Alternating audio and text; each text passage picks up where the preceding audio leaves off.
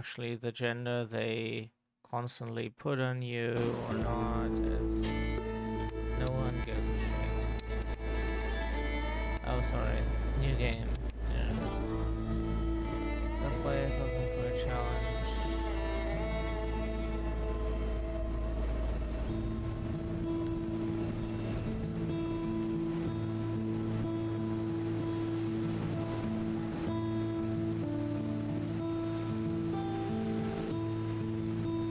We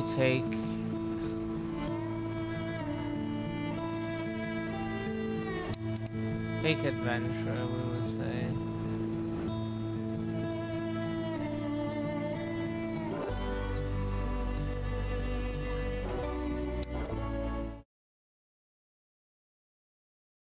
Previous game. Okay.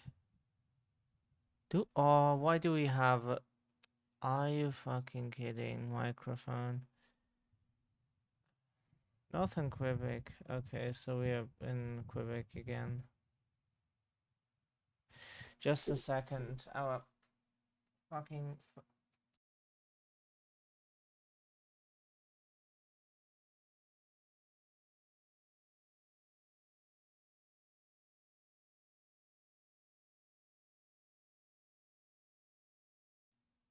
Okay, now it should be working because like we had a lag spike and then with like some software and then suddenly we had microphone delay again. Hi Scandy. Nice to see you, as always. I must take a moment today to thank the boldness of our government and our shareholders. William Hamilton built his venture on the ashes of the Second World War. The copper mine he envisioned was ransacking the First Nations' ancestral territories, drawing the wrath of the local people. It definitely took nerves of steel to stay the course, despite all this hostility. Before long, in the face of William Hamilton's cold and uncompromising stance, the petitions and peaceful protests turned into sabotage, vandalism, and other criminal acts. The industrialists' private properties also encountered the wrath of the demonstrations. Carl Faubert, a veteran of the Korean War, was hired from Montreal as a private detective to shed some light on this whole thing.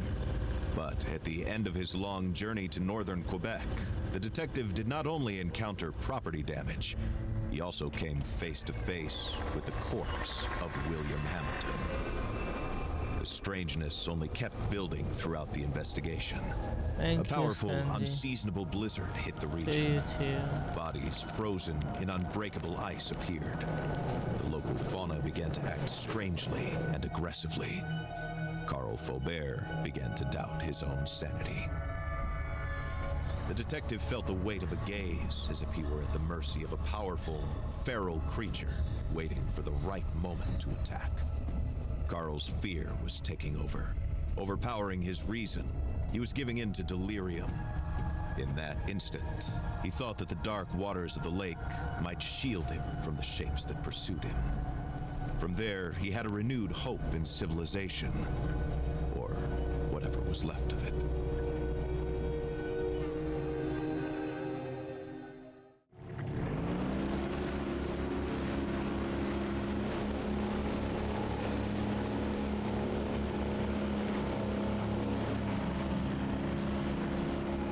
Sorry if we can sound more than heavily depressed today, but that's Carl knew that on one of these shores stood William Hamilton's lavish mansion, and there the detective had hopes of finding a way out of the area. A phone, a truck, who knows? Under the luxurious paneling and damask carpets, he might be able to find answers to his questions.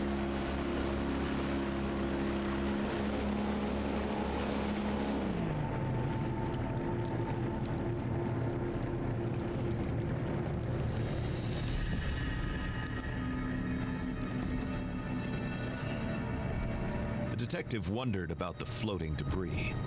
Had it drifted out from the shore, or had it been abandoned there in the middle of nowhere?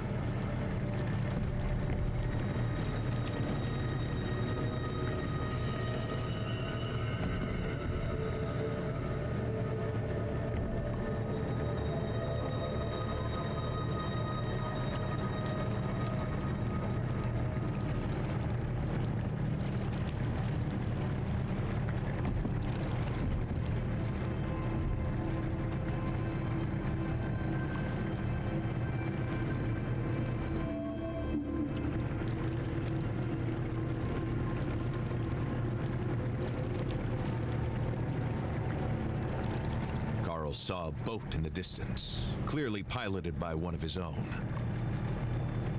Had he finally made it to civilization? His hopes were immediately drowned out by the sound of gunshots. Time to flee again, and fast.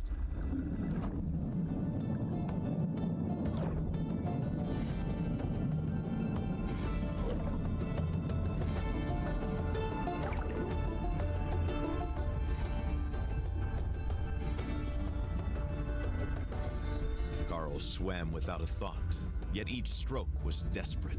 The icy water and his wounds made him feel weaker and weaker. He had to get to shore.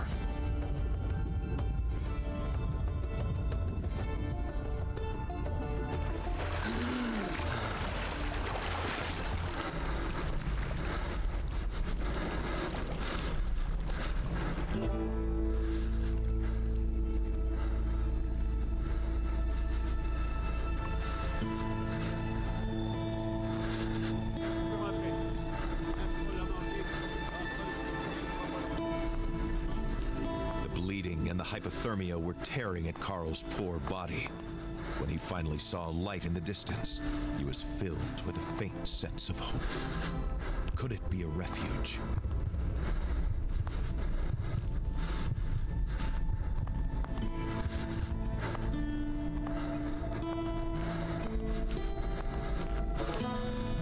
I can only hope so.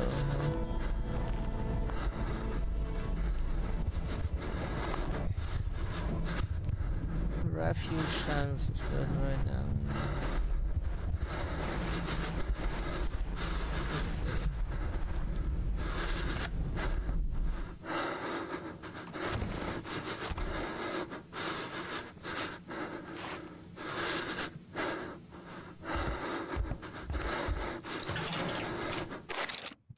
Find some spare parts used to build and repair.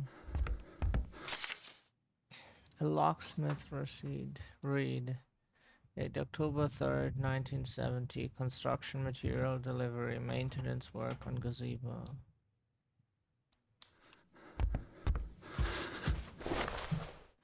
Batteries times 2 essential during blackouts and to power up some devices.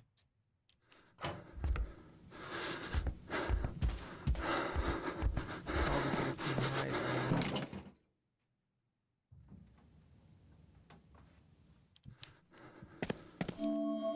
Oops.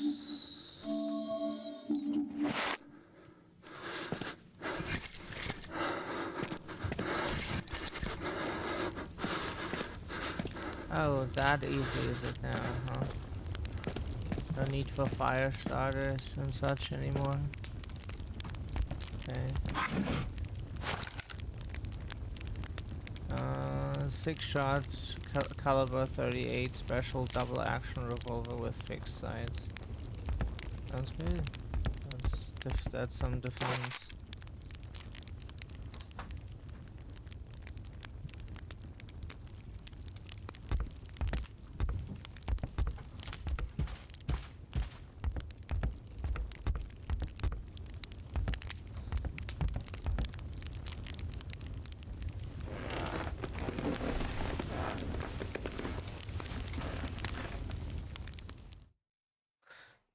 Okay.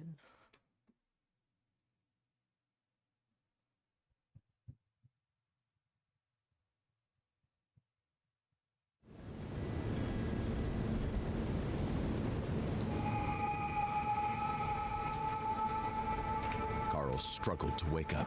His makeshift bandages offered him little time. If he wanted to find the truth, he had to get to Hamilton Manor without delay.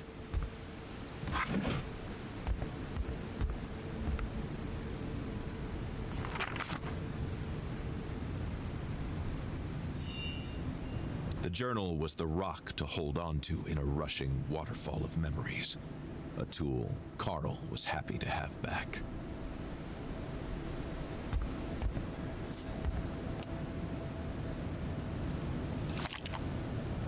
A camera.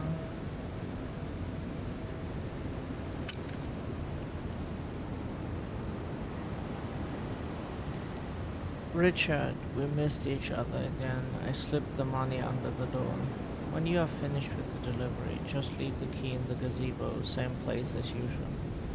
I'll be gone for a few hours, but I will see you next in front of the checkerboard. Be prepared to get your ass kicked, Charles.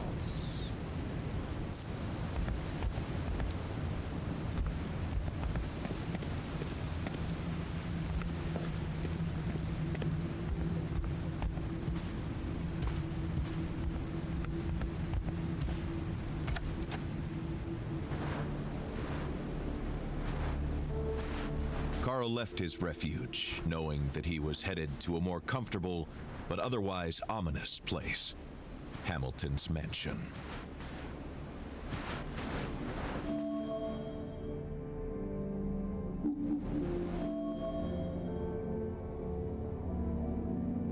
Okay.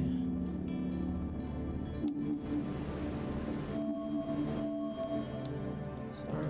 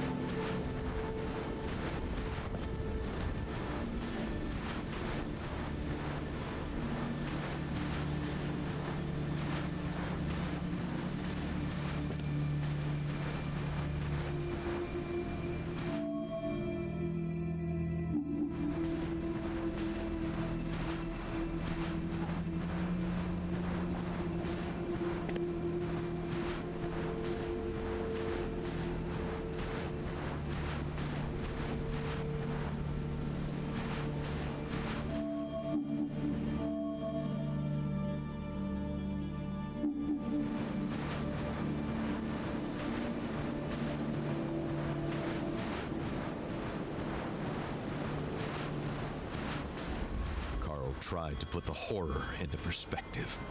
Accidents happen, and in the inhospitable far north, it happens more often than not. Nevertheless, a feeling of déjà vu stayed with him, as if the carnage was not over.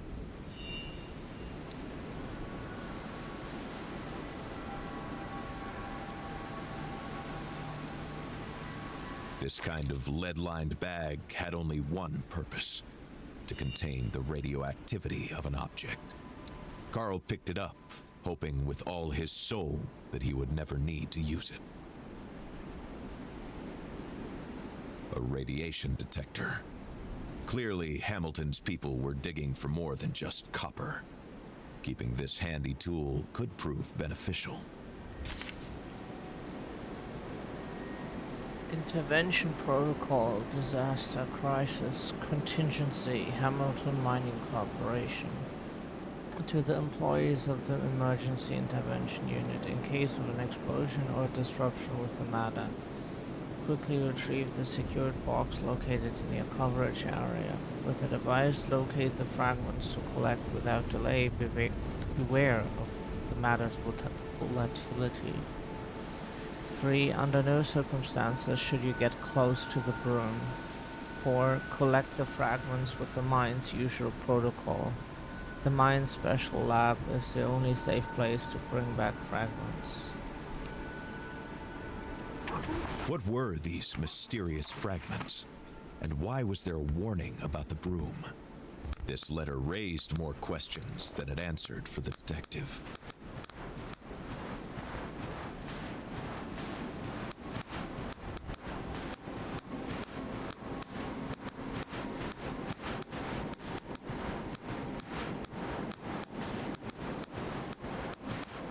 Interesting story already. So, like, they were mining for something dangerous, and we have a Geiger counter.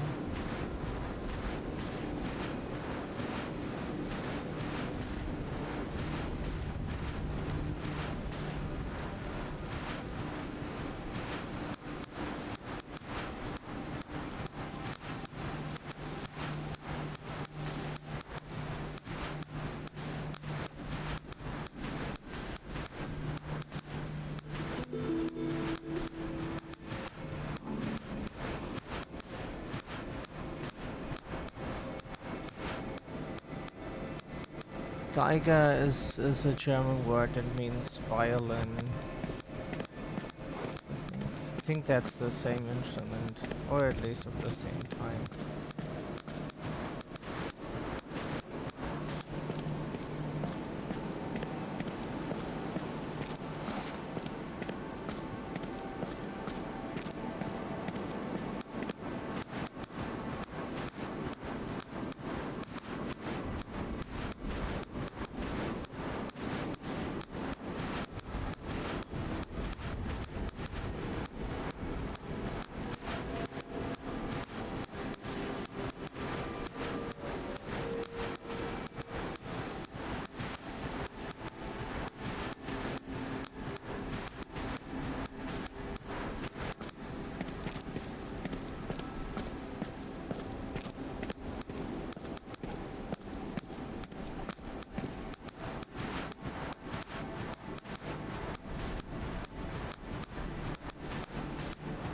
Now we reach the Hamilton mansion.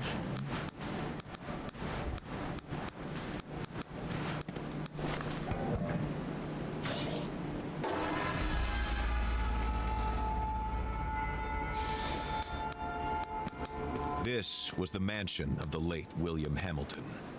No doubt about it. There was no other rich industrialist in the area to have a sumptuous mansion built in the middle of nowhere.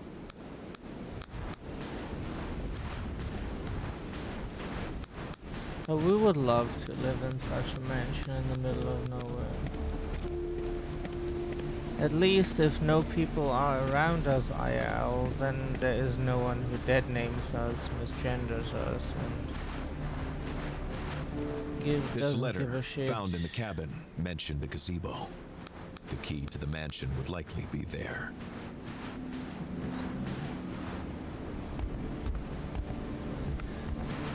Sometimes no people is better than bad people.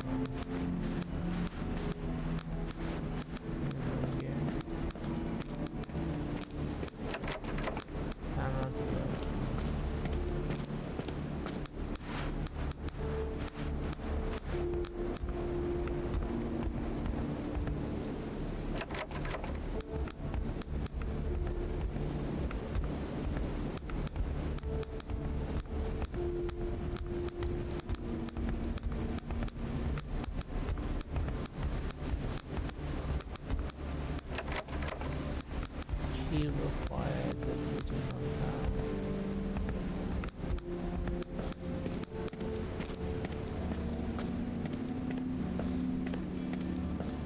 HMC.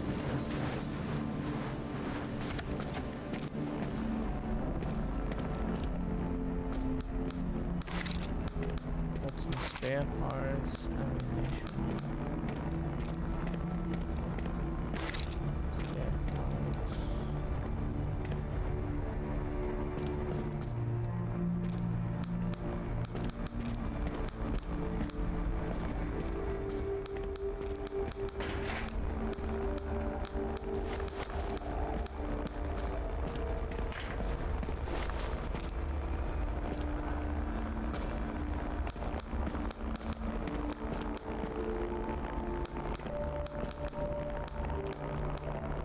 Parabolic Etienne Lemieux. Yeah, ice hockey. Useful too.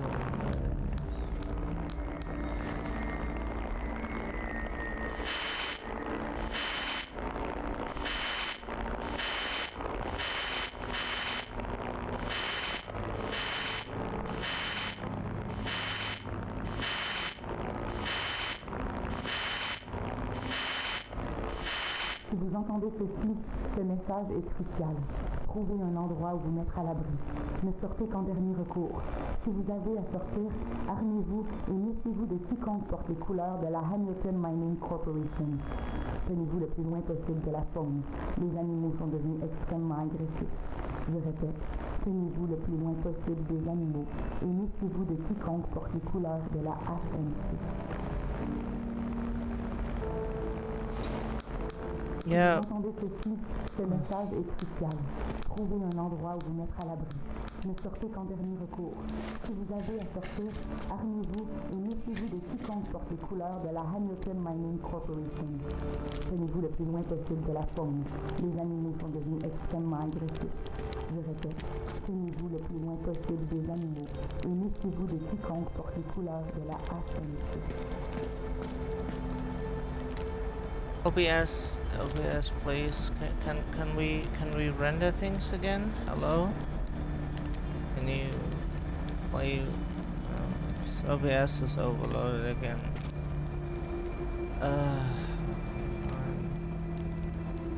Sure, that has to happen as well.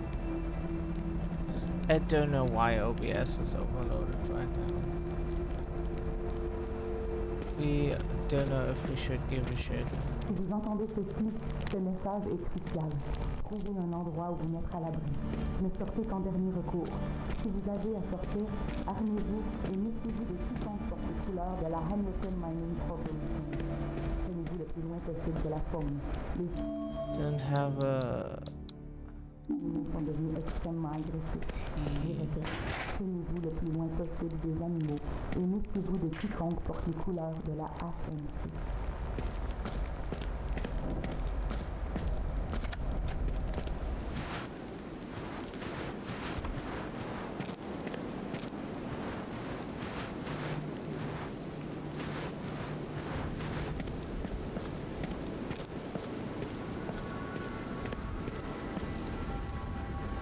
It was a frozen shot, of course.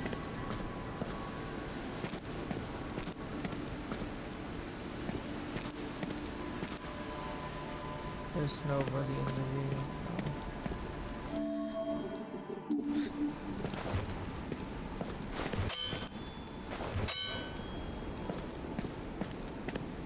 Just break.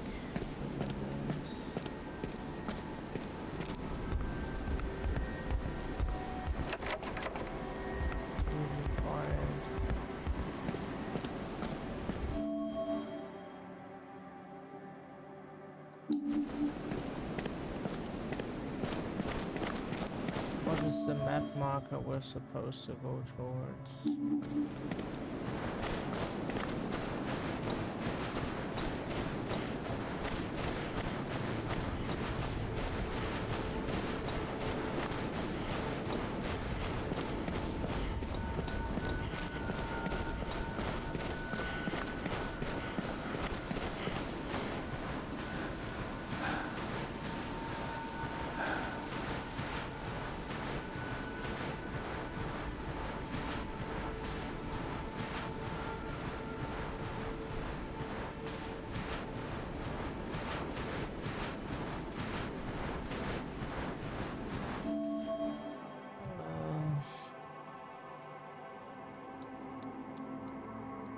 Oh, the game just said. Apparently we must have accidentally set a marker.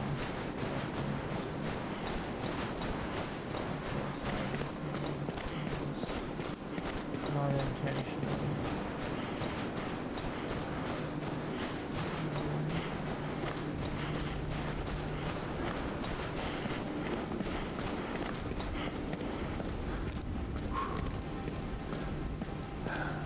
So where's the key we need?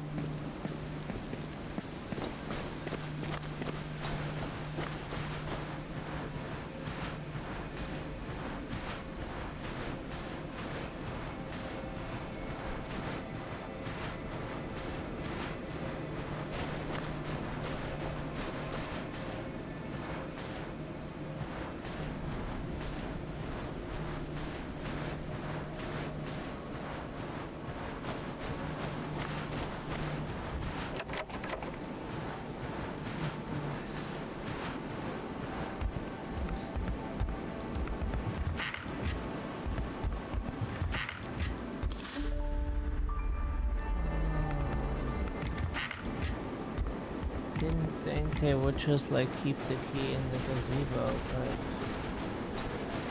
but OBS, please, can we render things or do? What is wrong with this fucking application?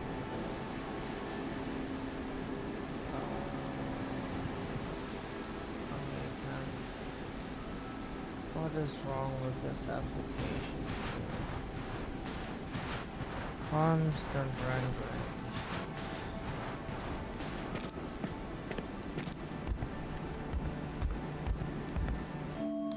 Like we can try to cap the frame rate at something if it even lets us.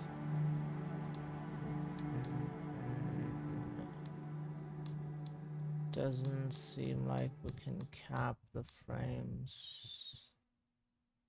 Nope. Not possible.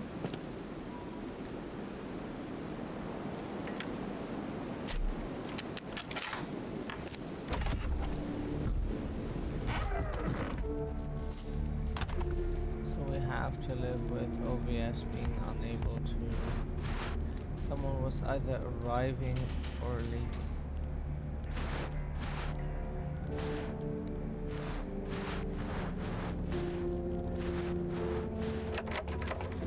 Walk from the other side.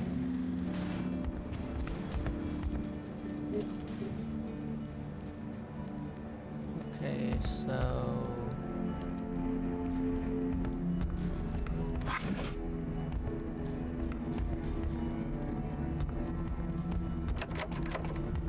cannot be opened. With all this chaos, Carl was sensing a hurried departure.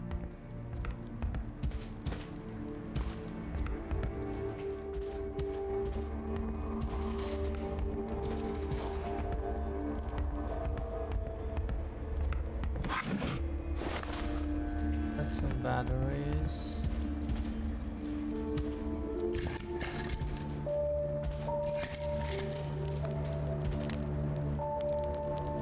Lucy Hamilton's and William Hamilton's mother.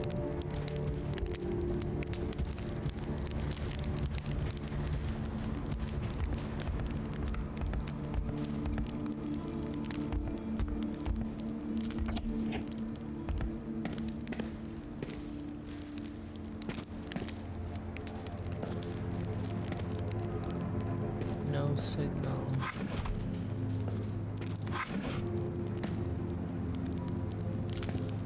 Yeah, we expected this game to be quite a bit different, but it's okay. Like there were sequels that felt so much more different than this game feels. Out of order. Crosswords. Carl was overcome with a strange emotion. The crossword puzzle was in French, so he guessed it was the work of a Hamilton employee and not Hamilton himself.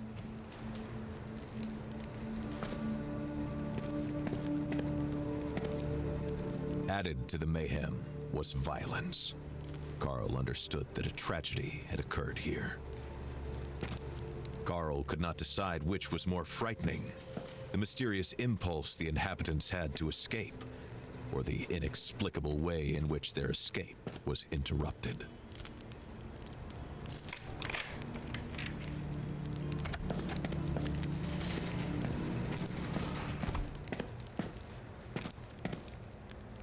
Missed appointments.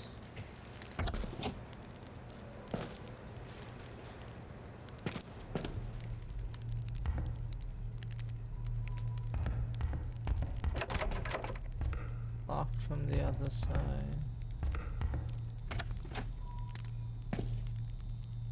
Do we have a flashlight?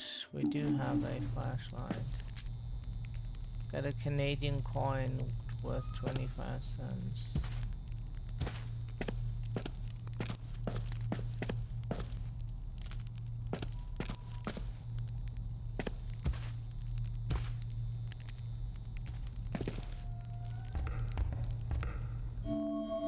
Does this thing have like a...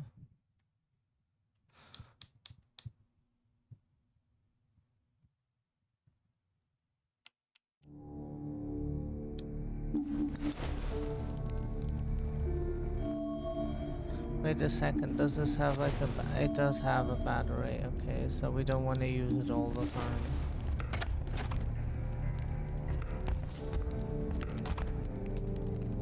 From a simple case of vandalism to a mysterious murder, Carl found himself right in the middle of a battlefield. What could possibly await him now?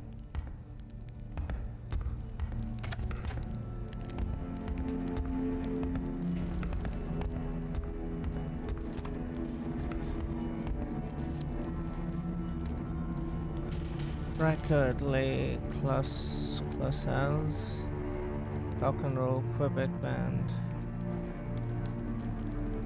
Oh. LU's television.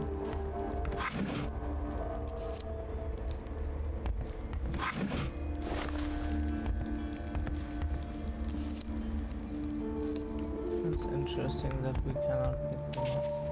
Retrouver Magie. All written by William Hamilton's son Henry.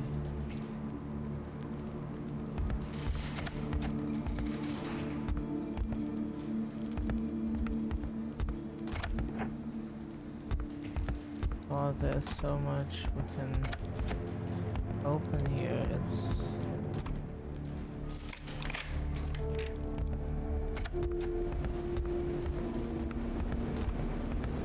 we should go outside real quick and open the door here so we can have like quick access to areas.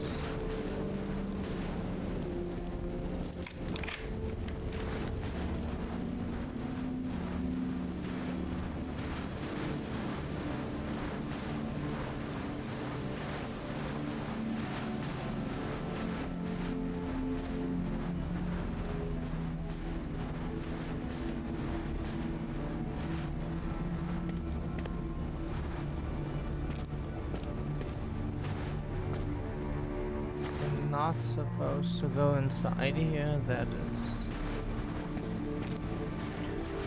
interesting. Nothing.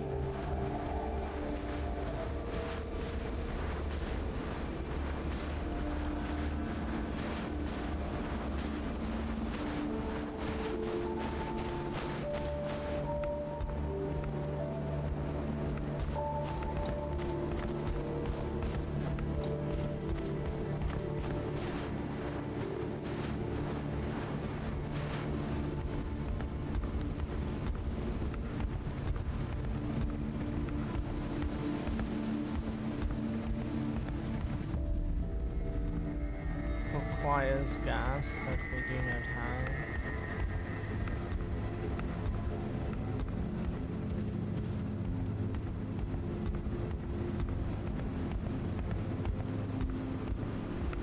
Which barrels can we use?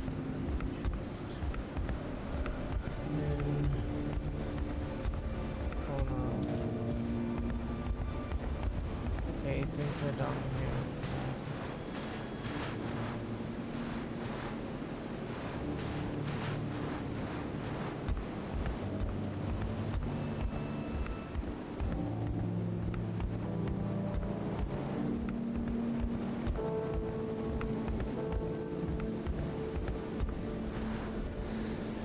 Of course, we have an encoding overload again.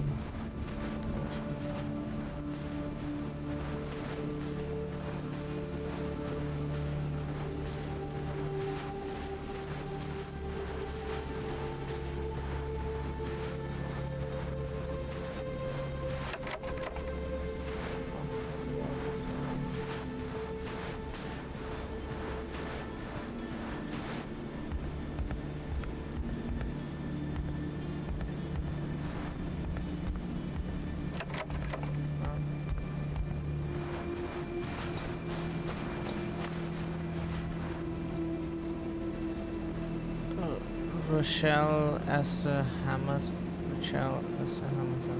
my dear beloved and talented wife, the world is now dimmer without your inspiring flame. You were always Chicago's best actress. Rest in peace, 1915, 1959.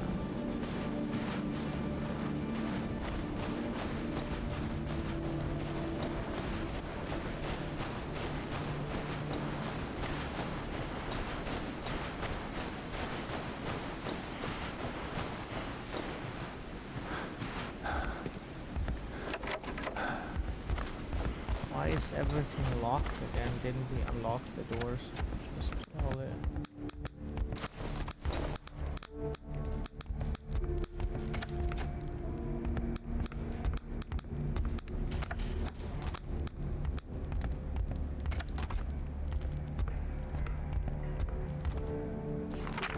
The wild hunt, hunting and fishing.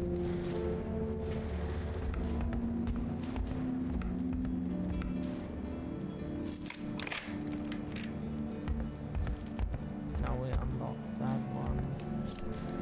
Bookends, Simon and Garfunkel. Is that an actual album title they have? Like, we know Simon and Garfunkel, but not like know well or something. Just like if like a bunch of tracks our parents listen to.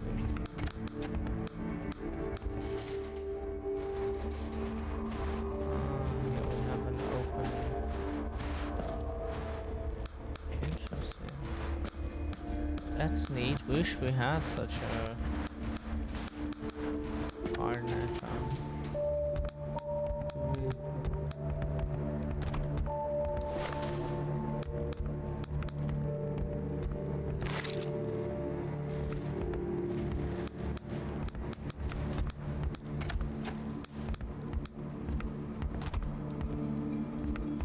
Codes collecting dust. Codes collecting dust.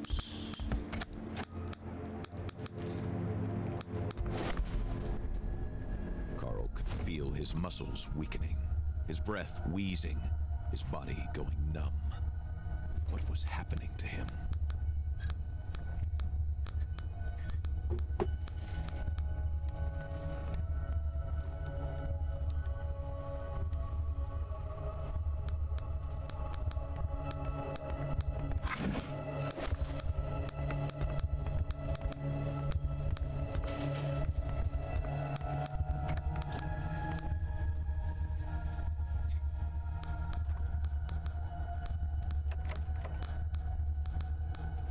The floor was rocking. The walls seemed to be running from Carl's hands as he tried to steady himself. Something was not right. Carl's thoughts were twisting in his head, making him dizzy.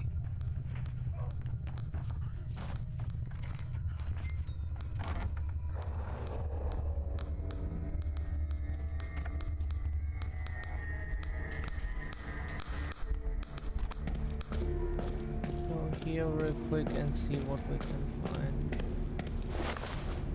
Some more ammo. Just unlock the door to the outside. Traces of lipstick on it. copy of Still Life with Wine Bottles and Basket of Fruit by John F. Francis.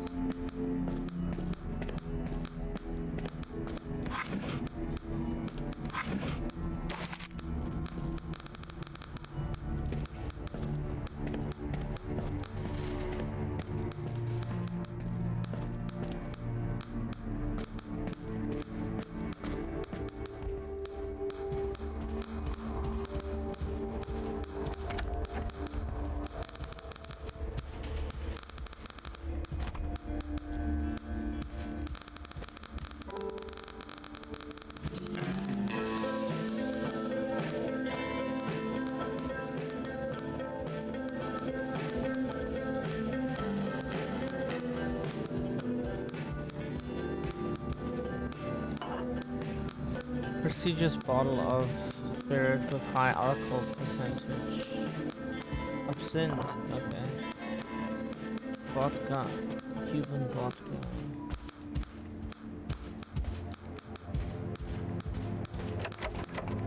Off from the other side.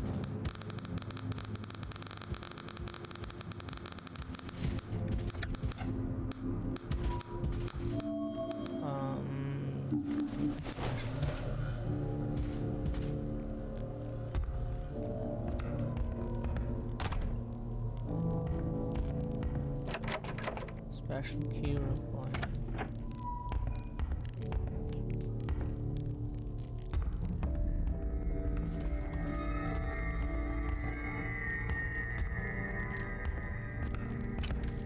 Medicine book. To my American friend, if I cannot get you to rest, let's at least get you to learn something new. Warm regards, Dr. Claude de Beaupre.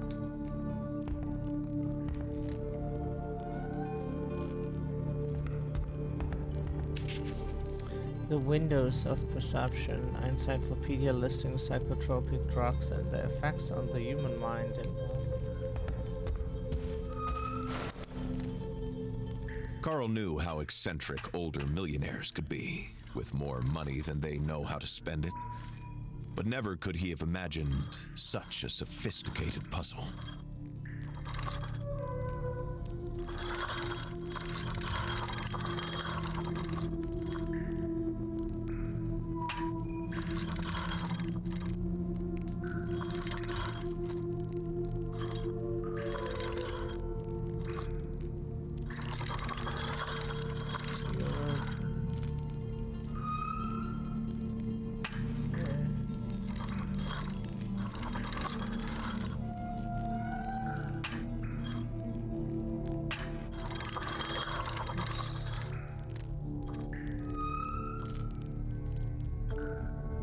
Oh, Portia, sorry, we're stupid. We can't read what's...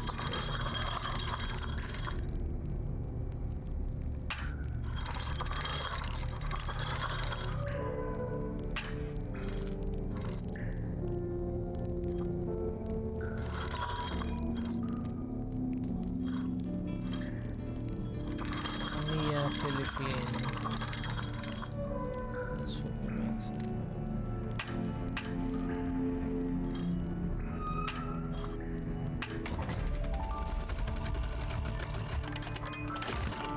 Carl Faubert made a profession out of reconstructing a whole from seemingly incongruous parts. This reconstructed globe forced him to recognize how much more complex the mystery that was currently plaguing Manistan was in comparison. My dearest William, I understand the pain you feel. Rochelle, as she stood between us, already pressured you into guilt. I'm not blind. Ever since she took her own life, she appears in all of your silences. She was your wife, and to you, I am nothing. For this reason, I will accept whatever you decide regarding you and I. I just hope that you will respond to this letter. I would simply like to remember the first time we met, that small cabin which had welcomed us, despite how nervous we were, which had made us feel like the whole world outside had ceased to exist. I want you to remember the perfection of our movements, of their authenticity. You cannot be mistaken with that much passion. I know all about the cruelty people use when they talk about you, when they criticize the mine and its operations or your investments into innovative scientific research. I know you do all this with the same passion you possessed that night in our cabin. A passion I know to be real, strong, and good. Don't let remorse consume you.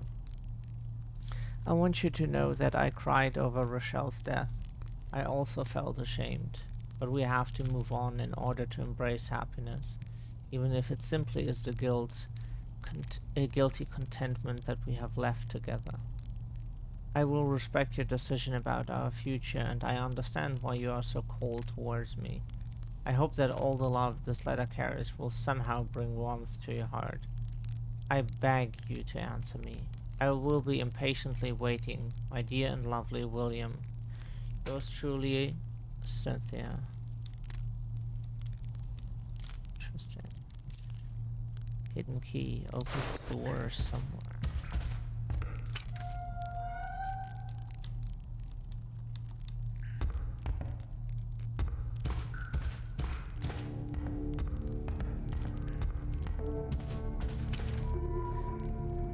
The EU ISG Wildlife for covering the deaths of local Quebec family.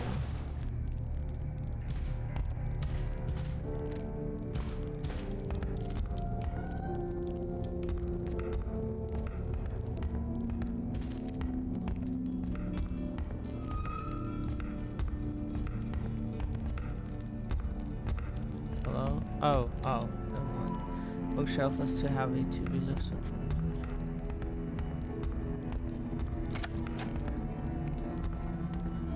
Sorry, we had the thing out the whole time. That was not so clever.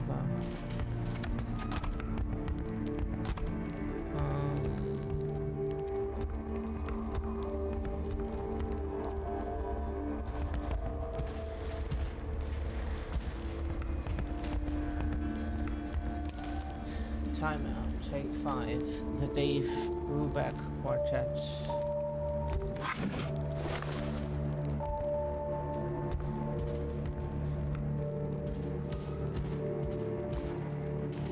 Here we are.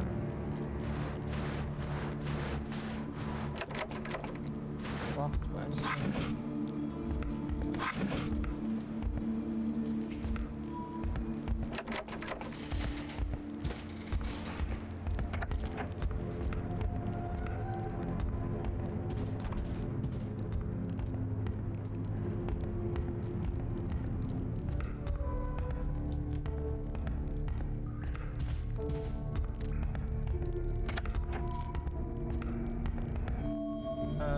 Shit, we don't see a single thing. Special key.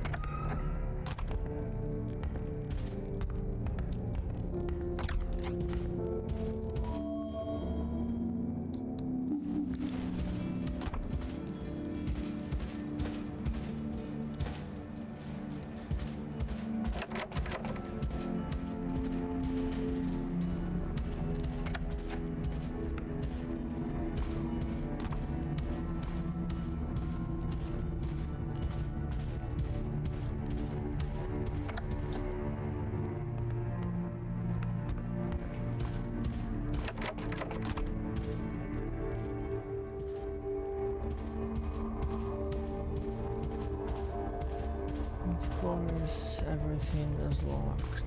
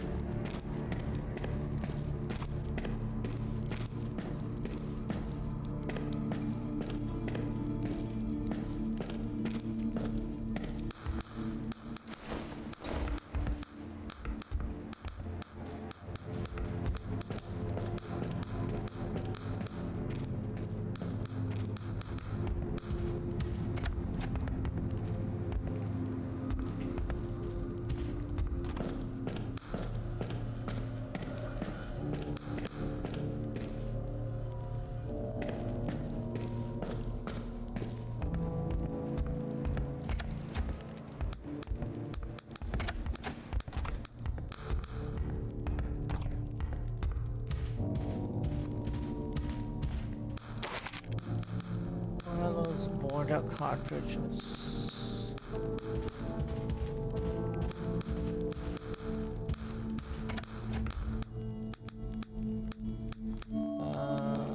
We need a.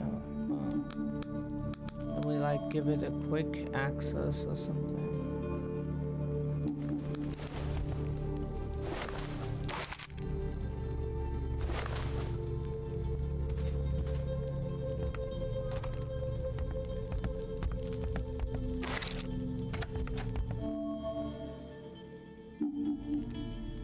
Where's the quick access menu? Ah, here. Okay, take it.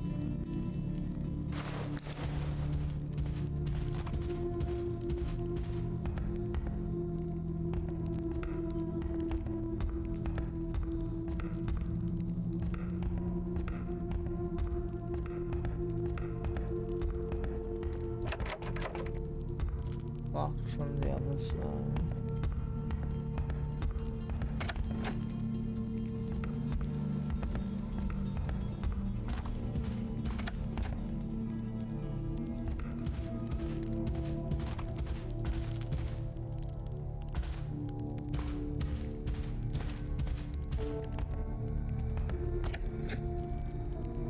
Like, it's not impossible to climb through there, but it's video games.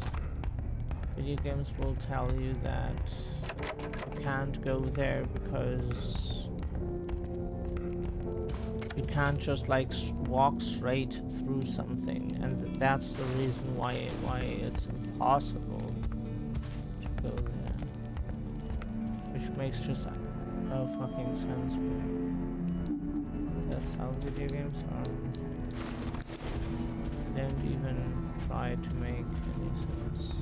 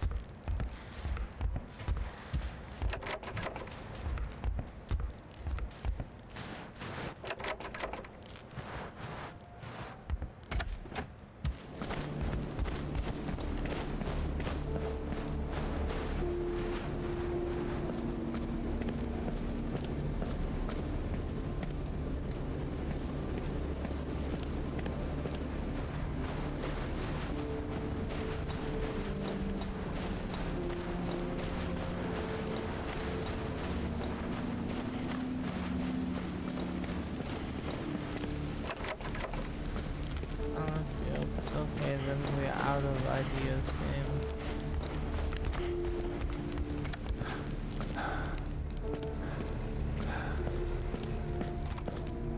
We have tried every single door that is reachable now, and the key we have is not usable anywhere. So opens a door somewhere. That's as helpful as saying it is a key.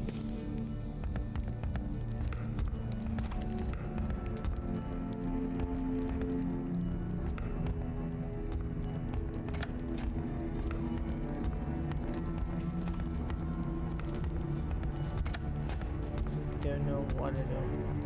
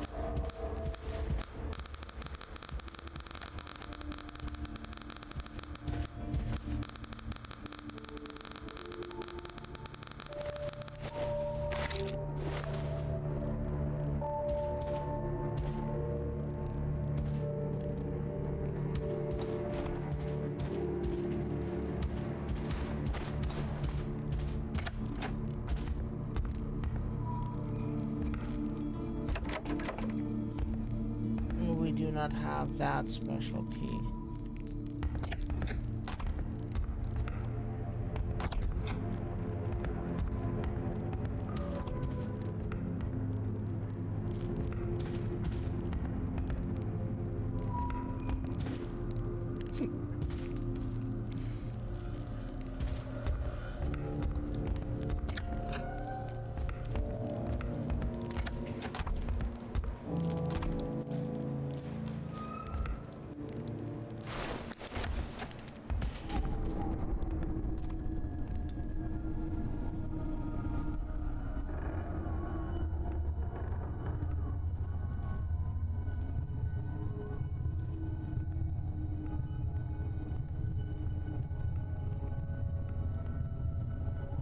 Was struggling to move forward. His feet could hardly find their way in front of him. He doesn't know which way he came from or the way he's going. Everything seems to be going in a circle, a spiral carrying him. He doesn't know where or how.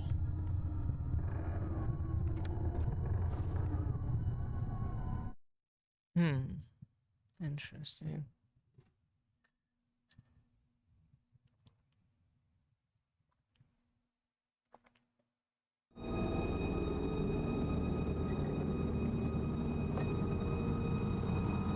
Carl suddenly feels like he's waking up, but inside a dream.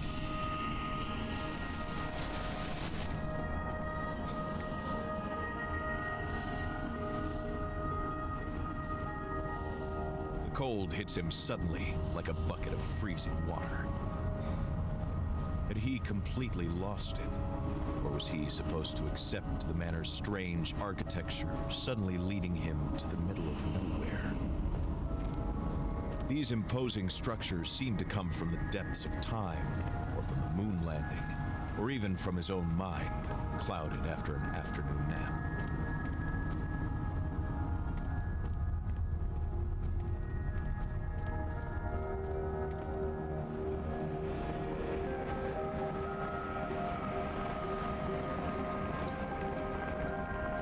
The door is currently sealed.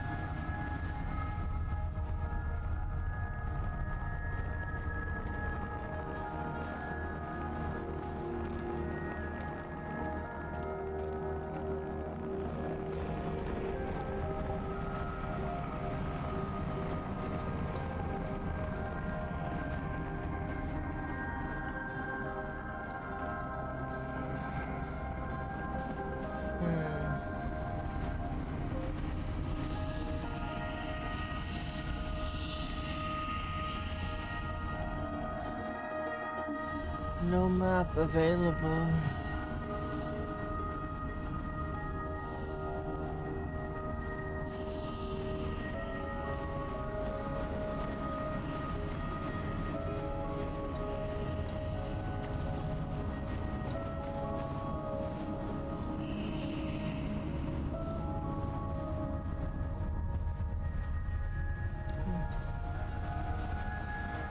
We have no idea what we're supposed to do here. Like the problem with dream sections in games is that you have to understand what is going on to like get what they mean.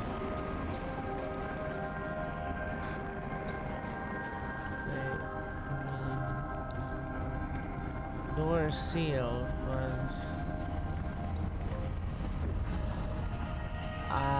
okay, and we're supposed to know, like,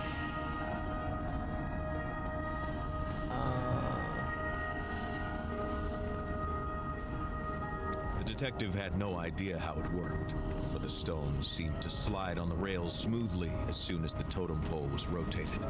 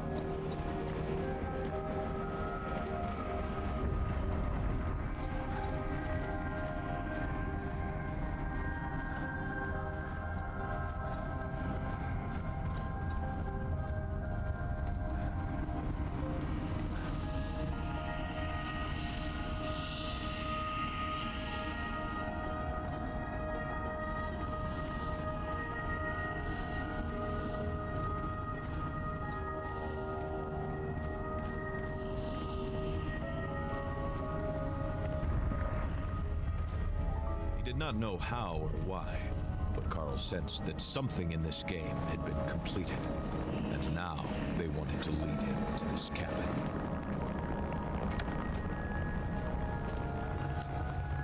Strange letter. We'll be back soon. We'll be back soon. Okay. Written all over. Burned picture, a woman's face.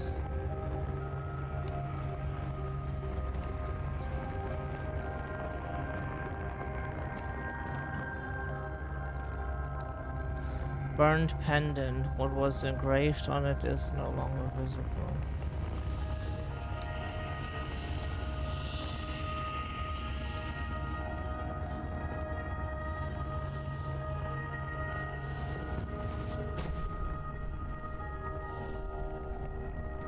The detective felt like he was sleepwalking, pulled by a larger force towards the light that was calling him, as if it was asking to be set free.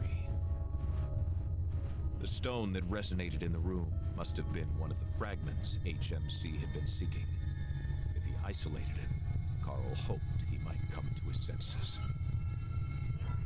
The pulse of the stone invaded Carl's mind, and he felt a strange, dark presence take shape near him.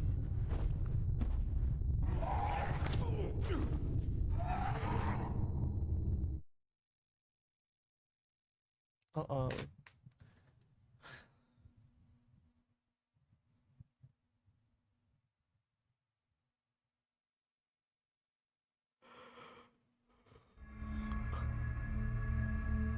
Hamilton Estates.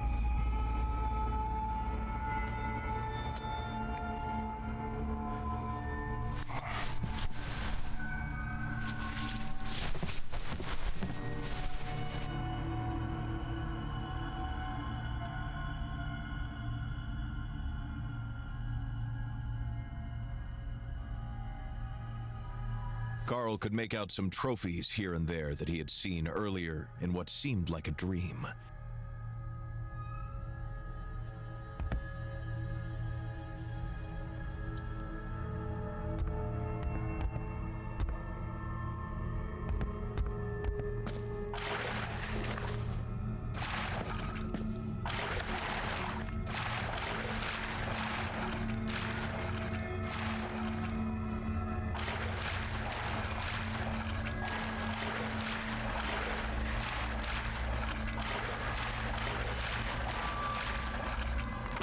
Manistan and its history.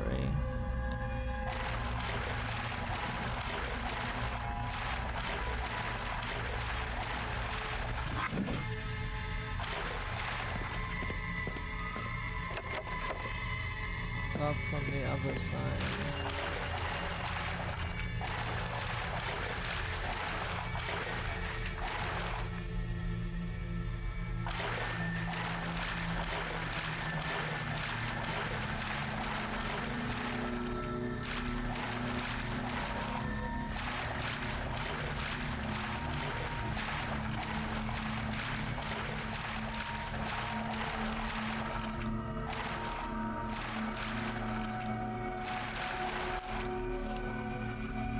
Another forest raised HMC mine. Yeah. About its acts of vandalism against the Hamilton Mining Corporation. Vandalism in Henryville, March 16, 1970. A complaint has been filed with the Shibugamu Police Department concerning acts of vandalism against the Hamilton Mining Corporation. Broken windows, sabotaged equipment, and thefts from company premises in Henryville. The damage is extensive, but Le Nordique has learned that those responsible remain unidentified at this time. Earlier this month, a high-ranking employee of the company was unpleasantly surprised to discover that the front door to his home had been marked with a painted message that read, "Not your forest." While several windows in the building owned by the Hamilton Mining Corporation had been smashed.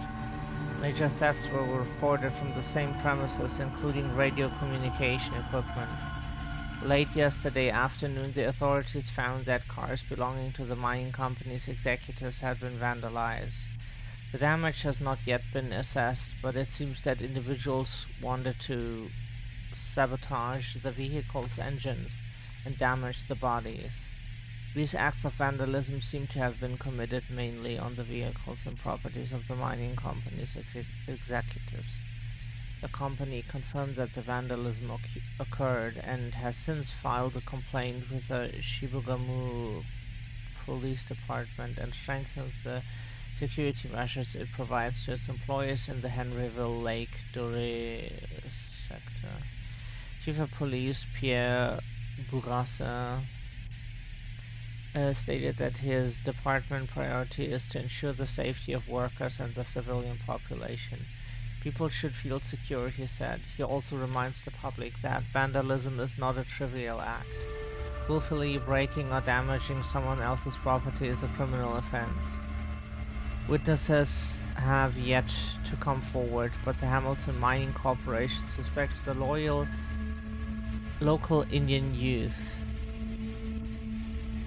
Cool, so we use racist terms, okay. The police report that several vandalism cases opened in the last few months are currently under investigation by the police and concern the Uje Bugumu Crees. Don't know how that is pronounced, but sorry. Another forest raised, August 11th, 1960. Engineers from the Hamilton Mining Corporation went ahead with a plan to clear-cut a forest on land already owned by the industrial giant, from Level Road to Balsky Regional Park over an area of 5,000 acres. After a few hours of work, the once forested area was left bare. Firefighters from the Shibugamu Area Fire Protection Service were standing by all afternoon to supervise operations and take action if necessary. The forest raising project was announced back in March. The owners had asked the Quebec government for permission to start the process as soon as the warm weather arrived in June so that the future mine could start operating in the fall. This is just the preliminary work, said Alexander O'Brien. Oh, English. Maybe English and French mixed. Or O'Brien would be Scottish, right? Forestry engineer for the Hamilton Mining Corporation. Clear cutting is the process of cutting a whole section of forest down to the ground, and is necessary to move forward with our business plans, he explained. Because O'Brien was a Scottish character in Star Trek, so it just for environmentalists and local Cree Indian groups. Why are they called? It's probably because they want to portray like as it was in the 60s, where people were just like racist dipshits openly, and it was just like accepted by like almost everyone. Well, like today we have openly racist people, but at least there's like much more pushback against that than in the 60s, of course. This is one, like they had like movements, but like it was widely accepted. This is one of the worst natural disasters the region has ever suffered. However, the director of the Lake Doré Bureau of Mines and the team leader in charge of territorial development at the Hamilton Mining Corporation assured the local population that the razing of this forest did not involve any risk for the community. On the contrary, the authorities and owners are proud to support this new project of the country's first mining company. The specific area affected by this intensive razing is the wooded land granted in part to the Hamilton Mining Corporation, which also owns the Manaston mine. Established nearly 20 years ago, this copper mine has brought considerable economic development to the area. It's estimated that the worker population has tripled since the Hamilton Mining Corporation's arrival. Yeah, because like white people are bringing everything, and like natives usually get considered in those stories as underdeveloped people shitting in the woods. To be honest, that's what they consider them. So like white people brought wealth, people brought technology and shit. Like if you have offered them stuff that you bring from Europe, they might have said yes to some things, but like the way the white people wrote history was that they were the ones like with brain, culture and everything, and giving the underdeveloped people like elevating them to their level or some shit. It's disgusting as fuck. Le Nordique manifestation contra sorry, we can't read that. Demonstration held against mine expansion. Okay. Oh, sorry, we forgot to read that. Demonstration held against mine expansion, October 23rd, 1952. Citizen demonstrations against the expansion of mines in northern Quebec have been held in several cities across the country. About 50 demonstrators blocked the road from Val-d'Or to Chibougamau this weekend. Anger is mounting over the government's plan to allow the industrial giant, the Hamilton Mining Corporation, to expand the Manaston mine. Established in 1941, the Manaston copper mine has been a major contributor to the James Bay region's visibility and the mining sector's economic development. The Hamilton Mining Corporation's revenues are at an all-time high, and the mining currently employs close to 200 workers. However, several groups throughout the province are denouncing the expansions of operations in Manaston and of the industry in general.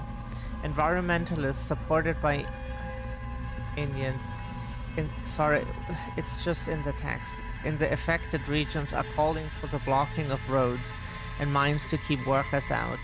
Among them are extremist members of the Circles for Young Naturalists. These radical elements criticize the lack of progressiveness on the part of Saint-Laurent government, which stubbornly continues to deal with the mining companies that have a monopoly in the region. It should be noted that the mines in northern Quebec are vital to the Canadian economy. The federal government intends to continue to rely on its private partners to revitalize the country's post-war economy. The spokesman for the Department of Mines and Resources reminds demonstrators that we need to work hard, could be German, yeah, and continue efforts in remote regions to help the economy. That sounds very German, yeah. Yeah, lunch is almost coming back. Demonstrations had already been organized last week. Masked men, likely Crees, attacked a prospector's office near Lake Doré, causing local outrage.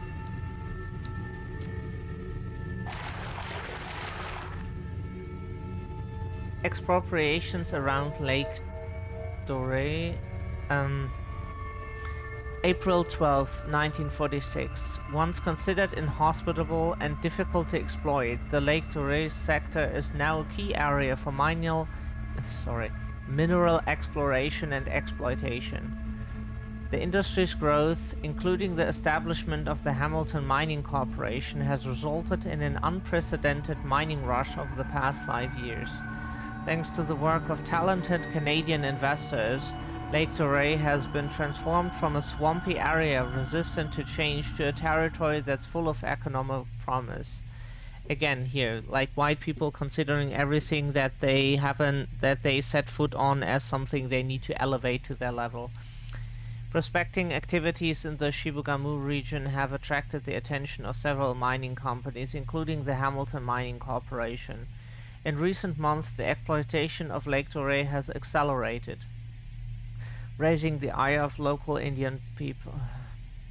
The Ujibwamu Indians were ordered by the provincial government to move to the camp southwest of the lake, along the road to Val d'Or. We especially apologize for saying Indians to all the natives in Quebec right now and or North America and such, because as a German, you have no idea, yeah. Like in English-speaking countries, it's an absolute no-no to say Indian, of course, because it's shitty. But in Germany, so many people still say Indiana, which is just our version of the word Indian. And no, it's not Indians that are meant with it. It's like North American natives, you know. And it's and they like wear costumes to like days here, to like certain festivities here, and like you know, Germans have really a lot here still have like no issue with being racist. It's absolutely if this country ever burns down, we will not cry a single tear. Prospecting activity in recent months has in spite of current objections, the Indians will ultimately be satisfied with the camps as they are located within their hunting and fishing territories. The Lake Doré expropriations will enable new housing and infrastructure construction to accommodate a few hundred white workers from around the world. Despite the Indians' blockading of surrounding forestry roads and the high volume of alcohol trafficking in the area, the director of the region's Bureau of Mines remains confident, assuring us that the increased police presence will help to regulate and stabilize. Yeah, of course. Like, sure. Just beating down the natives with pigs is called regulating and stabilizing. Yeah. Sorry, it's hard to read shit like this because it's really so disgusting. Lake Doré boasts a post office, a bank, a hotel, and a telephone line, making it perfect for the family of prospectors, trappers, and miners. Over the next few years, this territory may even become as big as a mining region as Brume. The latest impactful discoveries are sure to affect its future as both an economic and tourism hotspot. Manistan Mining Development contested, June 10th, 1940. The Manistan Copper Mine project is drawing the ire of the region's Cree population as the French Chamber of Commerce in Canada has just approved the preliminary phase of the Industrial Development Plan. The project is owned by the Hamilton Mining Corporation. The president of the Chamber of Commerce, Mr. Alfred Brume, and the Minister for Mines, Mr. Edgar Godbout, expressed great confidence and pride in the fact that the initiative is being steered by entrepreneur William Hamilton, whose construction of a manor in the region had already incensed local Indians. Now once again, several Cree groups are voicing fierce opposition to the mining project's development. Conflict broke out in Manistan, where about 30 people working for the Hamilton Mining Corporation faced threats from Indians, as they should. Those unarmed men were behaving defiantly, even threatening violence, and paralyzed the workers until police arrived. No arrests have been made, but the police chief has already announced that he is prepared to use force to put stop to this kind of intimidation. You're taking their land and you're expecting them to... the Cree Band Council did not condemn these events, but rather advocated for dialogue with the government. The Band Council is asking the Ministère de l'Économie du Québec, did we pronounce that half right? We hope so. To begin negotiations as soon as possible to prevent tensions from escalating. The department has not yet reacted. Despite the current disputes, work on the future copper mine is going well. The Hamilton Mining Corporation hopes to begin initial construction of the mine by the end of summer and to start operating next year.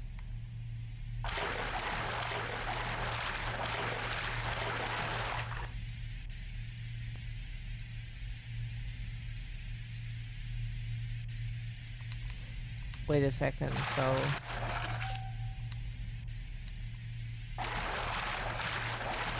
Did we read this? We did read this. Control mark, blah blah blah blah blah. Okay. So we read that.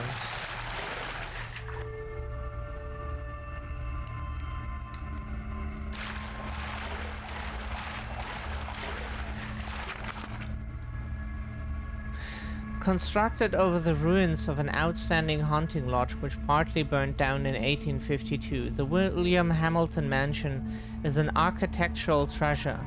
Its 1933 construction integrates perfectly the heritage of the palace, which is highlighted by an exceptional geographic location.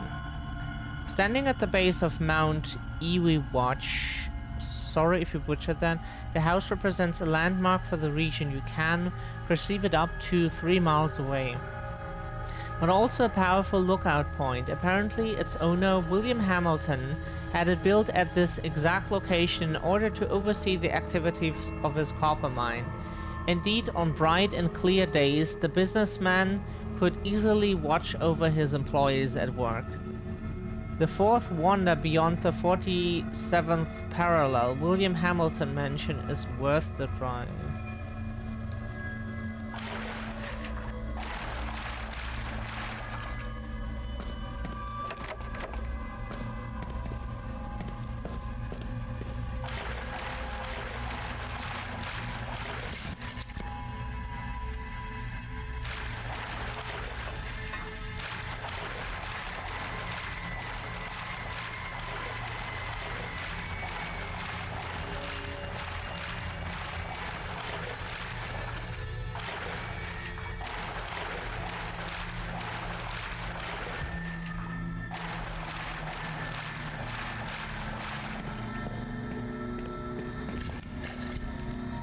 Yeah, why Germans still use the I word is...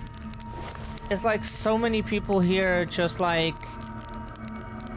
They're just like, thinking they get taken away their free speech by not being able to say racist terms anymore and expect like everyone to be okay with it. Like, you know, it's not so much that they can't say it, but they can't say it, they will just get like negative reactions from the people around them, and that pisses them off that they can't just like be openly racist anymore and nobody says anything negative to that.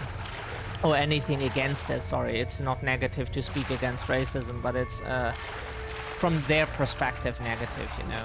It's they can't just like be openly racist anymore. People will now say something. Steam made it impossible to get Oh to the no. staircase. There had to be another way. Okay, so we need to turn off the steam. Can do that. Pressure is at max. cannot be rotated.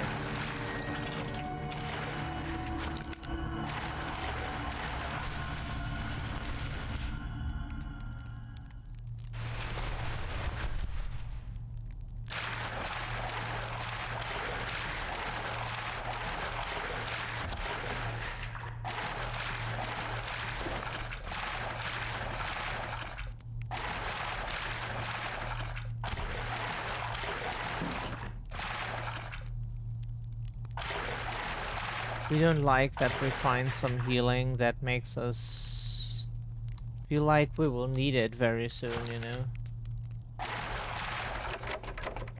Cannot be opened.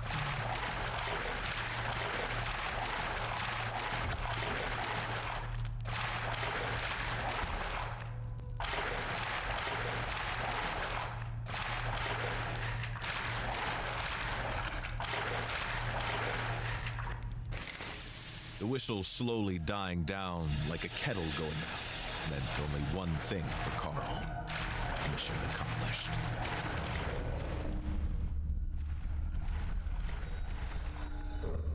Oh! Okay. We shot, but you didn't react. Okay, sorry This that... wolf had a strange appearance, larger than average. And these blue eyes, that icy stare. Carl felt an instinctive terror rise in him.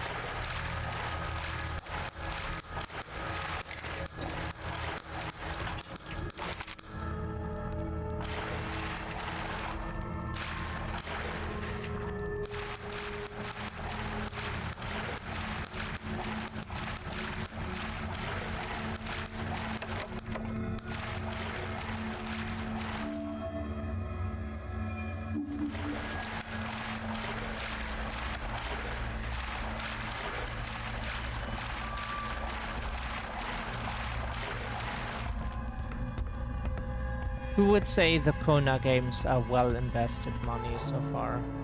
A little bit strange, but it's just they're unusual, you know. Man is wolf to man, said the philosopher. Seeing the state of this poor woman, one could only imagine such fury, which would explain the barricades and the fright that Carl could sense in the chaos of the place. What had happened here was not caused by a man. July 9th, 1969. We have a new resident at the manor. Jules is his name. An employee of the... Jules? Oh, Jules, probably.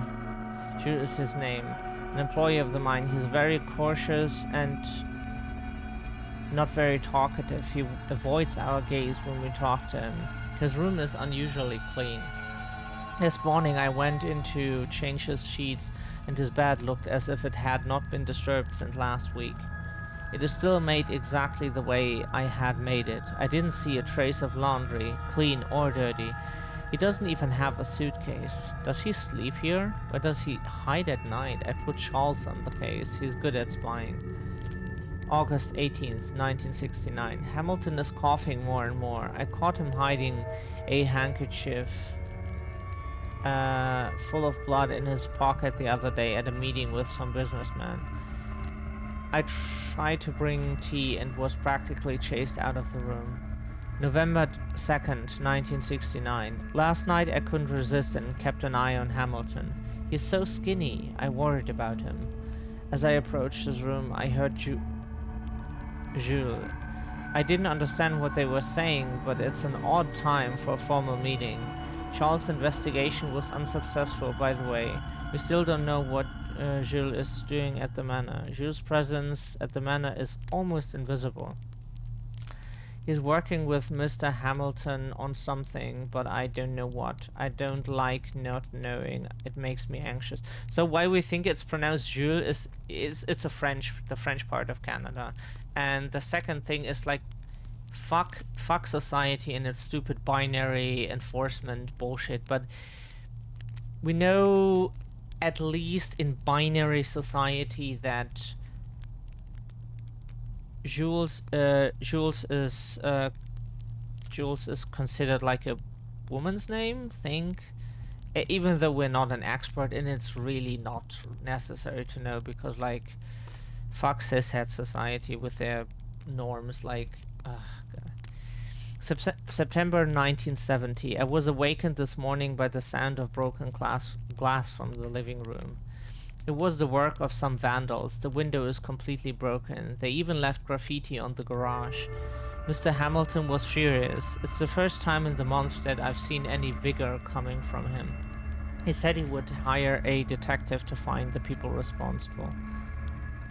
Yeah, of course there are cishet people that are like very open and such, but there are also like so many people who still enforce this binary stuff, and like with transphobic intent or not. It's just like we're just so tired. Okay, before we explore all of that, we need to take a quick break. We're back in a minute or so.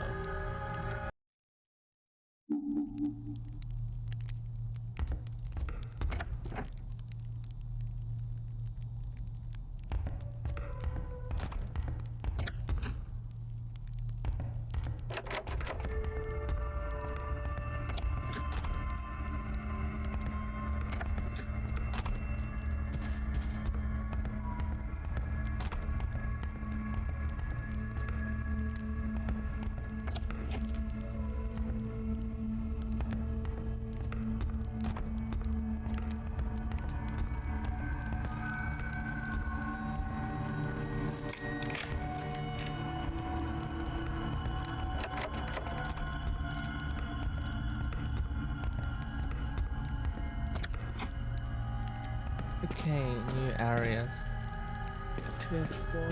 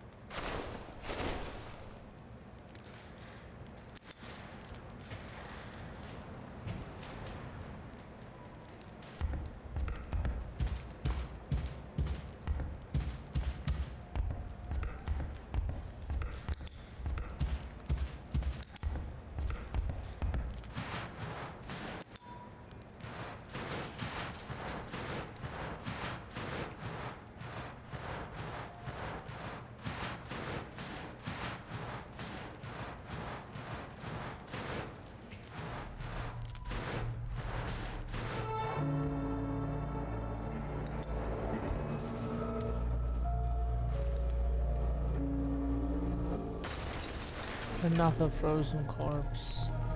Joseph Casson Gay Hamilton's gardener. From the sound of it, whatever had just fallen was monumental in size. Carl Faubert was on edge.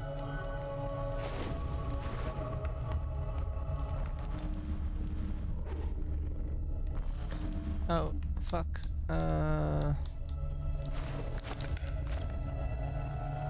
It had the shape of a wolf, but Carl Faubert knew instinctively that it was not a wolf.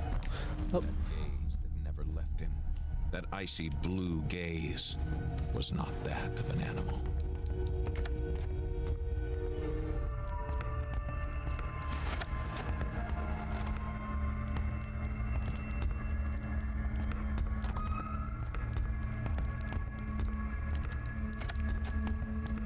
Oh shit, here are so many doors. Way too many doors.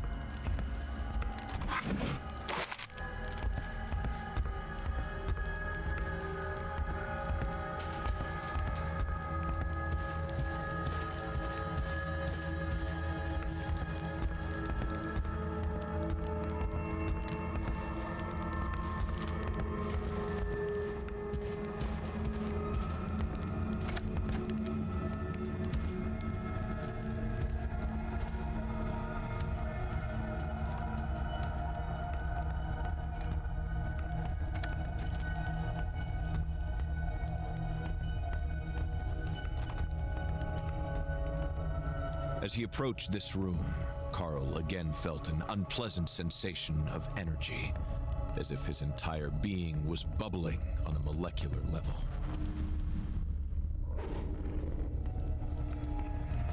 Oh.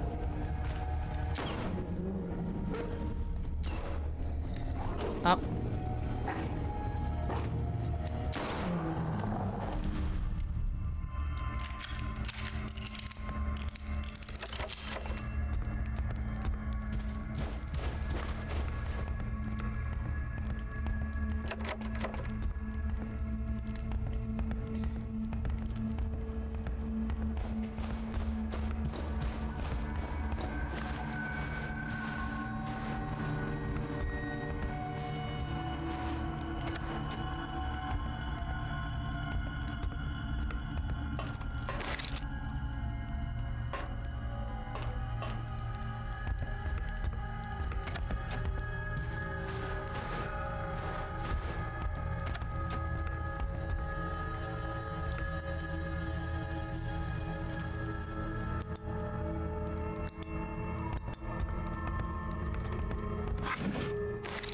In this boudoir's former glory, you would have seen Lady Hamilton's refinement in every inch of the tapestry. It had become only a shadow of what it once was. Room key, mansion's projection room. May 1951. Writing seems to be the only thing to do here. I'm disinterested about everything. The beauty of the first instance do not impress me anymore. I only feel the frigid condition of the place making its way deeper and deeper into my bones. William is trying hard for me to forgive him for locking me up in this desert. The workers of the manor just finished the new pearl of the house, a projection room where the best images of me are displayed. Movies scroll down along with my best angles and my best lines. William ignores that to be confronted by these bright eyes of mine only reminds me that I became a sad shadow of myself. I wonder why this huge room? To see the great actress I once was? For him to enjoy what's left of my image? To forget I'm cooling down in this ice castle? June 1952. He wants to make me feel guilty for all the sadness that I have, so he uses her. He thinks I'm unaware of what he does. that from the perfumes he carries on himself when he returns home. I don't know what about the way their body dance behind my back. Henry is worried about his little mom, about how I get stuck for days, staring at the emptiness. For him, I will have to put up with all this a little bit more. For him, I will hold all of my disappointment back. For him, I will remain silent. For him, I will stop cultivating this anger I feel toward this mine in the silence of the north. Far from the honking cars of Chicago, of the workers shouting in the streets, of the crowd screaming my name. I think a lot about my mother these days and how she would be disappointed to the fire of a star like me being put out by such a snowy sky. January 1953. My fingers are sore from all the work, but I'm not fast enough. I'm afraid the costumes for the lights of our past will not be ready on time, or that they will not be majestic enough. I might need to ask Emily to take me to Henryville in order to get better fabrics. This project is all I am left. The beauty of these costumes will determine who I am. William is very stressed as well. An employee came to deliver a report, and never once did the boss lay his eyes on the worker. What could it be? The usually overbearing William seemed shook in front of his subordinate. June 1954. There was blood in William's chamber pot this morning. I discussed it with him over lunch and asked if he was feeling all right. I noticed how agitated he was all night long. His whole body shakes when he coughs, scratching his throat enough to make him bleed. When I saw his chamber pot, I could not help slightly smiling. I immediately regretted the smile. I felt ashamed. Will my nightmares ever end? September 1954. My project for Emily is moving along really well. I might even finish it before Christmas. She's so sweet, and I'm grateful to count on her through this rough patch. I'm so pleased that she is teaching Henry French. His schoolmates can finally understand him, and not just those ugly snobs who were brought here by their engineer fathers. I'm relieved. If William knew that his son, a member of the high society, was hearing that worker's dirty tongue, I can only imagine how mad he would get. February 1955. I live for Henry. His talent with words fulfill me.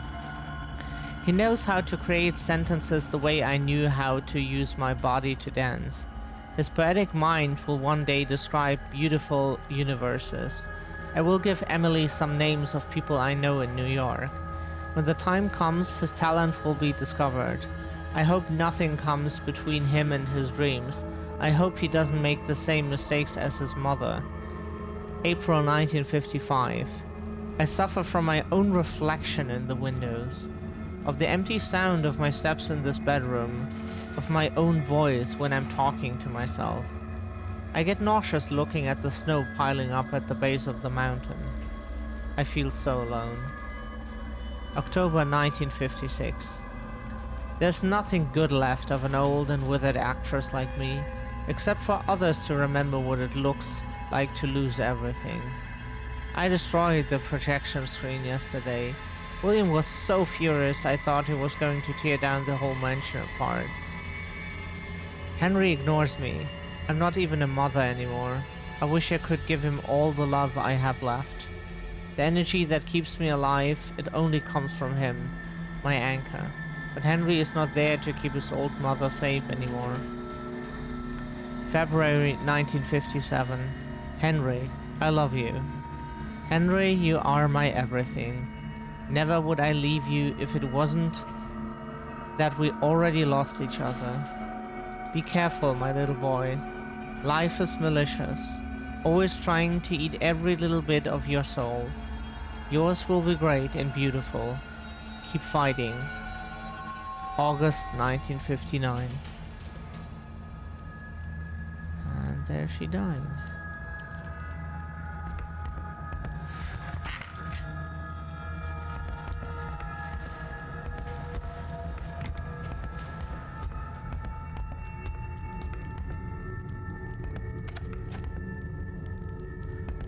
as like, sure, she's some rich white person, but the thing is, reading of her, like, slowly, or like slowly, but like over time, just like, yeah, crashing, you know, it's just triggering for our depression. March 5th, 1961. I awoke this morning to the sound of movers emptying Rochelle's private boudoir of all its furniture. The room is now used as a storage area. This is the first thing Mr. Hamilton has done that has even minimally concerned his wife since she left. I wonder if it wasn't prompted by that letter he got from his son. Henry wrote to me as well. He finally found out about Rochelle's sad ending. January 4th, 1964. What a great gift for the new year. I received a package this morning from Quebec City. It was a copy of Henry's novel. His very first novel, written in French. And inside, the most beautiful gift I have ever received. The book was dedicated to me. I cried over it. I'm already on the 3rd chapter. This boy is like his late mother. He's an artist. January 15th, 1964. This morning Mr. Hamilton spilled his coffee on some important papers and asked me to do what I could to save them. The papers meant nothing to me, and God knows I'm not a nosy person, but a surge of curiosity led me to look at them anyway. One of them was a bank transfer slip to Mr. Hamilton's personal account. When I saw the amount, I almost screamed. I knew Mr. Hamilton was wealthy, I just had no idea how much. Interestingly, this money came from a foreign account. It was a branch in an Eastern European country. January 18th, 1964. Mr. Hamilton is looking thin and pale. He's working too hard for my taste. He's neglecting his health. I'm worried about him. May 21st, 1964. Some gentlemen in jackets came to the house today and tried to ask us about Mr. Hamilton. They were asking about his financial situation. They spoke to me in a very unpleasant tone. I stayed vague.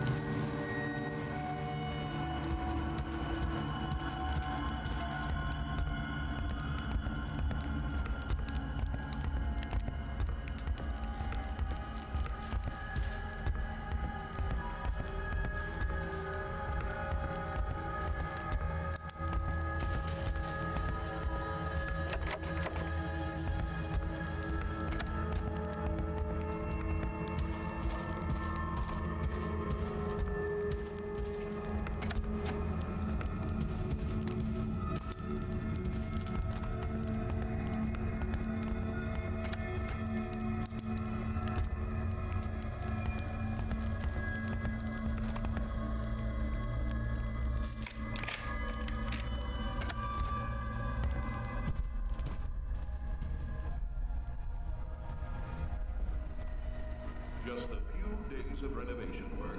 Finally have your very own projection, my dear. Aren't you going to say anything? There's nothing to say. Whatever do you mean? That room, it's not for me. Nothing has ever been.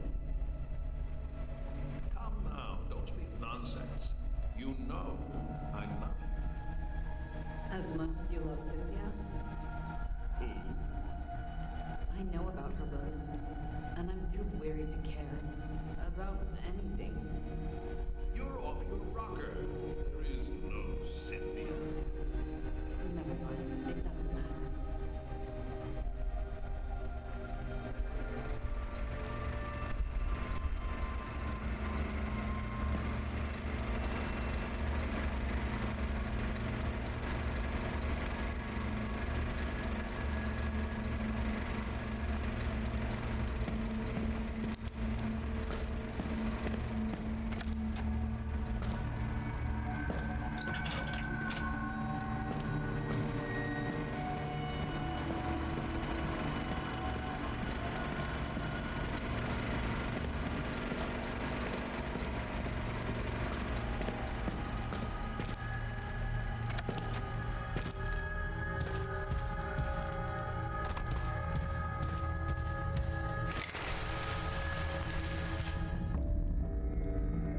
box of typewriter keys.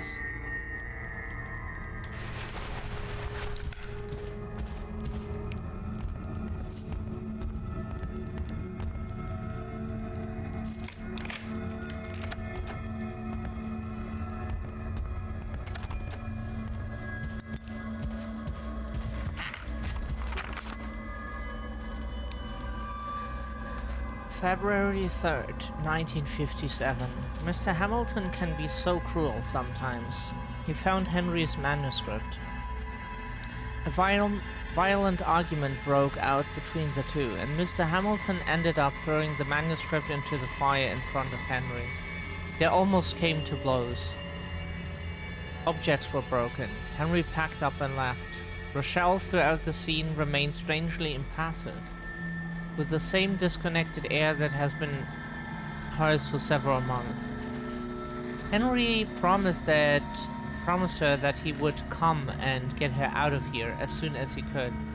I thought I saw some emotion in Rochelle's eyes, a fleeting glimmer, which died immediately. February 18th, 1957. I found a bottle of pills in a trash can. It was Prozac, whatever that is. I think it belonged to Rochelle. The bottle was full. April 26th, 1957. More Polaroids of Joseph. This is bordering on obsession. These two seem to have a secret. I caught them talking the other day in the woods near the garden. The conversation was tense. April 29th, 1957. My heart aches. Mr. Hamilton has had Henry's room turned into a guest room. He puts his business guests in there. All traces of Henry have been erased. It is as if he never existed. I wonder where his belongings are. Probably in the attic. I don't dare go look. I don't know what I'm more afraid of. Finding them up there so sadly forgotten, or finding nothing at all. August 9th, 1959. One of the yellow police banners blew away and got stuck on the roof of the tower. Joseph still hasn't figured out how to get it unstuck. Every time I look out the window, I see the morbid banner. I haven't been able to write about what happened yet. Henry hasn't been told. I hesitate to write to him. It is not my role. I would be blamed for it. I was there when they pulled her up. Part of me wanted to watch, but I turned away at the last second. I wanted to keep a nice image of Rochelle. The rest of the day we were questioned by the police. I stuck to my story. The day before, Rochelle was not feeling well. In fact, for some time she had been spending her days in bed, only coming down to walk in the garden. That morning I found an empty bed. She had vanished in the middle of the night. Again, she wasn't at the cliff, at least. We couldn't find her. The police think it was an accident. I suppose it is always possible. Only my heart lets me believe something else. Her misfortune was so great, here, isolated in the forest, far from all society, her career abandoned, and her Henry gone to Quebec. I saw Mr. Hamilton give a few bills to the police officers while he was talking to them in the background. He bought their silence, no doubt. September 22nd, 1959. Mr. Hamilton refused to hold a funeral for Rochelle. He merely erected a small, very modest stele in the garden. It seems to me strangely like Rochelle. Very fine, delicate, discreet. I think Mr. Hamilton is ashamed of his wife's suicide. I say it now without fear. Rochelle committed suicide. There's no point in hiding it. September 25th, 1959. Mr. Hamilton spends his hours isolated in his office or in his room in the basement. He eats very little, just works. Is he at least in mourning? September 28th, 1959.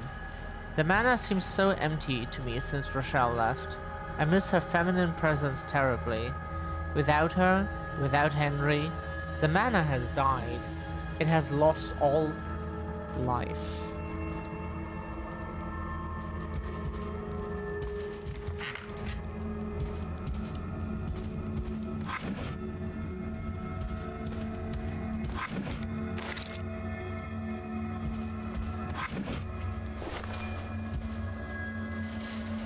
Quebec Love. Popular singer born in Montreal.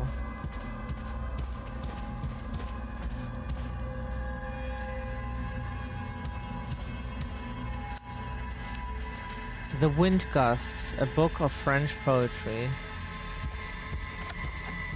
Probably cool if we could understand French. Or can we read it? Probably not, right? Oh. The Wind Gusts is a tribute to the landscape and to the escape of the land. From the Canadian Shield to the St. Lawrence Valley, a blizzard of voices will rise into a soft and powerful poetic breeze. The works of Maurice Tremblay and Hector Garneau come together along with a new generation of curious authors to discover one verse at a time. I think, if we remember correctly, we read today on Wikipedia that most of the Quebecian people live in the St. Lawrence Valley. Is that correct? It was some valley. It sounds familiar, the name, so I think so.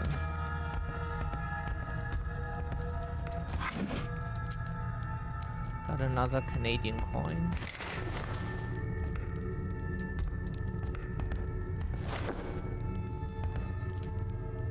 Oh, so we can, like, move this bust?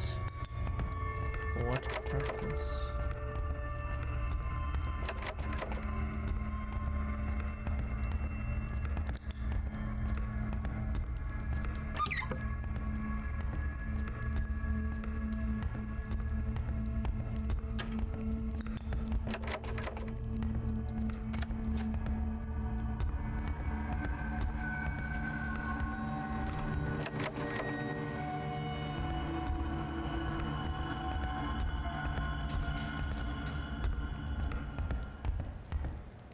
Three shots that missed the target.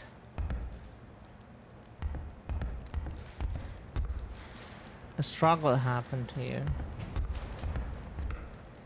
Why break a gun that has run out of ammo?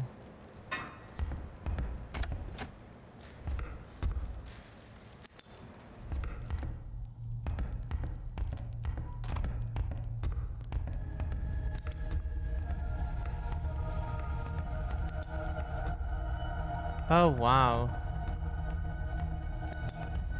We're so sorry. Can we go back for a second? Just for one reason, we want to. There's like more up here, right? Okay, let's do it. I just don't know what is up there.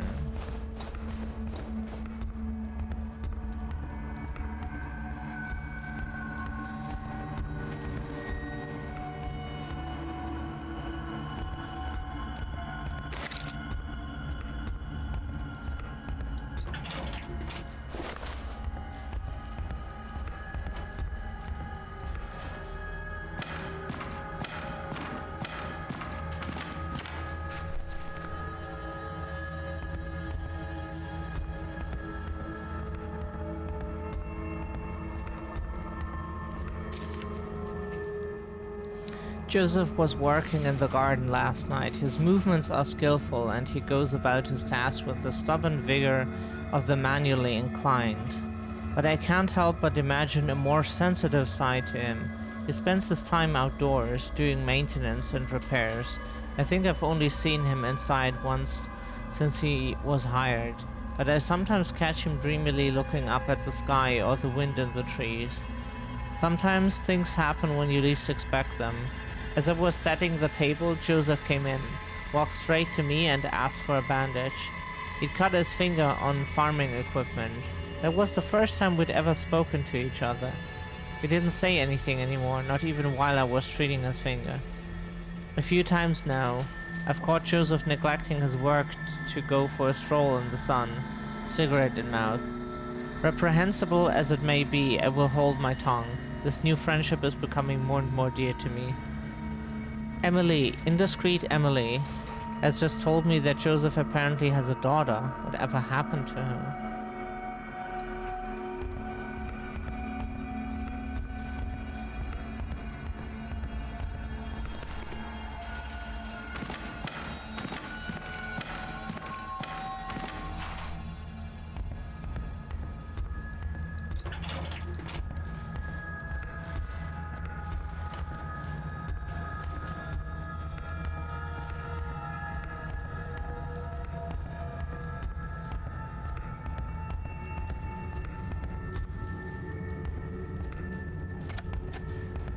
Okay, let's do this.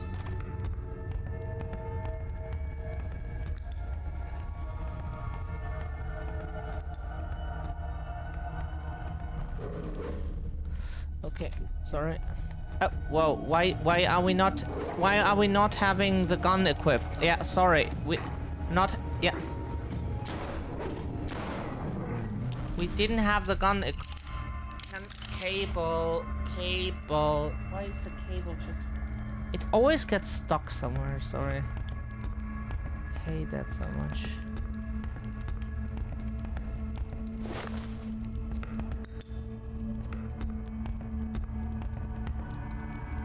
Hamilton's son's belongings.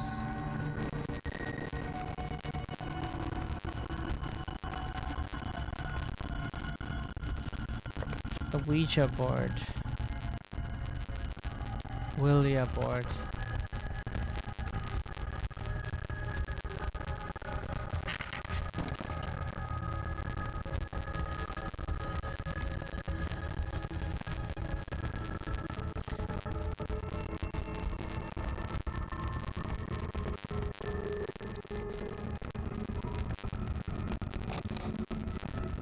Oops, sorry, we didn't mean to replace the battery. That was an accident.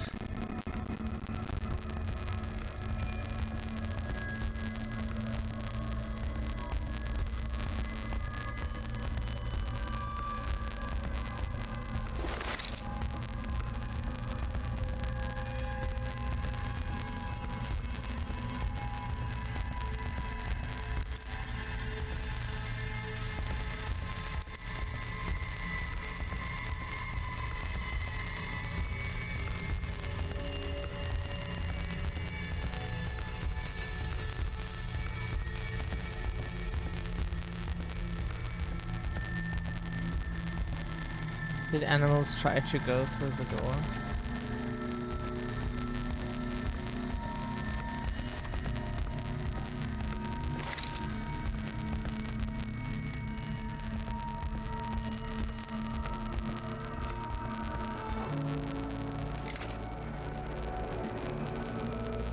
It could no longer run away.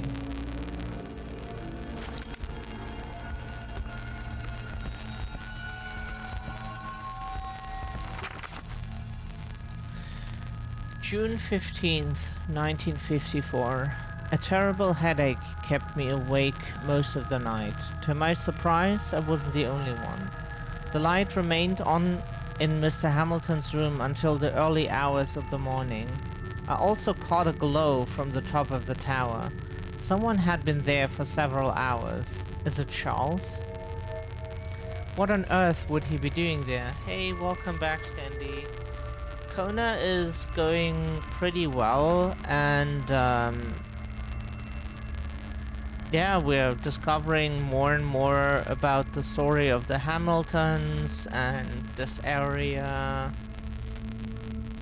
What happened to the people, but we still don't know like what is causing the radiation and everything.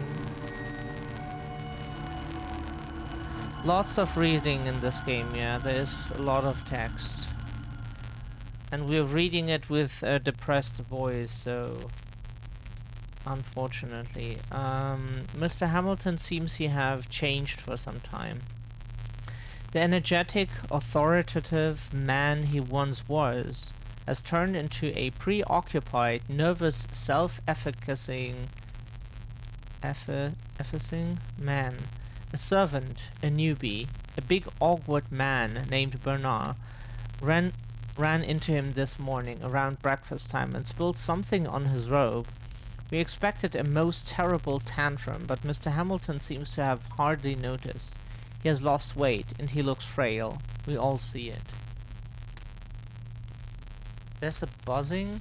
Oh, is that the...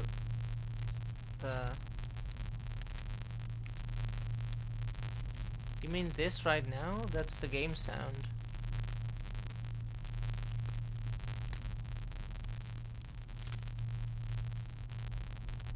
You don't know what exactly you hear.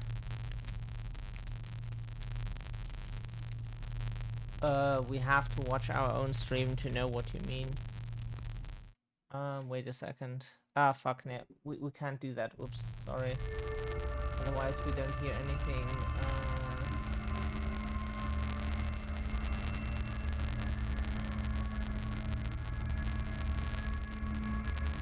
Oh shit, we didn't even notice. Shit, sorry. Yeah, that can happen sometimes, that OBS is just like having...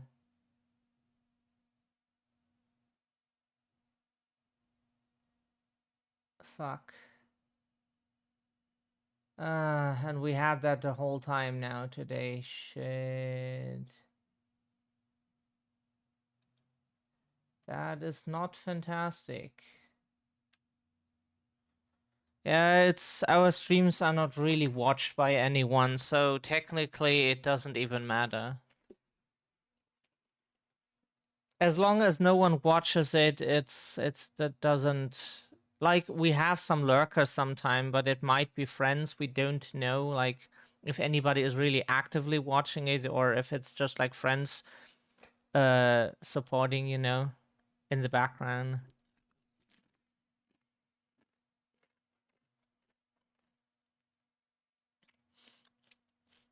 Sorry, we need some salt right now.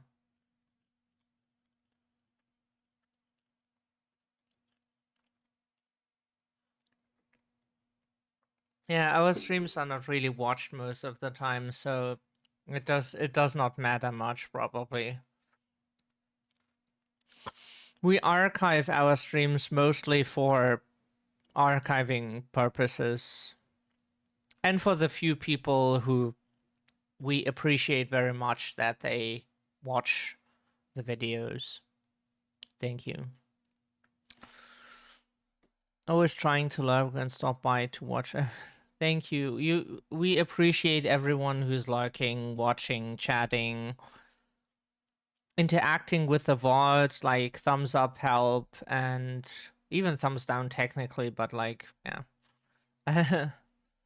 um yeah, it's just like wish we were a bit more successful with what we're doing, but like a lot of our depression comes from life, that we're stuck, we can't do anything, disabled, poor, no options. And then our channel also sucks, but that's like some other story then. July 1st, 1954. I found some pain pills in the cabinet of Mr. Hamilton's private bathroom. This purchase did not go through his house service. He wants to hide them from us. But yeah, everyone is appreciated who wants to like hear and spend some time. Talk about what you like. As long as it's not like some complex topic, then we can do that like next to playing a game. December 5th, 1954. Rochelle is an angel. She made me the prettiest outfit for Christmas Eve. What a pity that so much elegance is wasted on the finery of an old maid. This is a far cry from the grand theaters of Chicago. December 9th, 1954. The good Lord makes the days, and the days are sometimes cruel. Today was cruel to my little Henry. I discovered him late at night in the kitchen, cold and in tears, tears of rage. He was shaking and told me he was certain his father was having an adulterous affair. He is tortured by the thought of telling his mother. I tried to console him, warmed him a bowl of hot cocoa. A hot cocoa. How nice. December 12th, 1954. Sometimes I feel like this mansion is haunted. I hear noises in the south wall of Henry's room. Is it rats? Joseph doesn't think it's necessary to check. After all, I'm just a little old woman. April 11th, 1955. The other two servants and I had to search the grounds in the rain of the middle of the night. She was gone again. We found her on the edge of the cliff, her dress and hair soaked, staring into the void. Hamilton refuses to face the truth. He says she is only sleepwalking. Rochelle has always been plagued by bouts of melancholy, but what has been happening lately is different. She seems to be giving into it. April 18th, 1955. Dear, dear, dear Henry, this young man never ceases to amaze me. He entrusted me with the reading of his first manuscript, a novel written in French. I was amazed. He integrated our language so naturally under his pen it dances with grace, intelligence, sensitivity. He made me swear to keep it a secret, and I will. But I still want to shout from the rooftops, our Henry will be a brilliant writer. July 29th, 1955. How strange. I found in Charles' room, I was there completely by chance, looking for a brooch belonging to Rochelle. I found Polaroid photos of Joseph, the maintenance man. I often catch him spying on him. Whatever's going on between these two, I don't like it.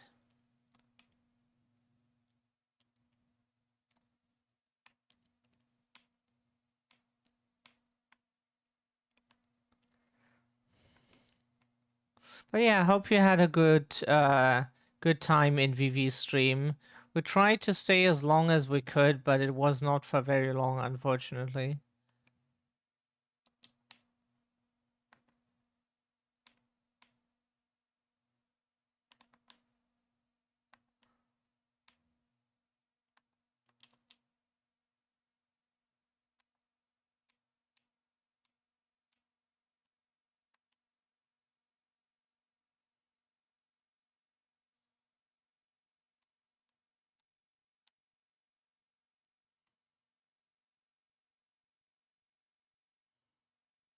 Yeah, that was a very interesting and chill game. Yeah, her streams are very calm and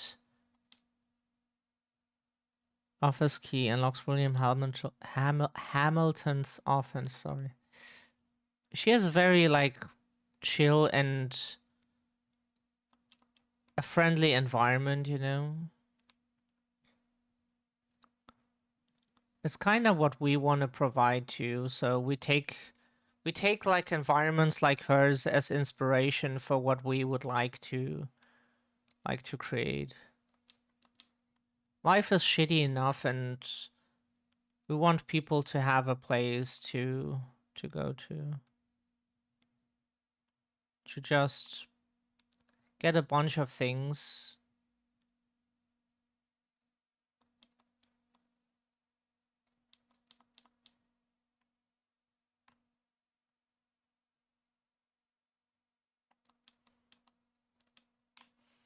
That cannot be opened.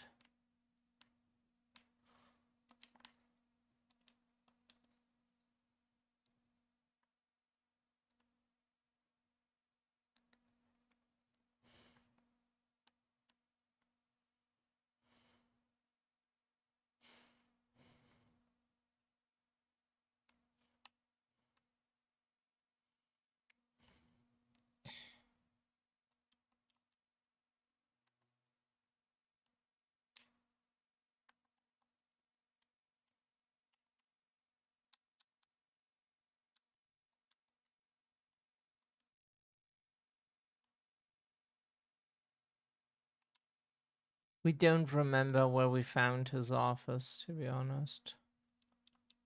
Could be basically anywhere.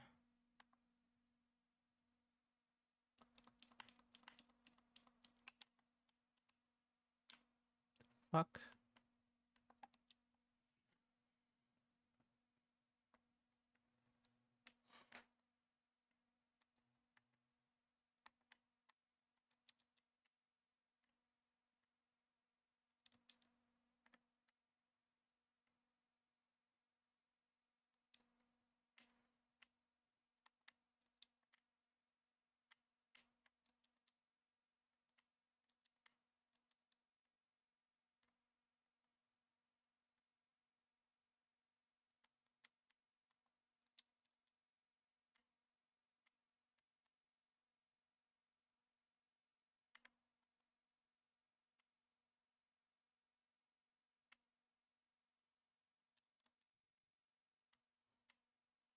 We try to find the door again.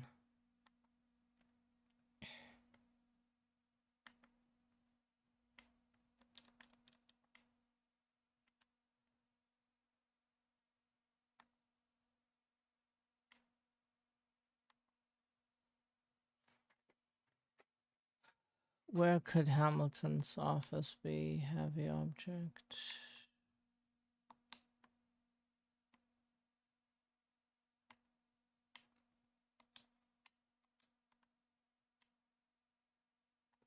Can we craft anything?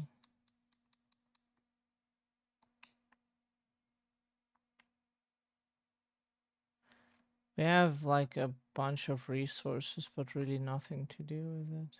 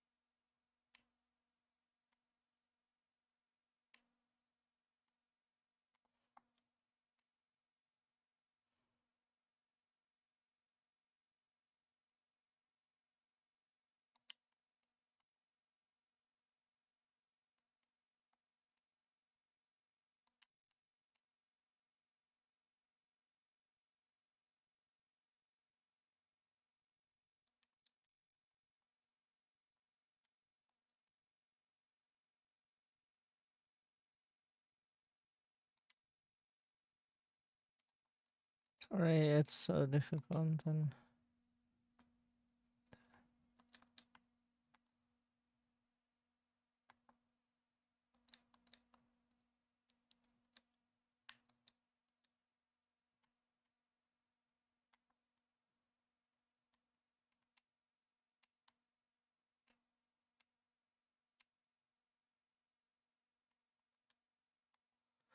Samson and pieces. William. An unfortunate event of slowing down the repair of the typewriter.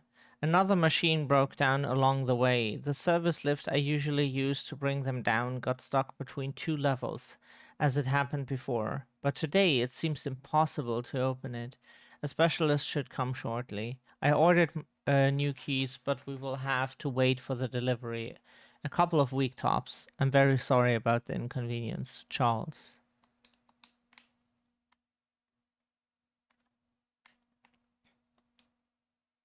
Cables must end somewhere. Something was moved.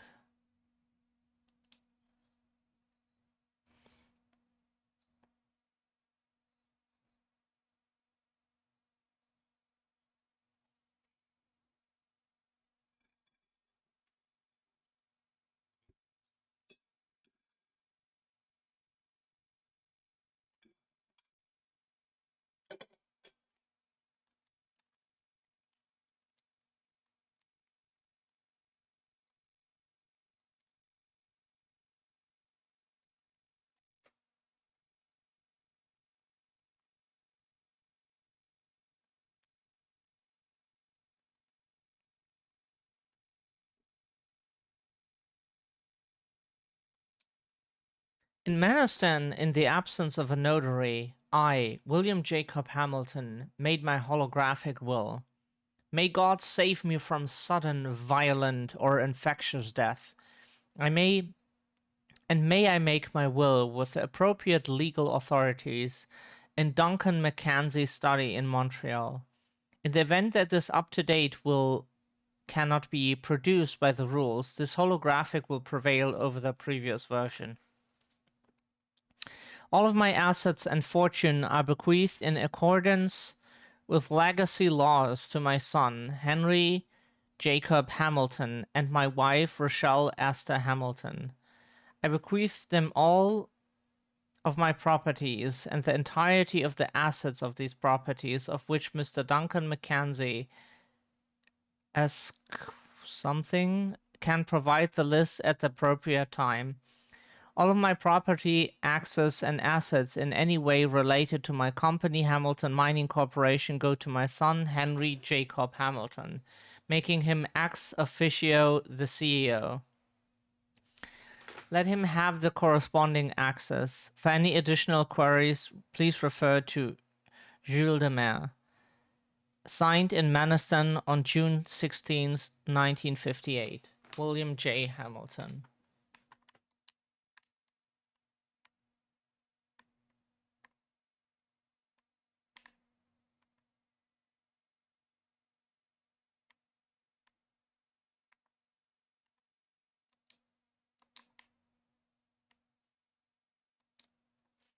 This isn't an electrical cable.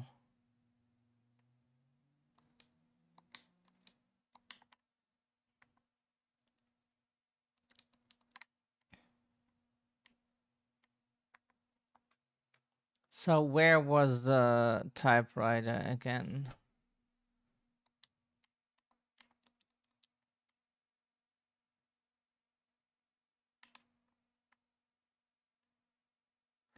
That is the question.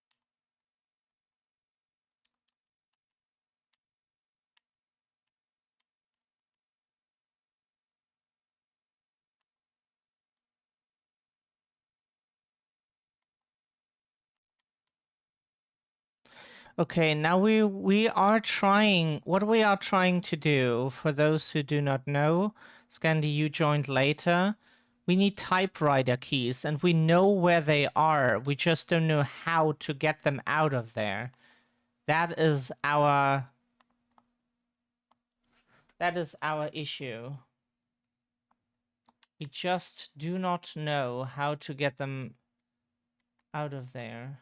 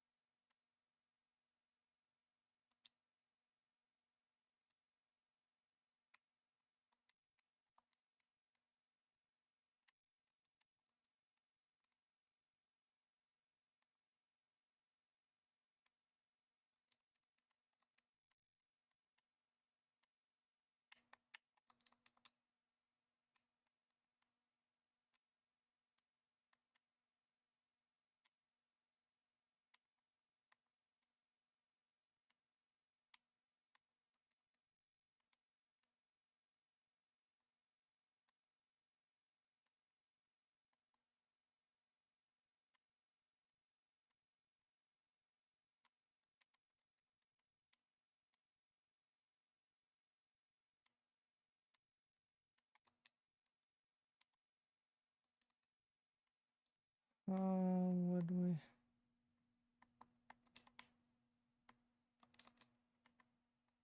Cannot move.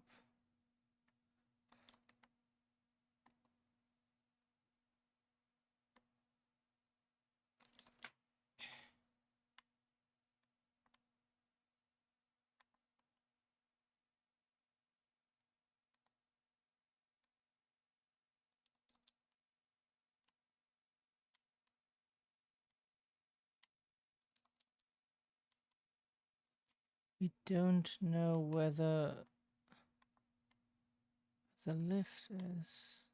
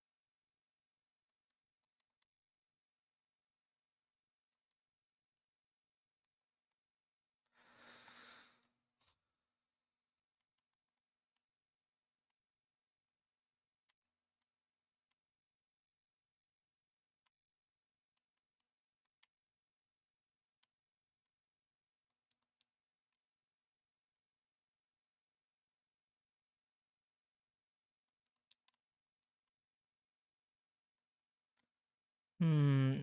The question is, how do we reach the typewriter keys now?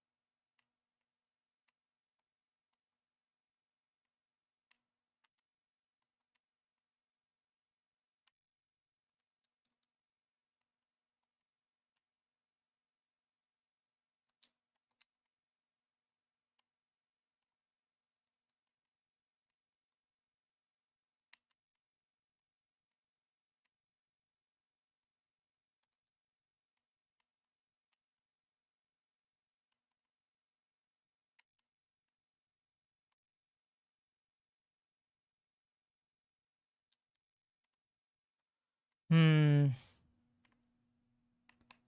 So what are we supposed to do?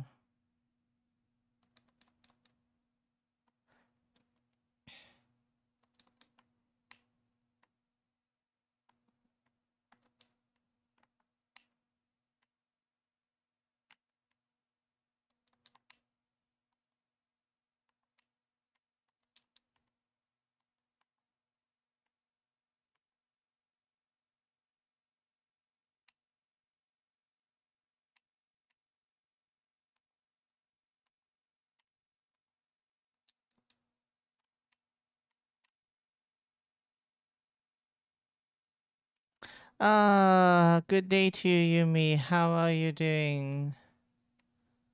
Hope you're well. Lovely to see you.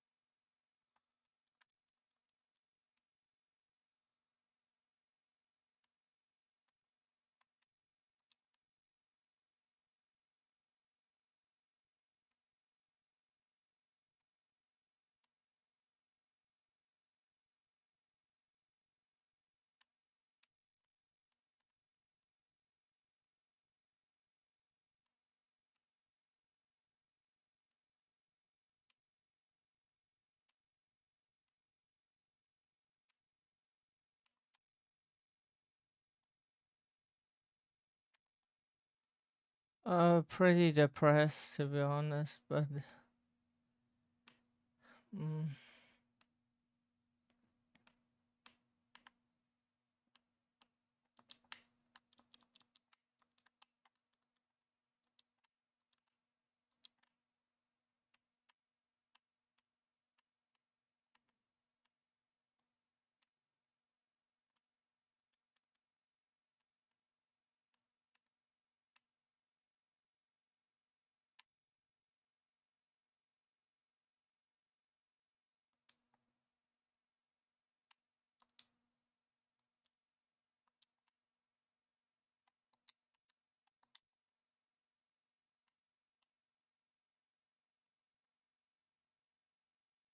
happy to hear you well though.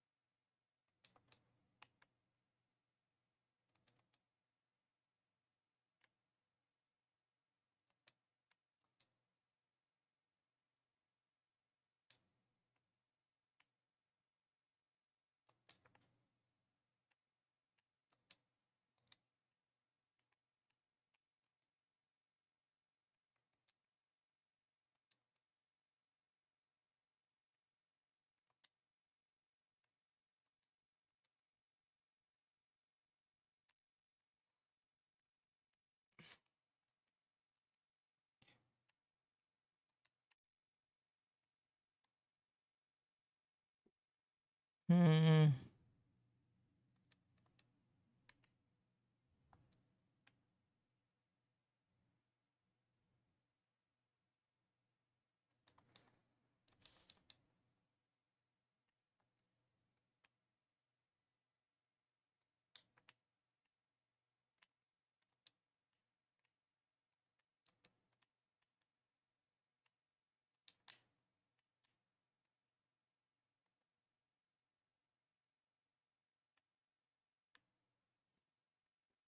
Oh, I really wait for the first time the day before your submissions and right 4 hours after she said, yeah, Discord can be weird. What game is it, Scandy? What game does it remind you of?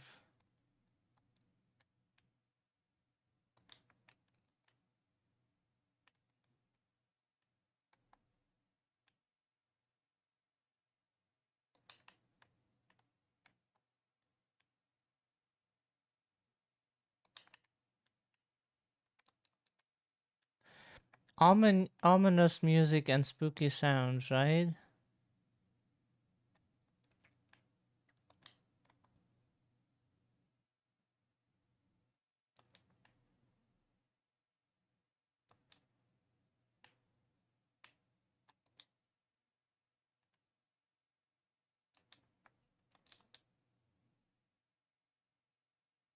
No, that's not what we meant to do.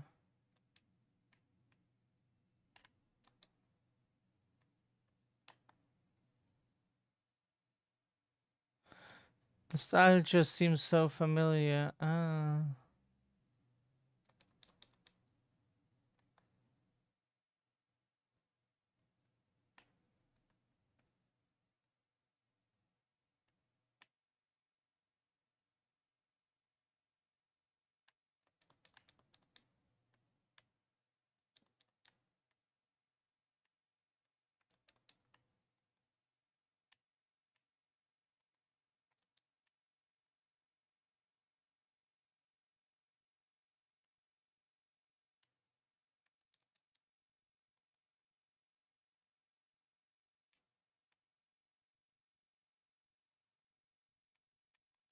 If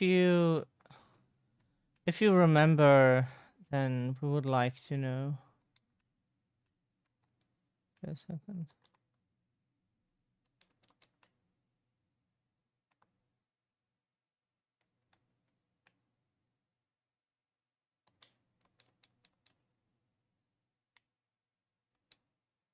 Would like to know.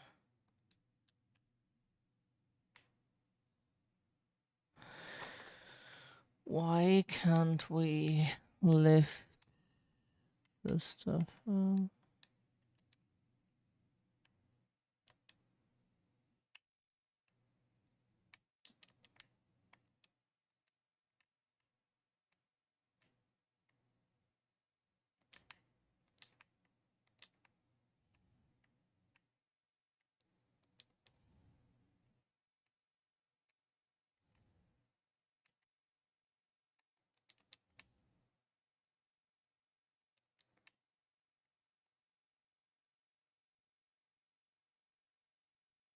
This game is made by at least the first one was by Ninja Theory, so we think this one is too. We didn't remember incorrectly. Where was his office again?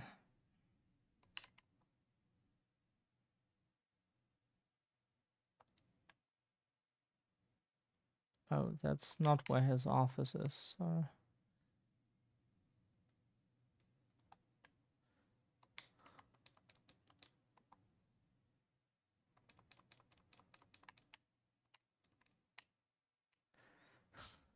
They do have, yes. Some ninjas make money today by developing games. You know.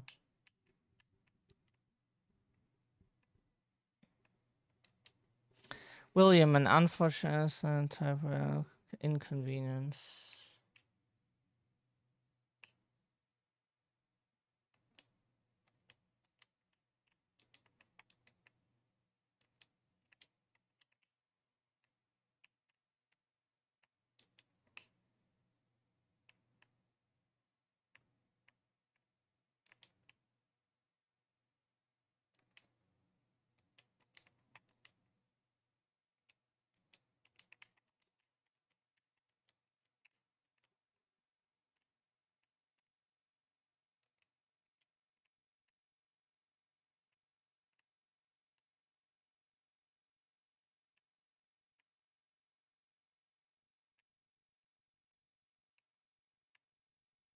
We would love to have such a desk here.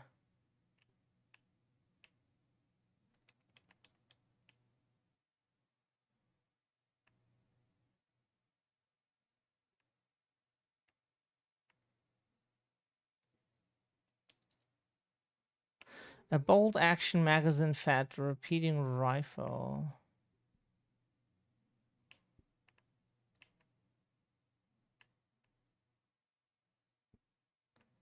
That's good. Weapons are welcome.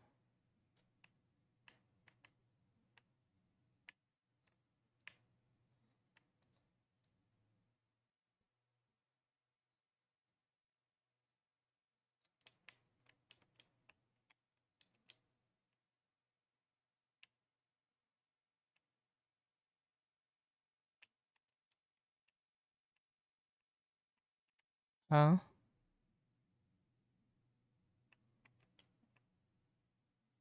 Because it's weird, we're not in the basement. Did the message just trigger?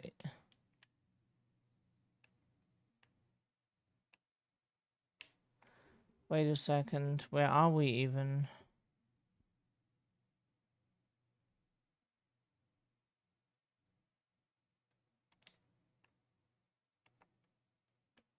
So we could go.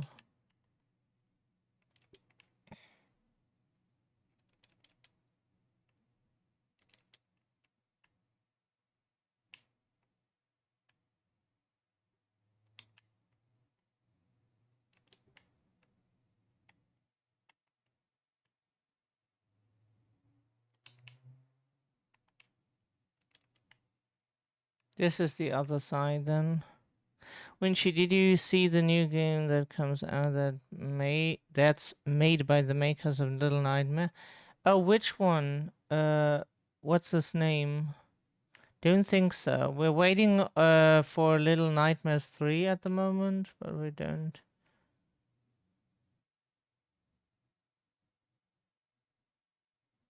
Reanimal? No, haven't heard of that one. Hope we remember it after the stream, then we look it up on Steam and put it on the list.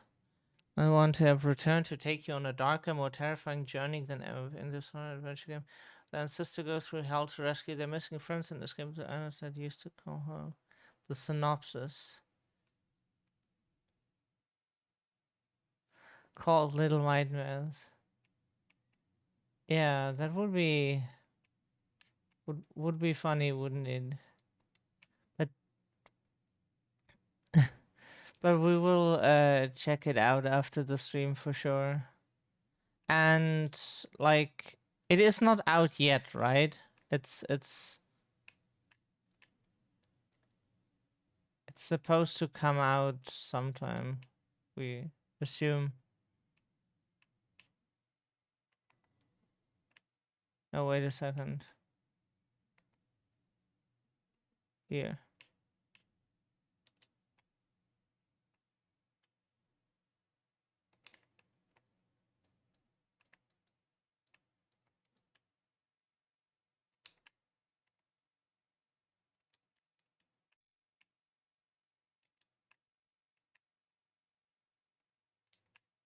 We don't have the key.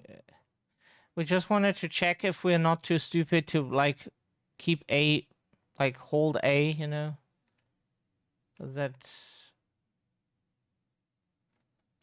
not out yet. I'll DM you this. Thank you. That's very helpful. Then we can like look into it and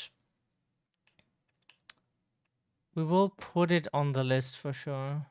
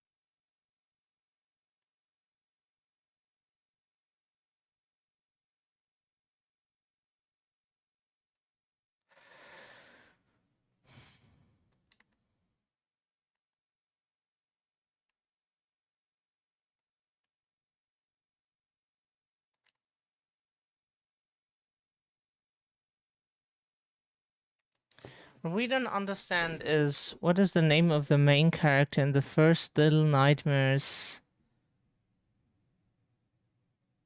6 or 7? We don't know if they had like a name even. I saw the trailer, I was like LN3, and then it was just a new game by the same makers, yeah. The name was Bob. Like the one from Tekken, Bob Bobbert Bobbington.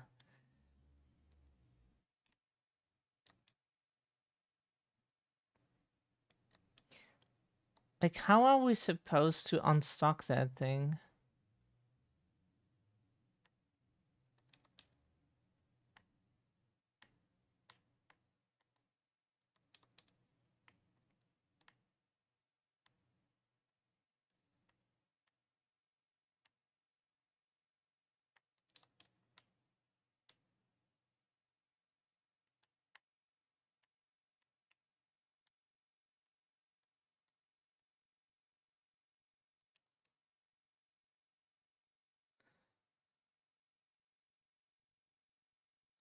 It was the number 6 of the number, or the number 7. 6? Ah. Yeah, we don't remember knowing a name for that person.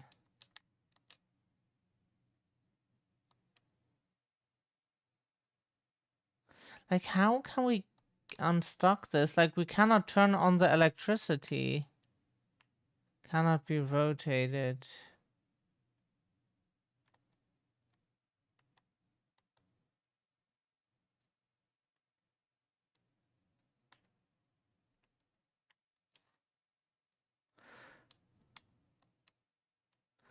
We save here just because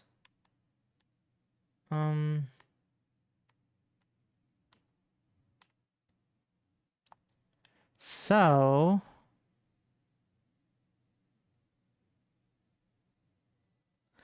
we still do not know how we can turn on the electricity again.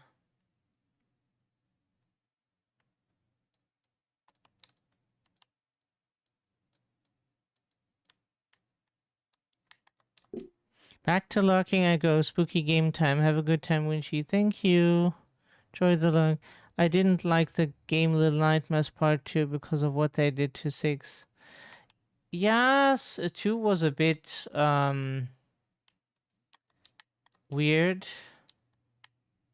But every sequel is always like trying to like establish itself by some means, and sometimes it's unfortunately like killing the old protagonist or declaring them now like a evil person and some stuff.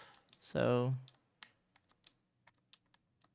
like the protagonist from Prototype 1 is the evil guy in 2, or like portrayed as the evil guy. You know, it's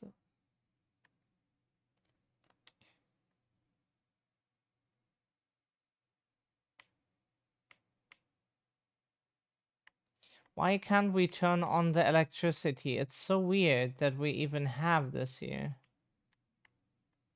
Like, why are we not able to do anything with this?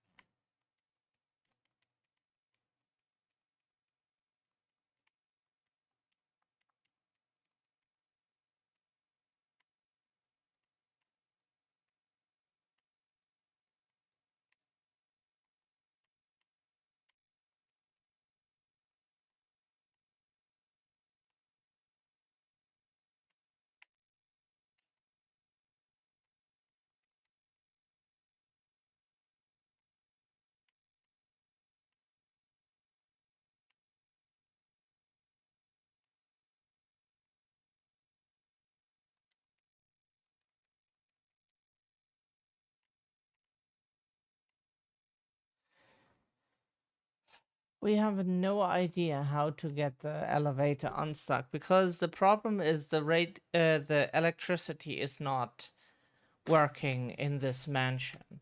And our protagonist doesn't even comment on that, the fact that we cannot turn on the lights here.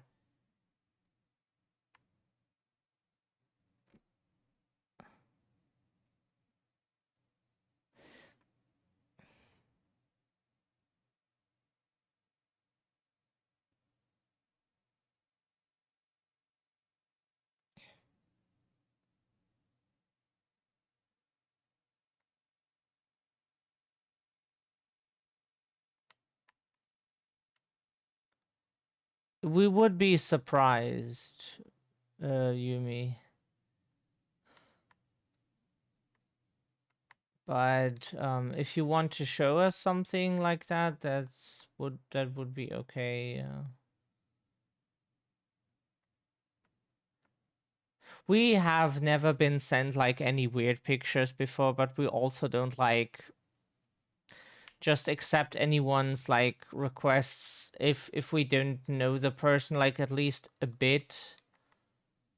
So thankfully that has protected us so far from like having people on Discord just like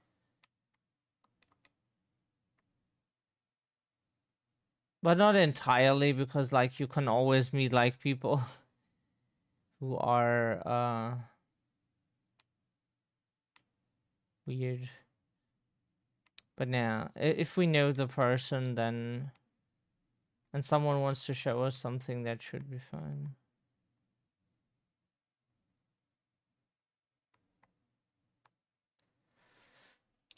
Oof.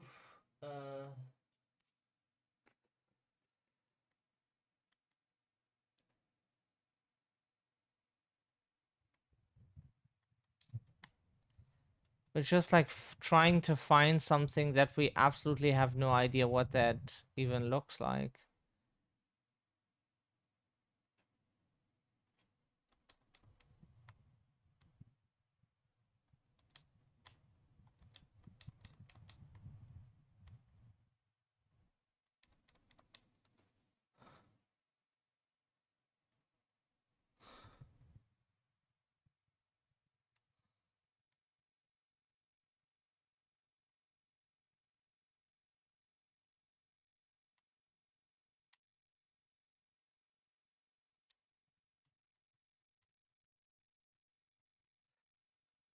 We don't know what to... I showed a picture of my hat to someone that I thought was a good friend, at least it seemed like we were, and I was showing a couple different people my hair, and this one person I sent it, and they said I wasn't expecting that, and the next thing I found out a couple later, they deleted and blocked me. Oh.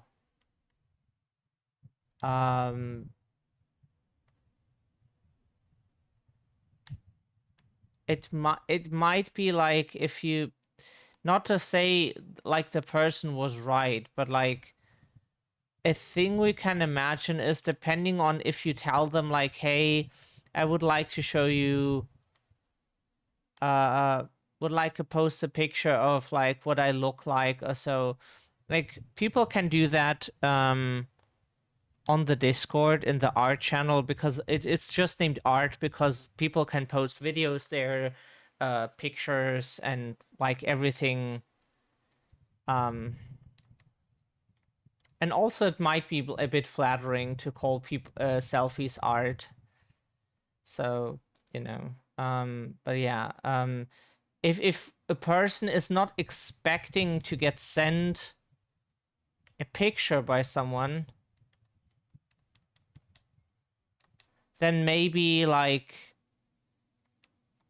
maybe they could think that someone is trying to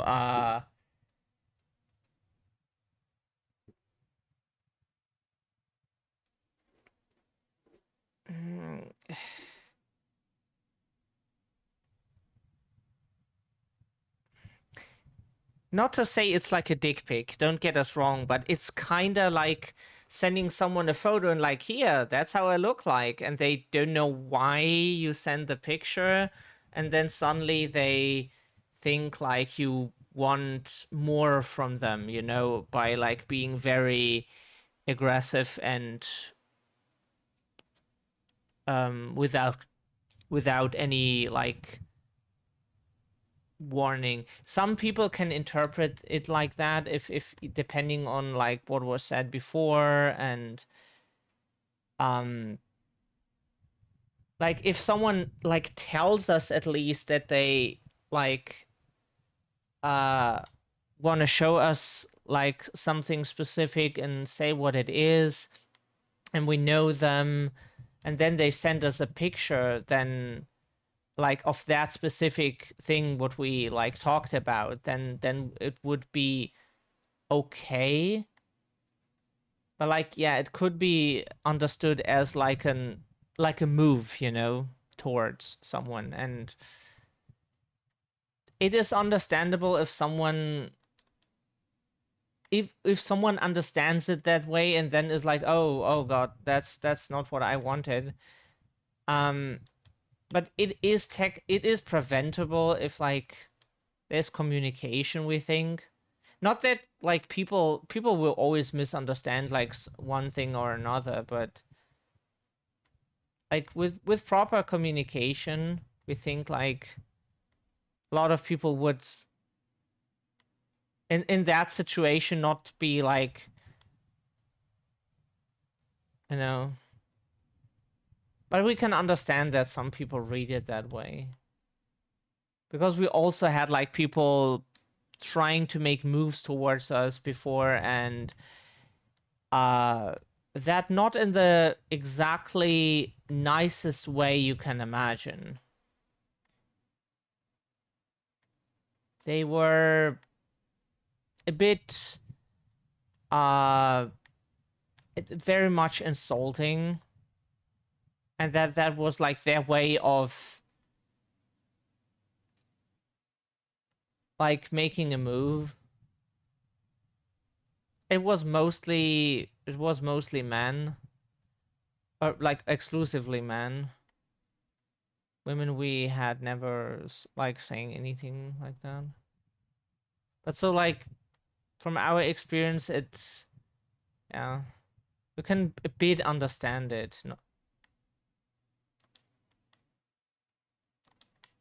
if that makes any sense. We talk way too much because we're trying to find something that we just cannot fucking find.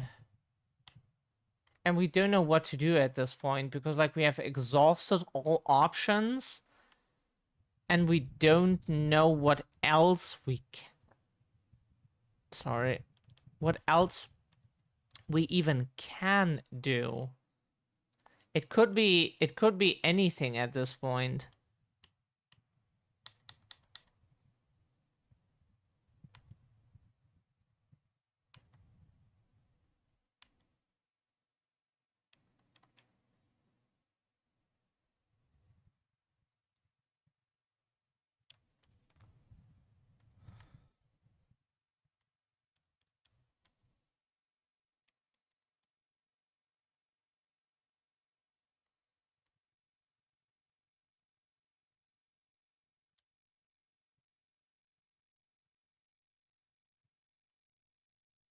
Did it help what we said, or like it's the only explanation we have that like someone can interpret it that way. We had before like made the dumbest stuff before accidentally as well.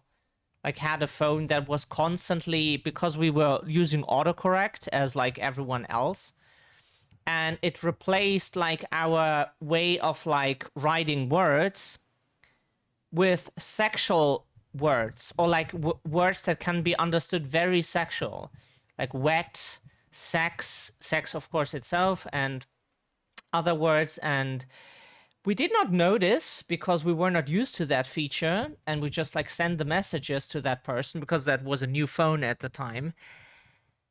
Oh shit, we got in trouble. Oh, that person was like didn't want to hear anything from us anymore and just like told everyone we should leave them alone. And we then checked the messages we sent them in the past few days. Like we wondered why they didn't want to respond anymore and why they reacted so weird.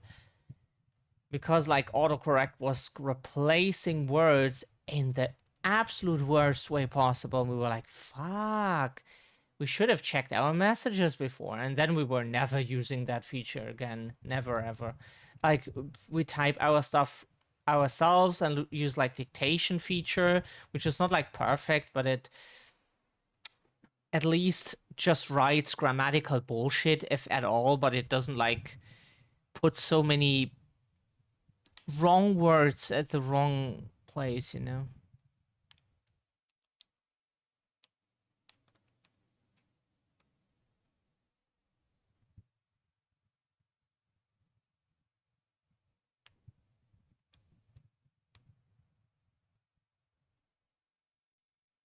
Yeah, it's like that's the explanation we have. Like some people might interpret it that way.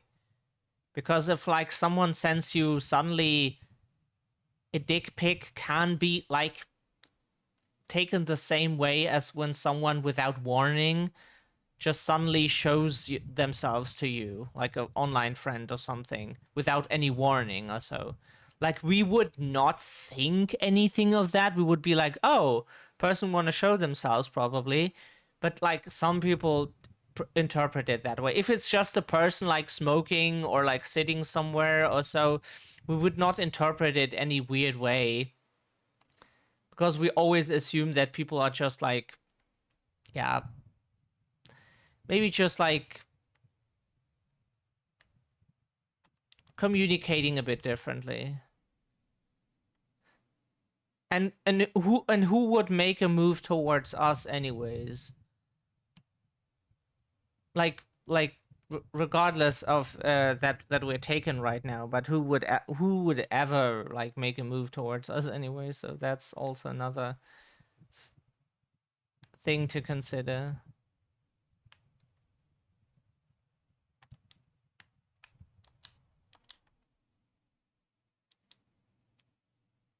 Someone was playing spy.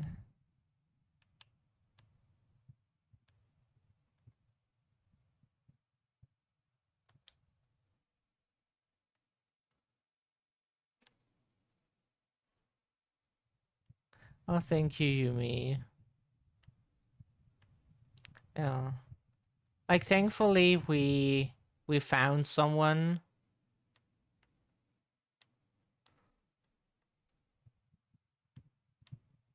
Okay, it was not really that we were searching for them because they were always around us, basically. So, didn't need to really search.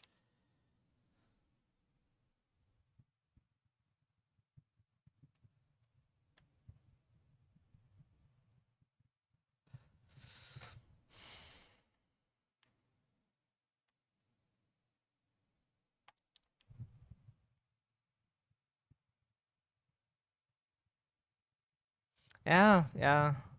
Like, we had a friend before who warned us and is like, "Oh, you shouldn't make like a best friend or so a partner." But it worked before and it does work now. It is not that like the relationship like ended last time because of like that it was a best friend. It had other reasons that we do not want to go into. It was nothing like anyone's fault very much.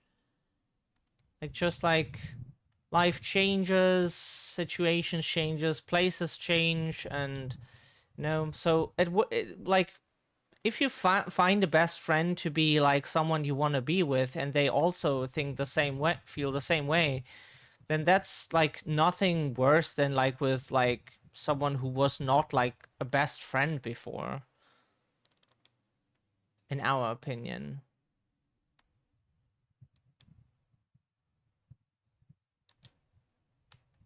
Like, what is that thing even for?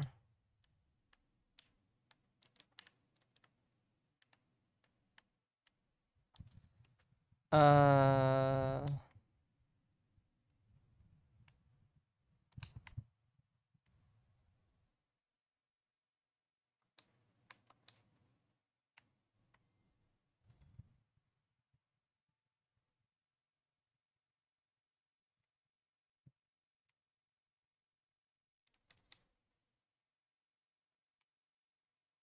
that's a way how to unstuck something, but just like, yeah, okay, that is one way. But the good thing is like the good thing with like such a development is you had a best friend before, and now they're even more than a best friend. Isn't that absolutely fantastic? If you had like a best friend before, and then at some point you're like, hey, I feel this for you, and the other person is like, oh, I feel the same, and then something becomes more than it was before. We find that like very very lovely, instead of like a bunch of people who were always advising us like, oh no, don't do stuff like that, that just like leads to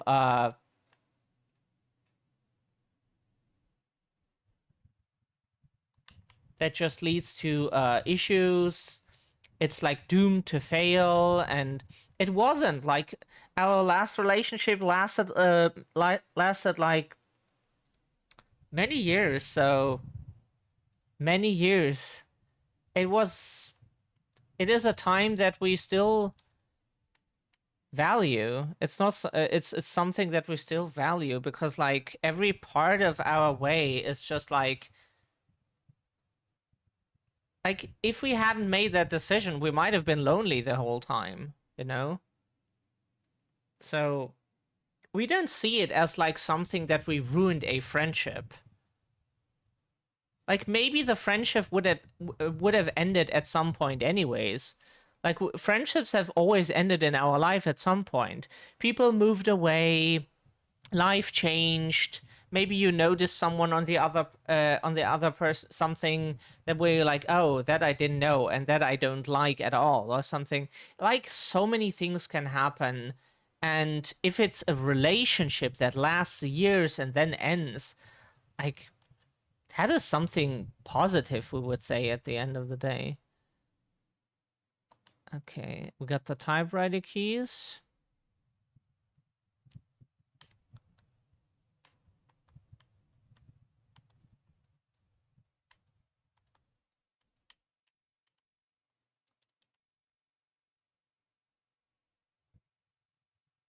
No, because like, why should we regret the time just because it ended?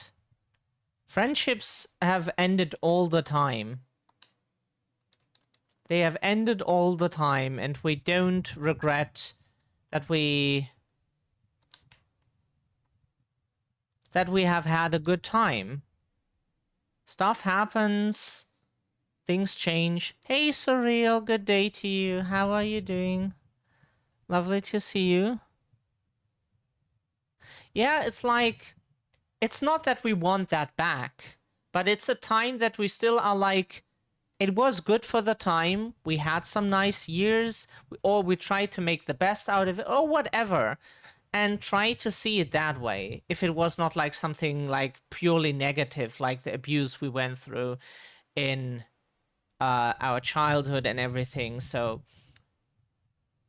then we try to at least see it as like a part of our life where we like try to make the best out of it, as always. Hope you're doing well, Surreal. Much love to you too. Posture check, yes. Hydrate. We're not hydrating enough today, that is for sure.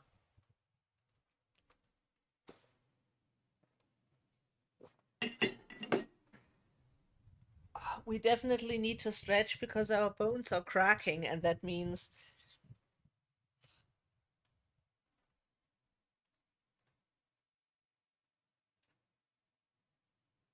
we're not like moving enough. That we are rusting.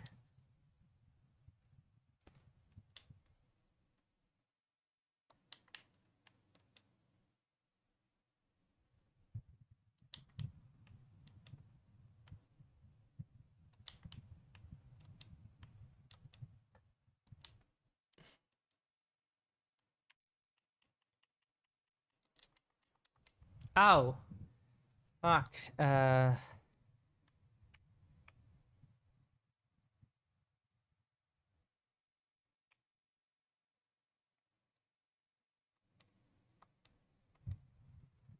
You're a good example. So we're trying to learn from the past, yes. So not see everything as negative just because a relationship ended. For the time, like in hindsight, sure we can say like why it ended was like, yeah, it had its reasons. But like saying it's like negative just because it was ended and then being like, oh yeah, that was all shit, that is just like unfair to like our past self, to like everyone involved, to being like, okay, it was all shit just because things end, you know? Like like only a few people we found out were not like really great people later, and then we were like, okay, um but yeah, being unfair to the past doesn't help anyone. uh that is the question. What do we enter as a password?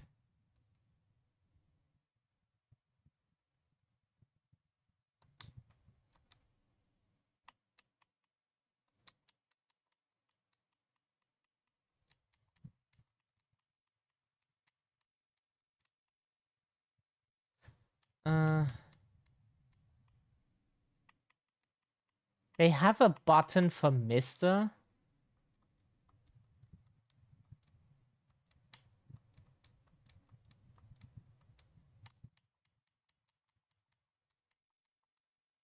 That's funny. When you run across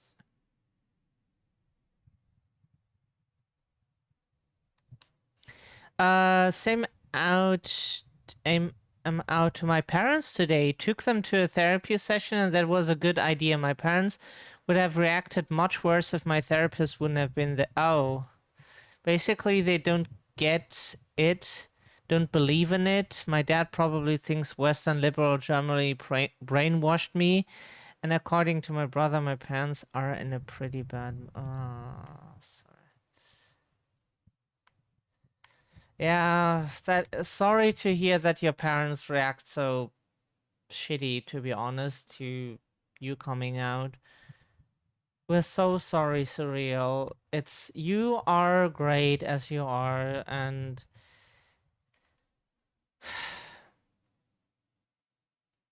like you will on with a community with us with the Discord, you will have a family if you need one. So we're sorry that someone is that like some people are just like really shitty.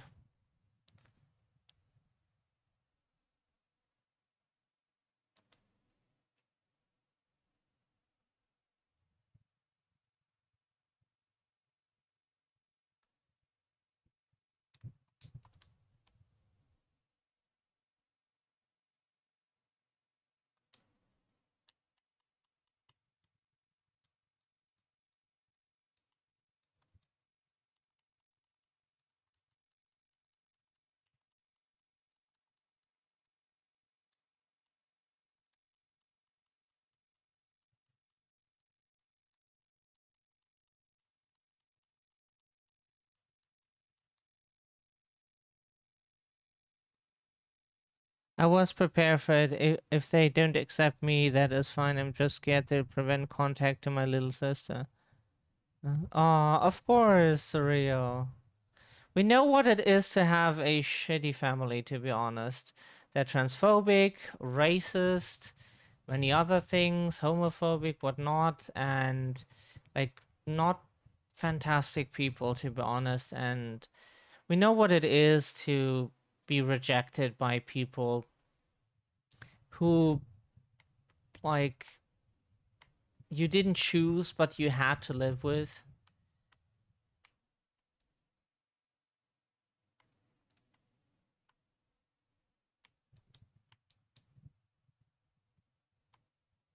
That's why it took so long for us to. Yeah, yeah, yeah. Uh,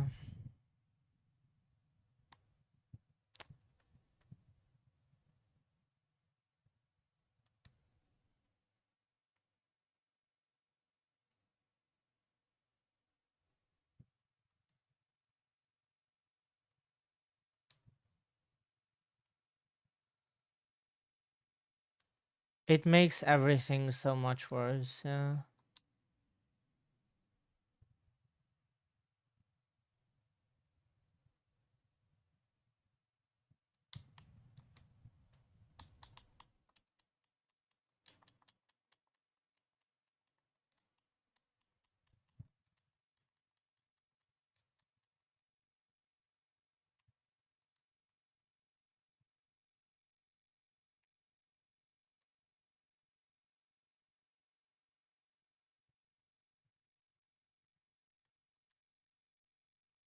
Do we have a document?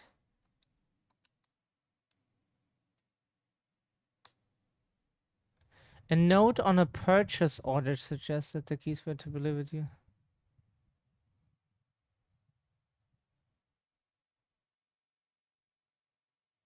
7 letters.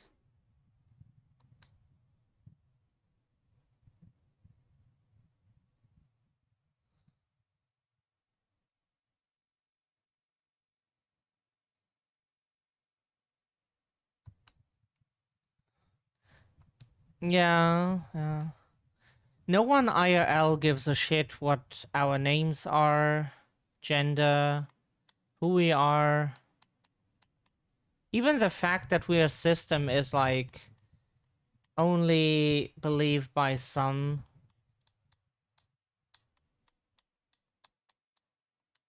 Because they can't imagine it. Like, we don't know how we're supposed to prove that. We can't change, like, we don't know of any way, but it's really shitty. And we, unfortunately, cannot choose to not have them around.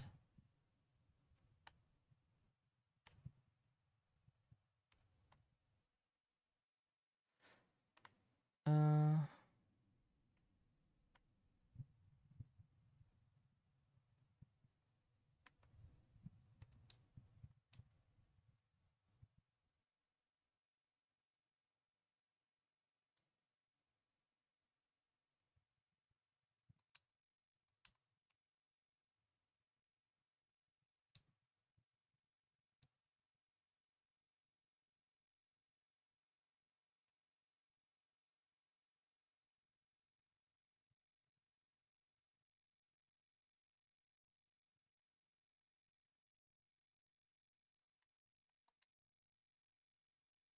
Oh, thank you. And that is exactly what we want to provide.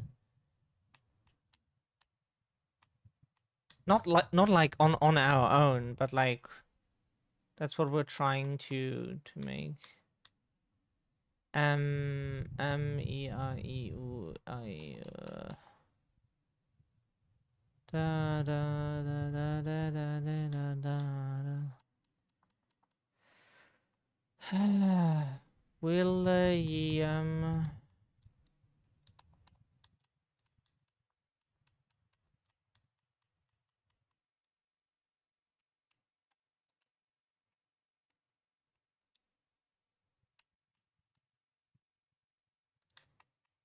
can't be Henry, right? Is it like Wendigo? Wendy.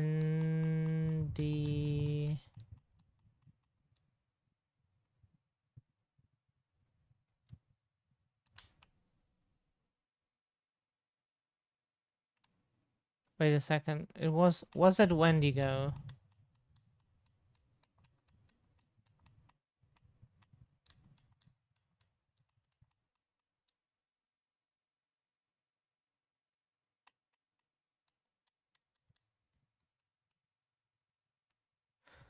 What could it be? What could it be?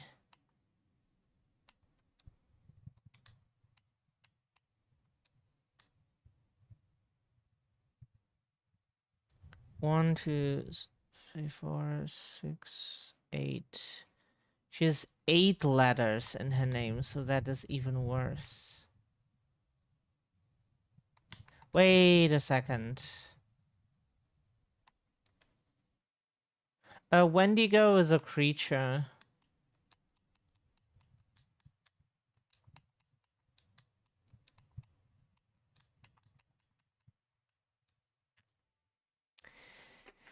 Yep, his affair. It's the name of his affair.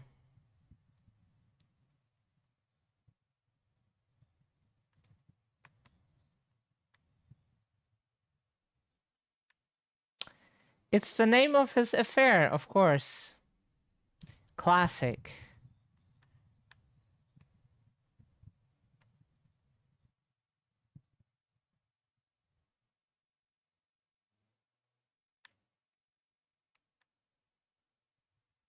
That was not a very sophisticated lock because his wife knew the password.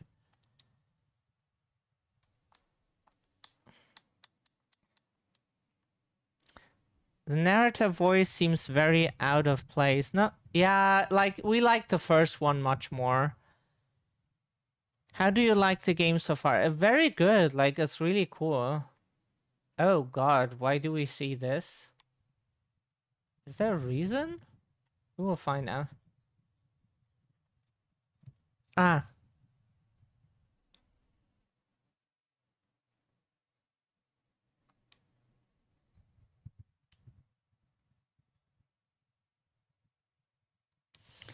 Direct injections by the dissolution process, since they are lethal, are to be avoided, as shown by experiments number 38 and 39. The prolonged survival of subject number 40, however, leaves hope for the ideal dosage. It is still too early to measure this progress. The paclitaxel discovered by the NCI has been promising, but the stone's effects on the environment are still too corrupted to consider exploitation on any other scale. Due to his neglect, Hamilton's body presents deep wounds related to severe contamination. They are multiplying and bothersome. That's a bit cut off, but Hamilton's symptoms bear alarming similarities to acute radiation syndrome.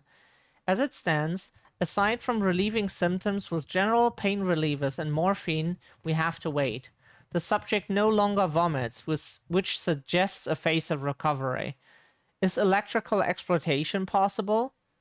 Combustion report. Cannot be used as fuel at this time. See Formula A table. Subject number 41 will be examined next week in the lab. The structure is very close to humans. Optimism is allowed. Tests of the matter should be focused around its medical properties for now. Possibilities seem wide.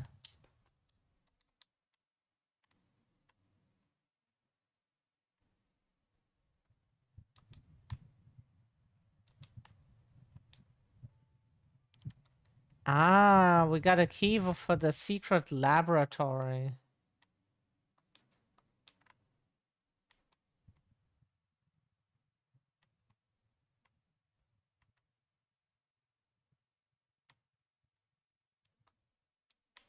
That cannot be open, sorry. Did we read this?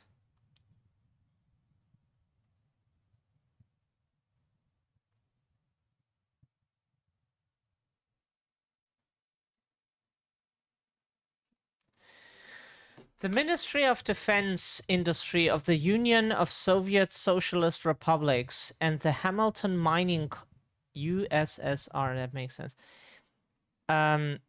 Hamilton Mining Corporation, hereinafter referred to as the parties, desiring to promote close cooperation between the two countries, wishing to encourage within the MIST program mobility and exchange of the program's resources and of research advances into new technologies and materials in both countries, convinced of the interest of facilitating the exchange of knowledge on the new material, have agreed on the following provisions. Article 1. Purpose. The purpose of this agreement is to simplify and facilitate the administrative procedure applicable when researchers from one party, eligible under this agreement, wish to enter into and temporarily reside in the territory of the other party to perform their work and exchanges, and to improve their knowledge of the other country's discoveries as part of the MIST program. Article 2. Eligibility. The following Soviet and Canadian citizens may benefit from the application of this agreement. A. Chemistry graduate who was personally hired by William Hamilton. B. Doctor of Medicine, medical researcher with at least 10 years of experience in the field. C. All workers who are part of the MIST research program. Interesting. Is there like more sides to it? That's...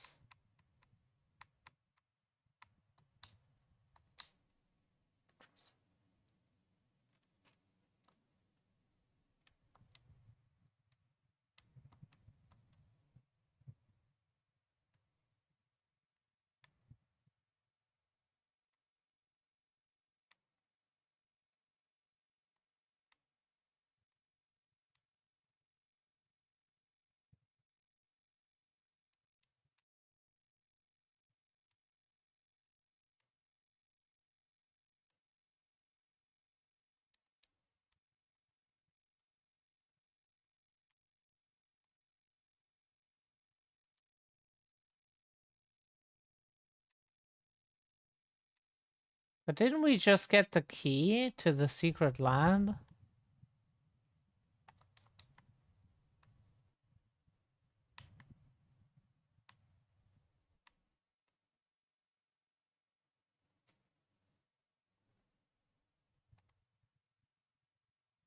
Oh, it's... Oh, never mind. We know where the door is. We're just intelligent, as always. Whoops. Wrong door. Oh, yeah, of course. Oh, if you could, like, move a bit slower, that would be very much appreciated. We can't, like, aim that fast. When, like, stuff is blurry in the background. Okay.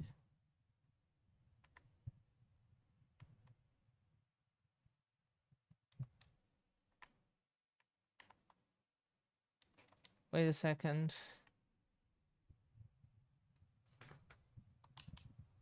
No, that's not the door we meant, huh?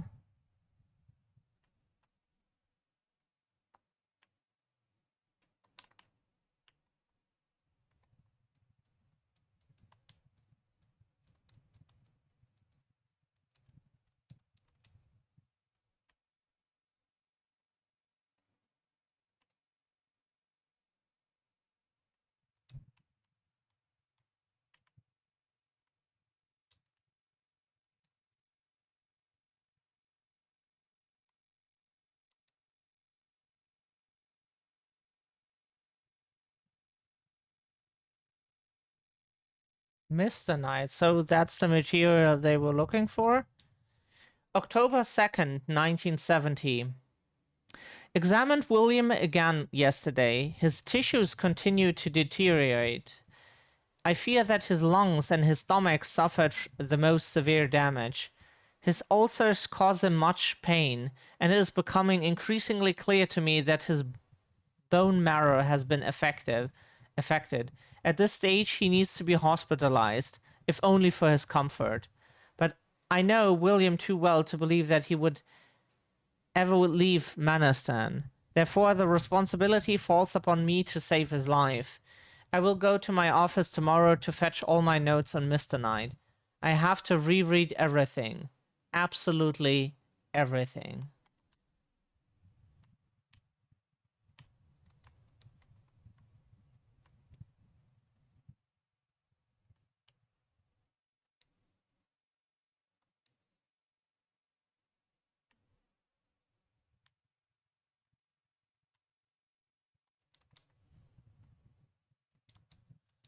We don't know what we're doing with the Mr. Knight. With that radioactive material.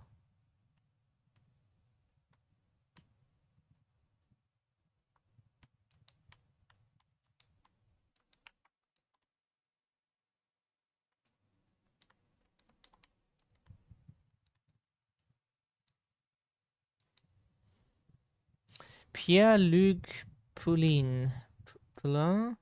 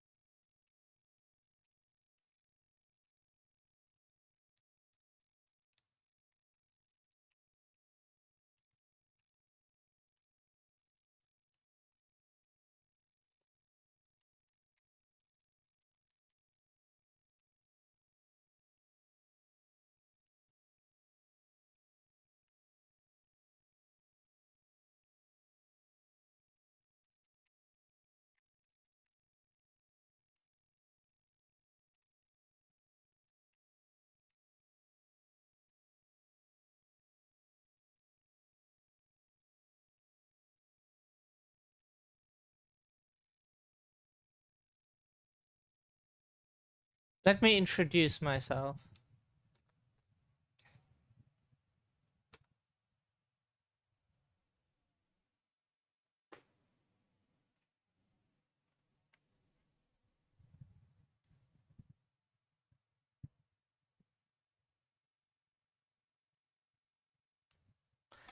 Okay.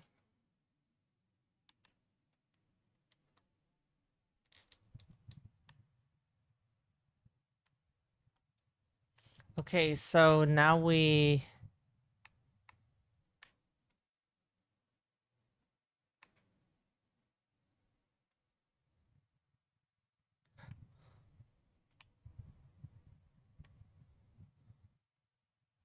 now the question just is she said something northwest.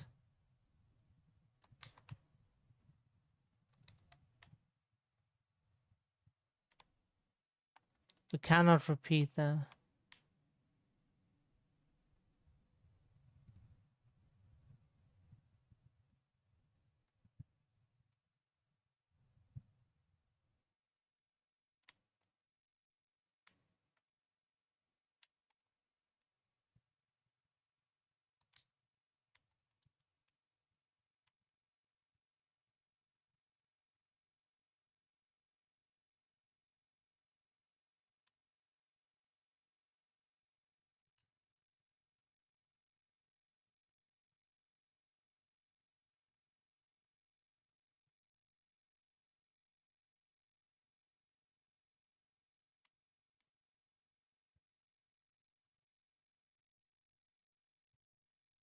Woo! Oh, Jesus. Jesus.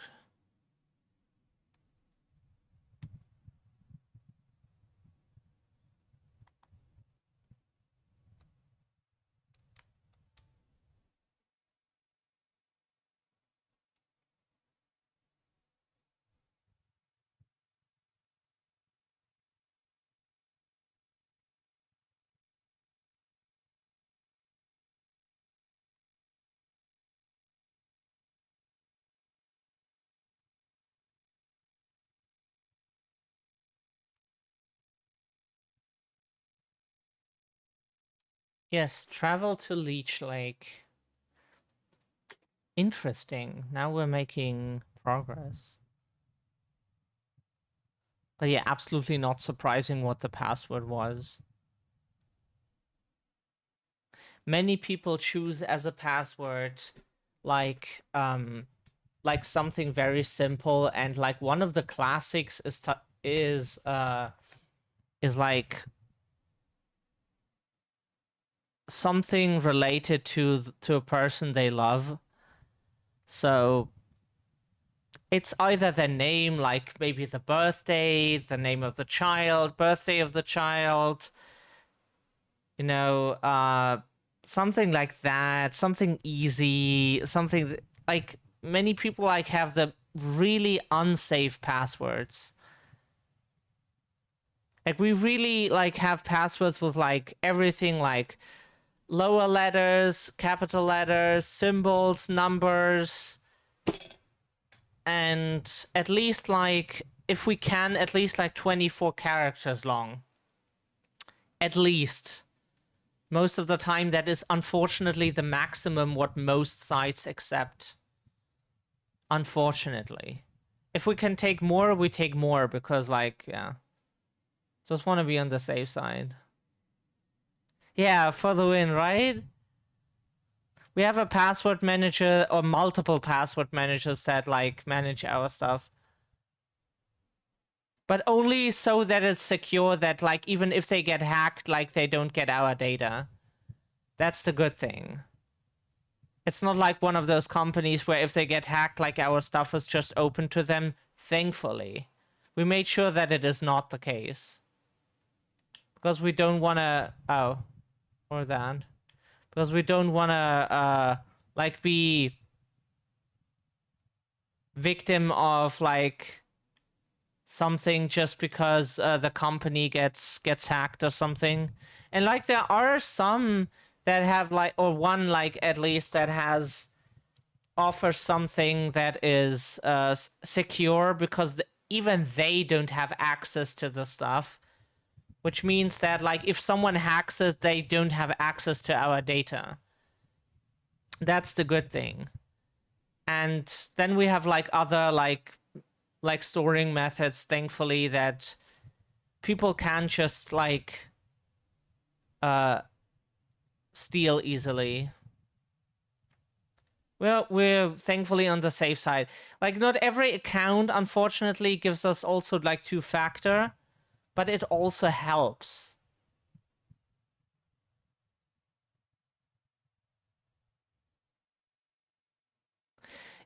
Yeah, that is true. But like, there was once a time when we had a Yahoo email address for a while, and is long ago, and they had like they got hacked, so like the accounts of like half of their users, which was like a billion accounts,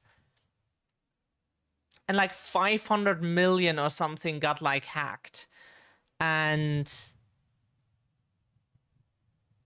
we were fortunately not one of those whose data got stolen. Or we changed our stuff back in the day anyways. Today we're much smarter with security, but it hasn't always been like that, so not proud.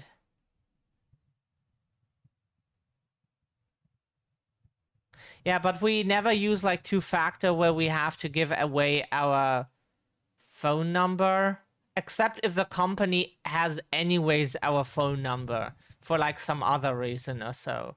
Then we're like, okay, like if they already have that because for some reasons, then like it doesn't matter.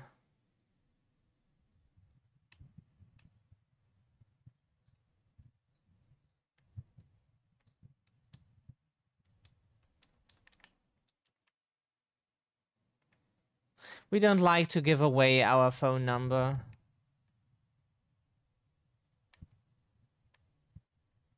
Perfume, frozen jasmine fuchsia, and rose.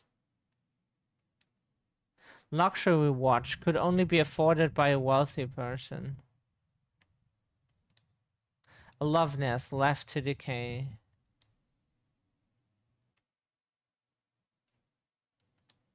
Full of long black hair.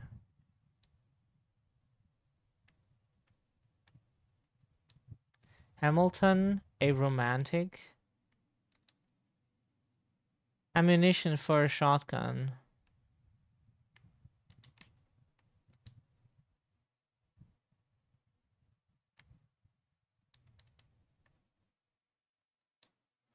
From Cuba, yeah, of course, because he's a rich guy and he has to show that in every way possible. Many empty or missing bottles.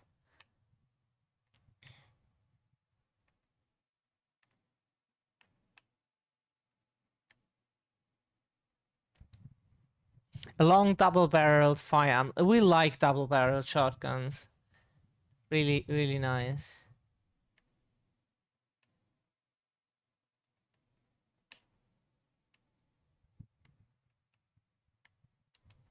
Oh, we forgot the first aid thing.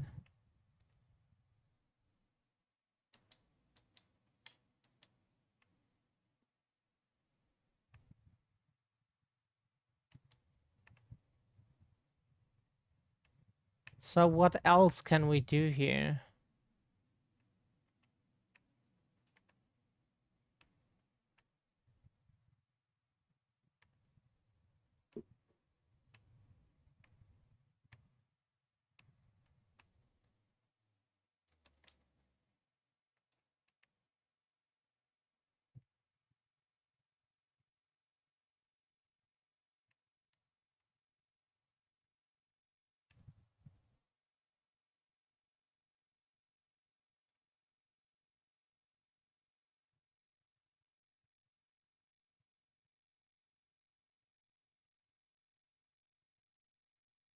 You could try to reach other areas.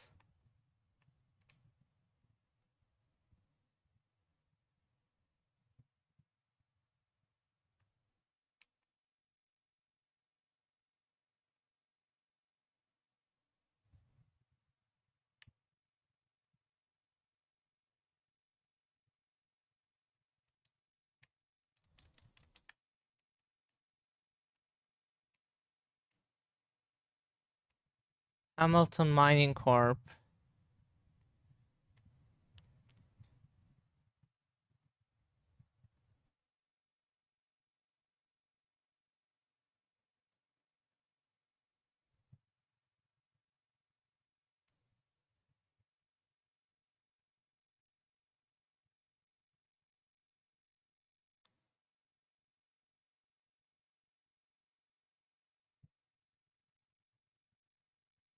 But yeah, we can only recommend everyone to just like be safe online with passwords and everything, because like your account, like we had a account before that got hacked and someone was like selling stuff from that account.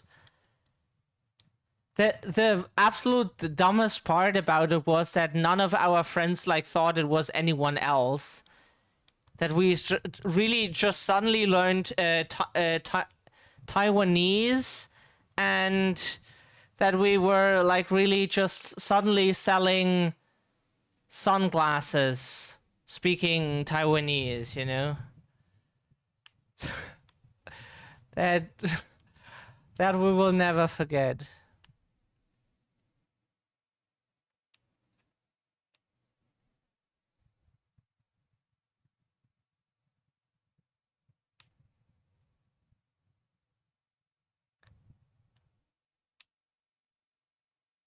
We can assure you, if we're suddenly speaking Taiwanese, that means our account got hacked, because if we would be learning a new language, we would be announcing that for sure. Because that's something positive, special, that we would definitely let people know about.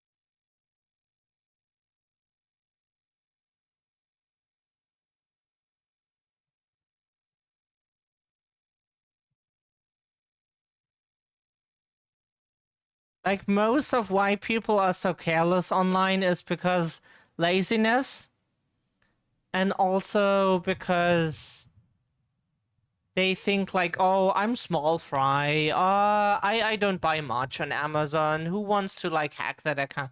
Like, that doesn't matter like how much you do on that account. People will just like hack it to like do stuff with it. Maybe like order stuff on your name, or just for whatever reason. Like, hackers have like reasons why they want your account.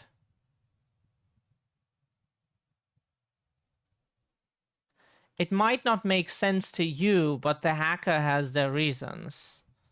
So just be safe and use a password manager, a different one for each account, a different password. And just like, then you just have to remember like some simple password for the password manager, and like, or like some pin or so, and then you're already like good to go.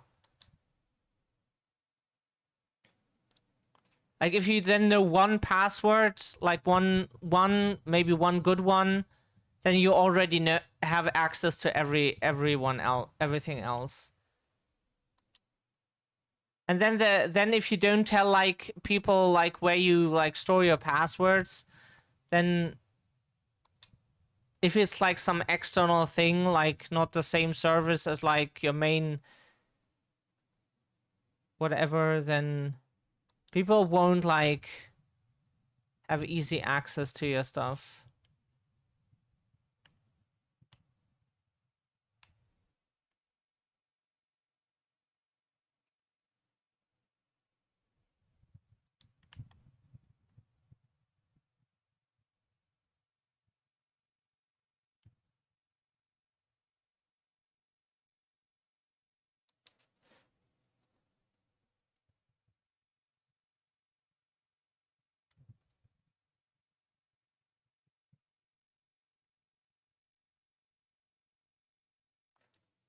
We want to go the other way. Do we want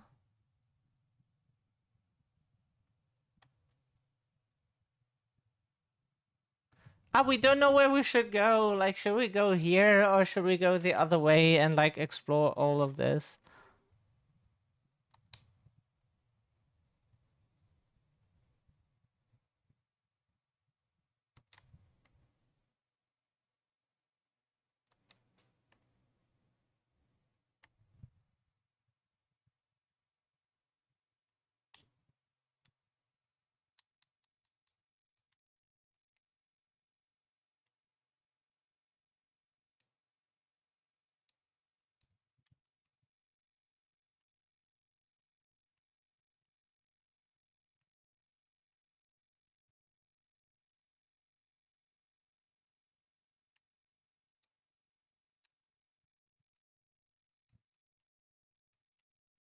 We don't know what we craft with the stuff we have found.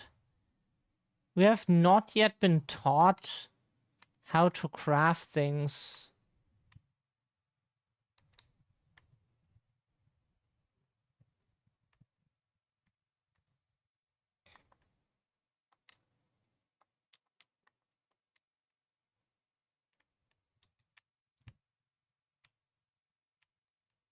We're sorry if it's dark. We're trying to... We were just always trying to preserve battery life, you know? But maybe it's not so good if nobody can see stuff.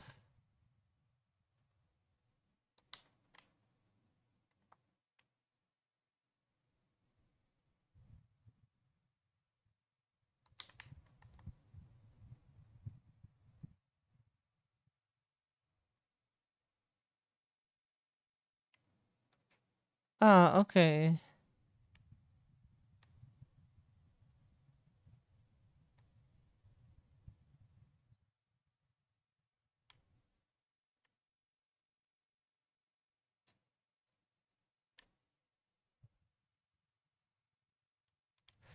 Sorry, but we want to be on the safe side.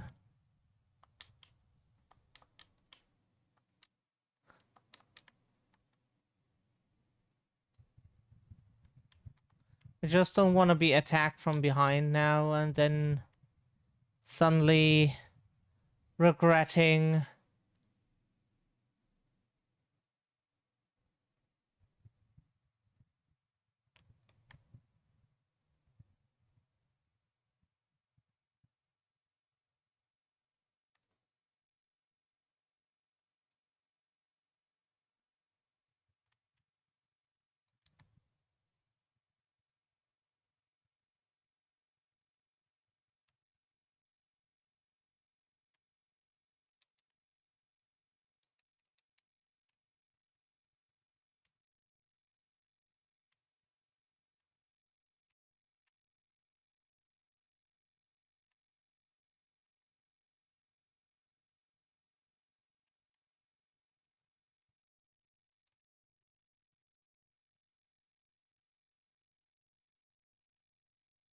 Yeah, same. Absolutely love like snowy landscapes. And like this, it's we would so love to live like in a colder area because we absolutely do not like heat. We can absolutely live with like snow and cold and like making it warm inside. There are ways, many ways, but like heat is just not our thing.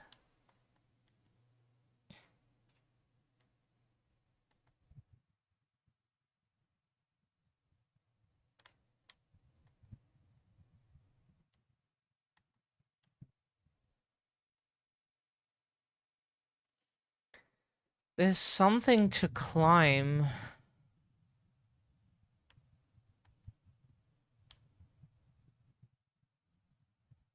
Absolutely love this. This is adorable. The beauty of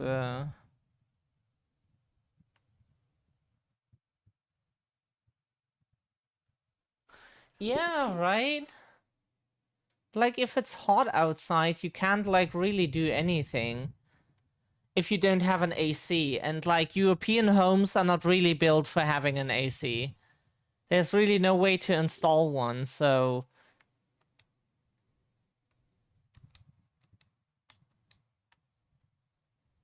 that's the unfortunate thing. So if it's like too hot, go fuck yourself.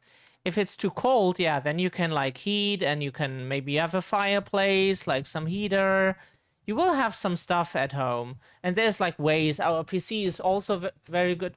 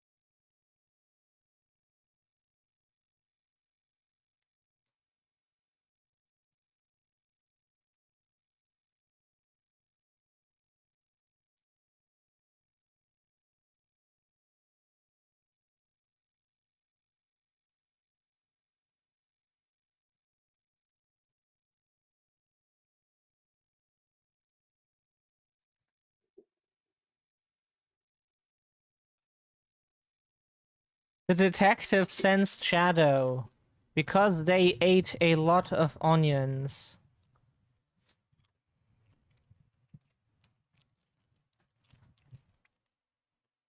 Oh, we used the wrong pronouns for us. That's what happens when it sometimes happens that we dead name each other inside the head. Access card required. It happens rarely, but like sometimes, like just now, it does. It's when most people don't give a shit, don't know, or like do it on purpose.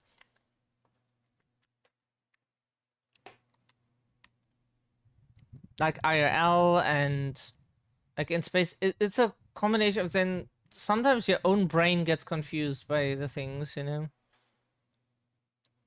That is most embarrassing, but it just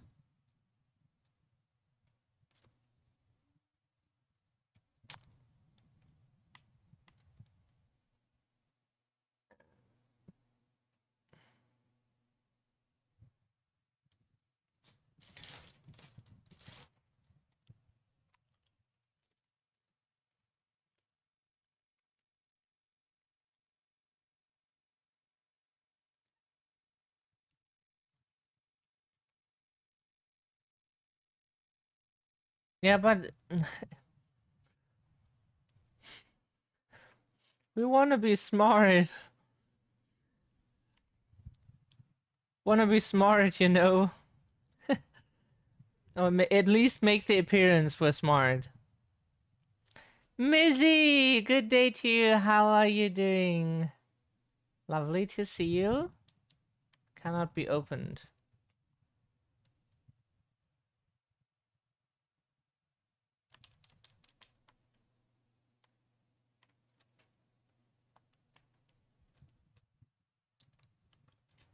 Also, that we can climb.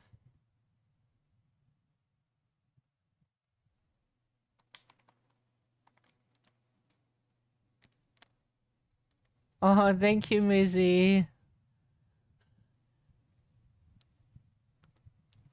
Some people say so.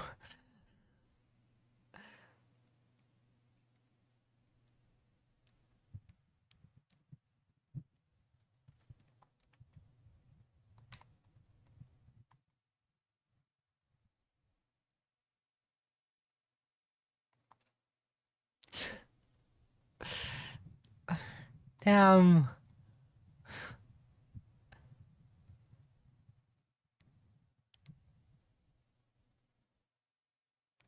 Thank you.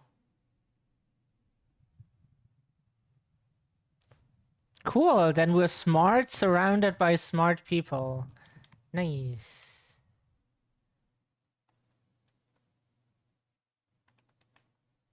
Is that where we want to be? Hello? Hello?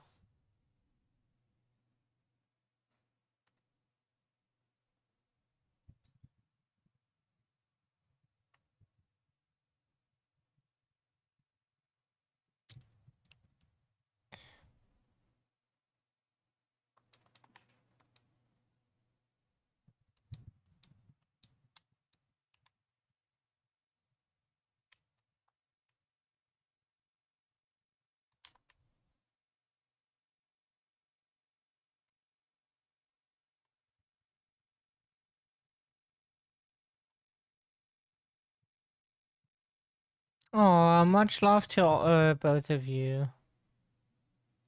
And to everyone else who might be lurking. Last time we had a bunch of lurkers and we didn't even notice. Because we don't look at the number stuff. We have that hidden. Just so we don't, like, make ourselves... Can we help you somehow? Oh, yeah. Yay, we helped the dog. Yay. Got that. We helped the doggo. Poor doggo was stuck in a bear trap. Game has a dog is great game. Yes. I wouldn't say that about like every game because like horror games love to have dogs in it and you will not appreciate them. But in general, like if there's a friendly dog in a game, it's already a good game. That is true. It's just like horror games know how to make anything.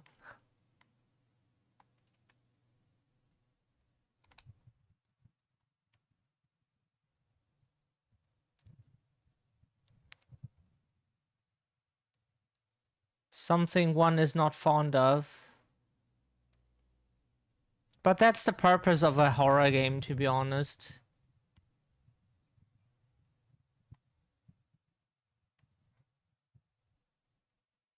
You love snow? Yeah, really. We would love to live in a snowy environment.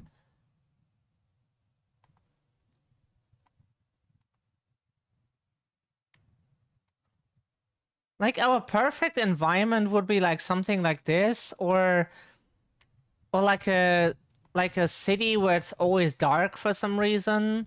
You have like some cozy street lights or so. You know?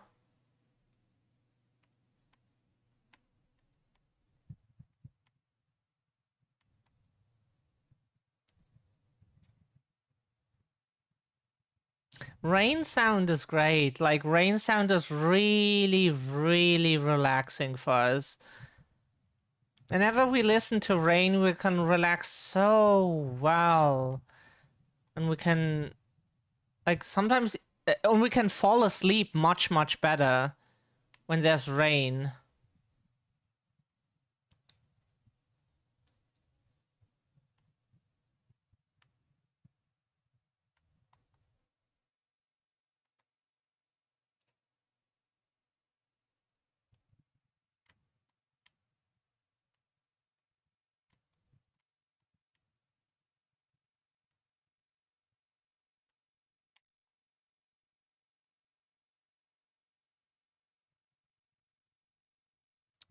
How has the day been, Mizzy?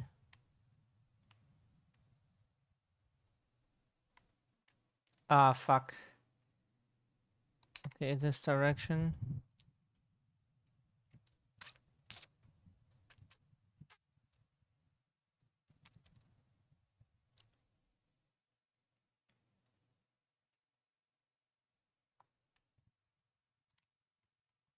Didn't see the...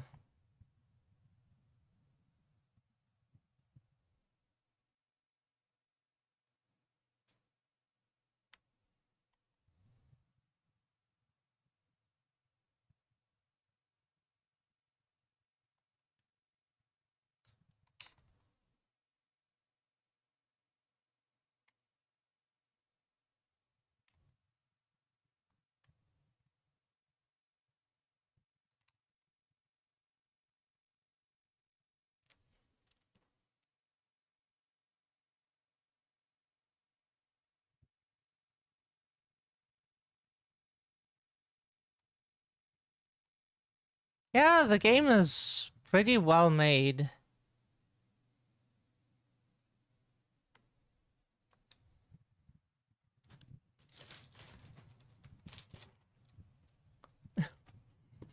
Okay.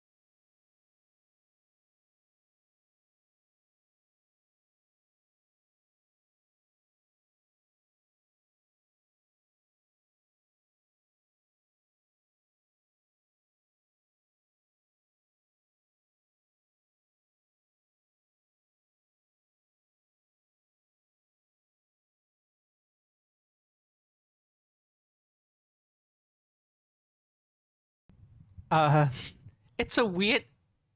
It's a weird thing to say.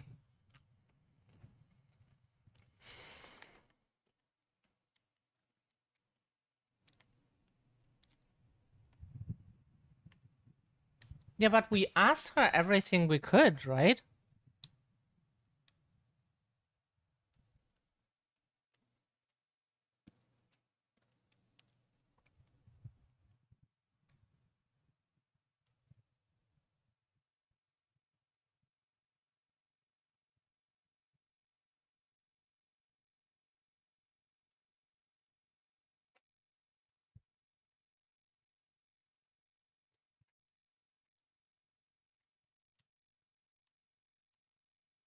Ah, and now we need to bring back her dogs.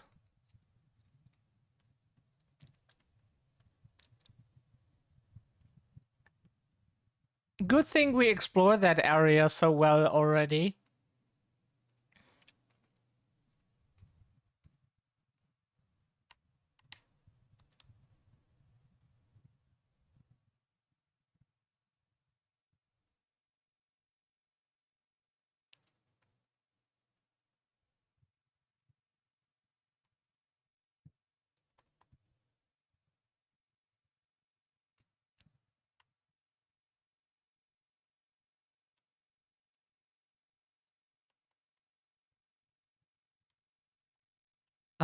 The next dog was here.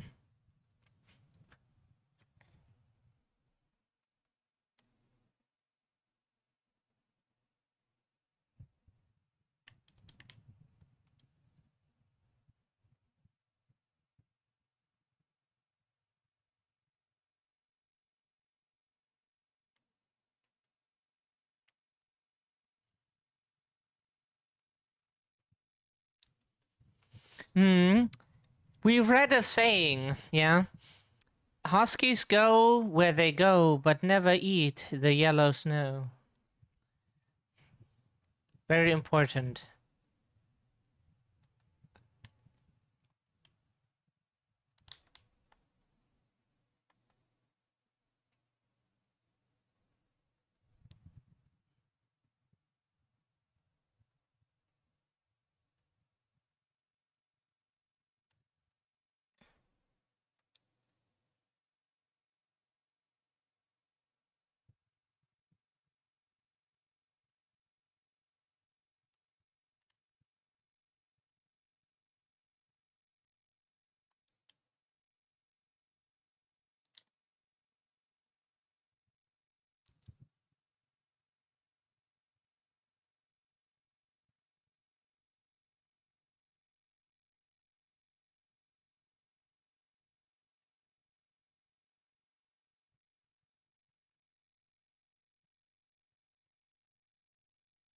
So he is the second last dog. We don't know how many she has.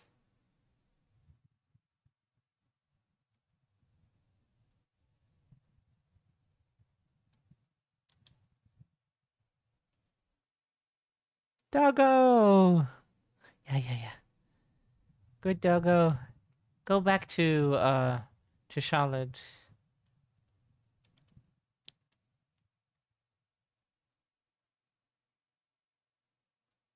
Isn't that great? We can feed the dog snacks and then pet them.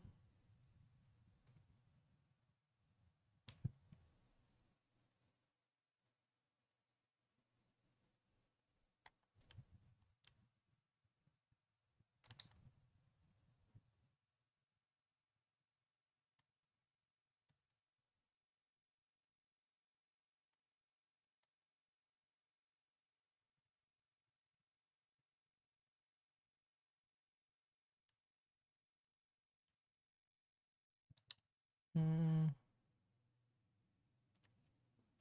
Sorry, our sense for orientation is non-existent and we have to consult the map so many times to just find stuff that we have seen before.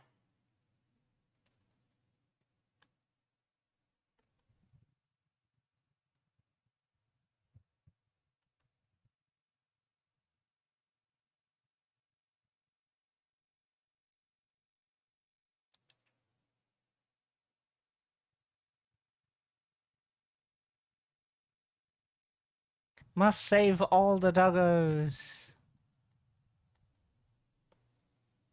We will check with her now if we have saved all the doggos or if there are more.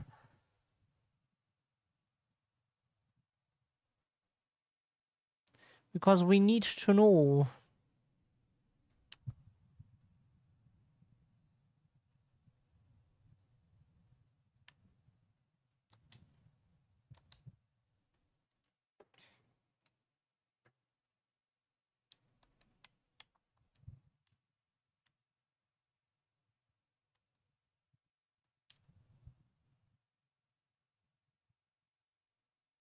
Yeah, once we give them the treat, they find their way back to the owner on their own. Which is kind of nice that we don't have to escort them all the way back. Imagine like we had to walk all the way back for each dog. That would be... Yeah, look, they're waiting here now. Look, here all the doggos. Yeah.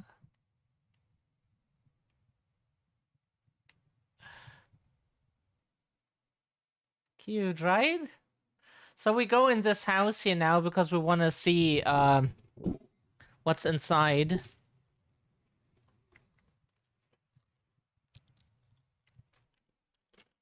Oh, sorry. That was not our intention.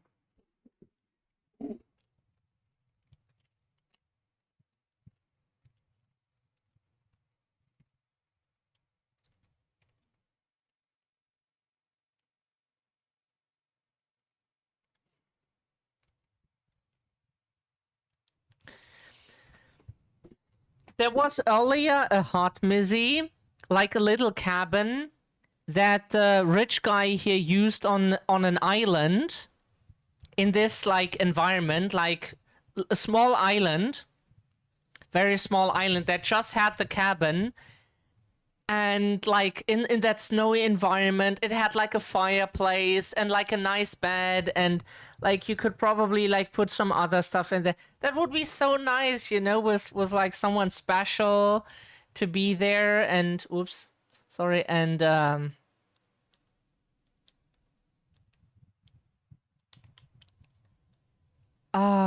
would be so nice. Would absolutely love that.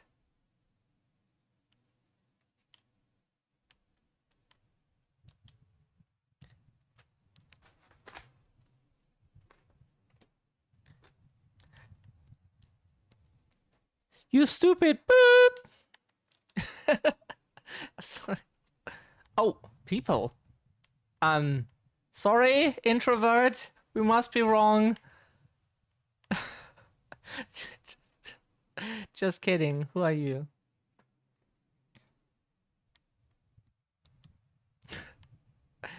Use of plants over the last centuries. William Bélanger.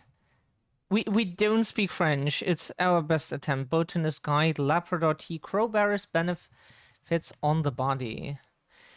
Herbal specialist Monique Simard praises the stimulating properties of Labrador tea for combating fatigue. An infusion made from the leaves of this Nordic plant provides an almost immediate boost of energy. Its tannic aromas, halfway between mint and fir resin, are a great match for sweeter flavors. Adding honey or maple syrup makes for a tasty drink. The black crowberry also pairs excellently with Labrador tea, producing a combination of wakefulness and heat that's perfect for long days in the cold. But yeah, we would so love to be in the cabin. Like, just have like some nice time with someone. Would be a nice vacation. If they would want to, that is. A wedding picture. Marguerite and Marcel, October 1954, in front of the church after the wedding.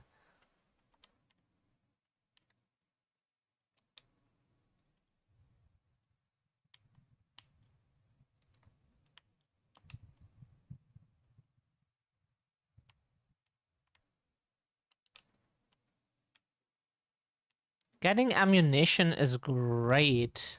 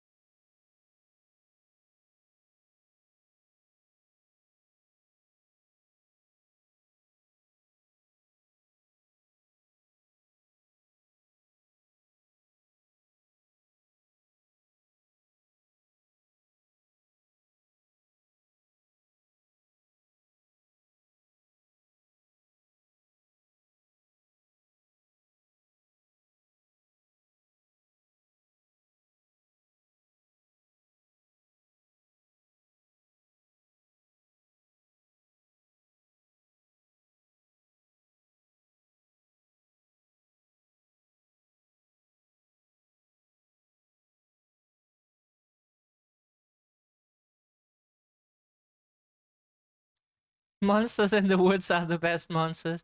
Right, so we have a monster in the woods. Yeah, yeah, we do.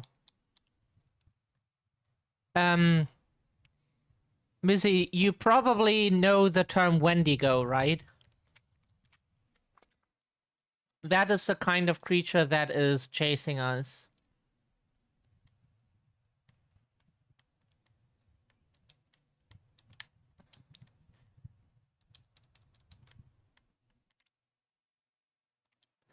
The Canadian Woman's Cookbook. And we would take a copy of that. Just like having cooking books. We'd have to translate like the stuff a bit. Also like the amounts, because like they might use like stuff that we are not so familiar with.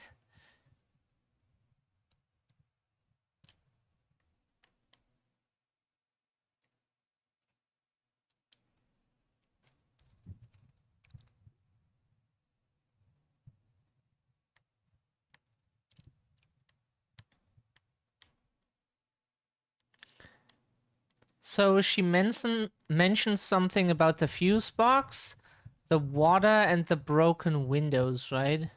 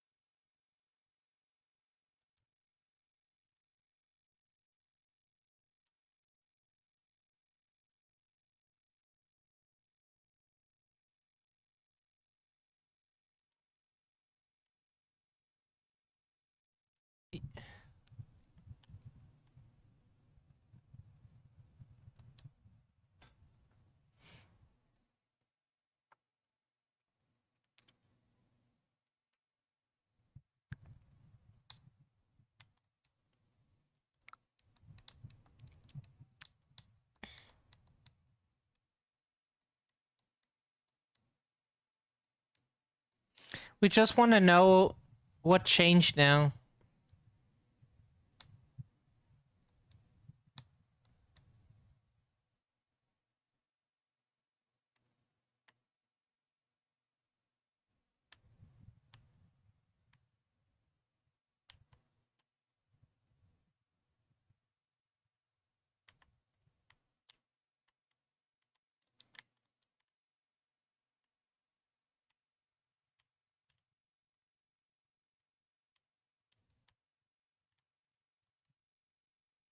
Old wedding picture. J. Emile Elise, 1926, wedding of Marcel's parents.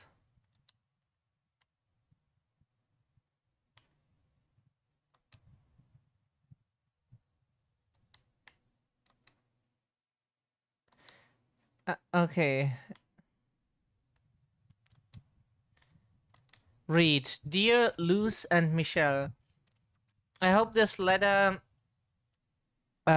finds you happy and healthy. I'm taking the opportunity offered by this quiet evening to write you a few words and to announce that, to my great misfortune, a storm has hit Manastan.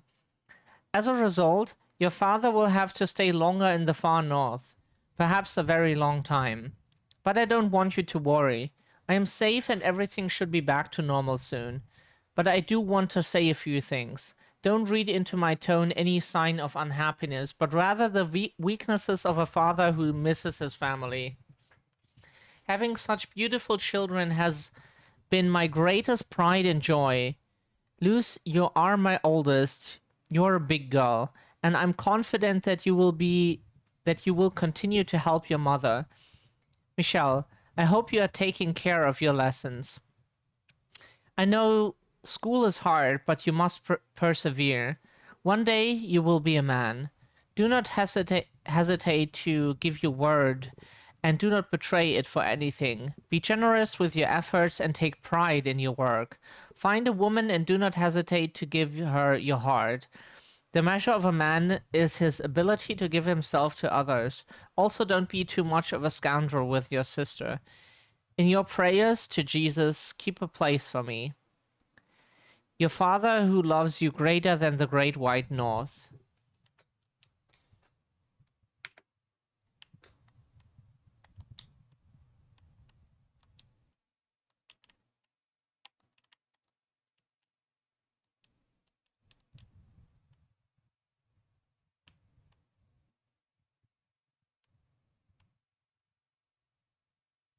We have so many batteries. It's insane. Ooh, wow. A cat lived here. Like, the amount of batteries we have 43 batteries right now.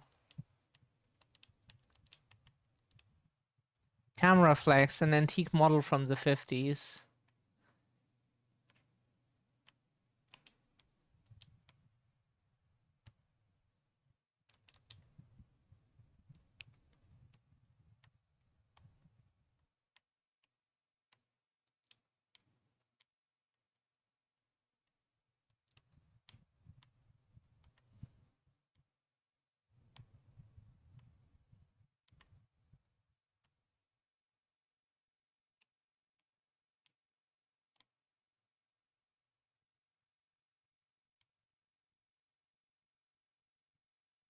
Okay, we might be done in this house for now.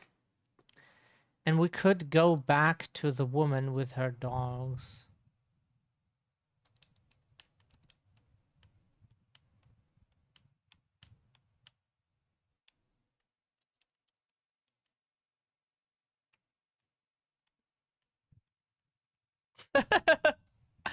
Oh god, that was funny just now.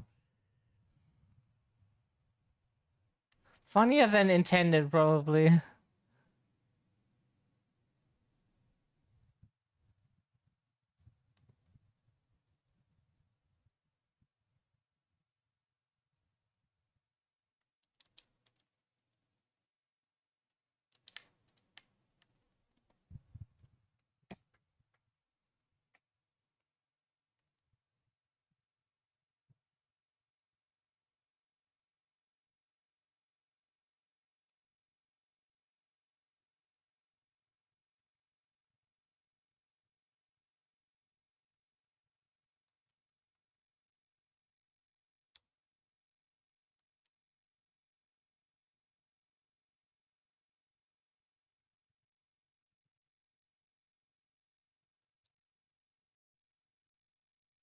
That must mean we haven't found all the dogs. So the one waiting in front of the house is not one we can interact with?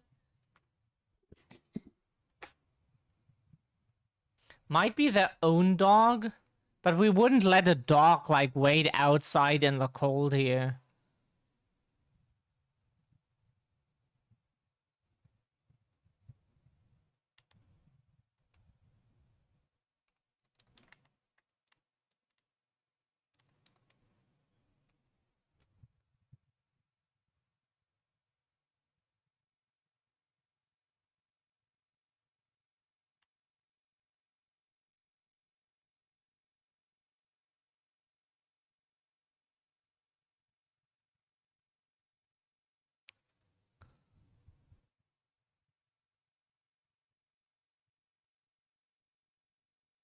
Okay, now we have all the dogs. All the doggos.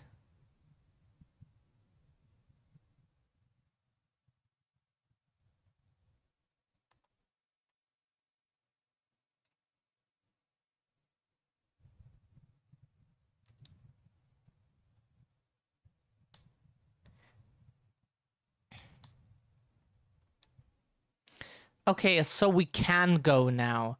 Now the question is there anything here that we still want to do?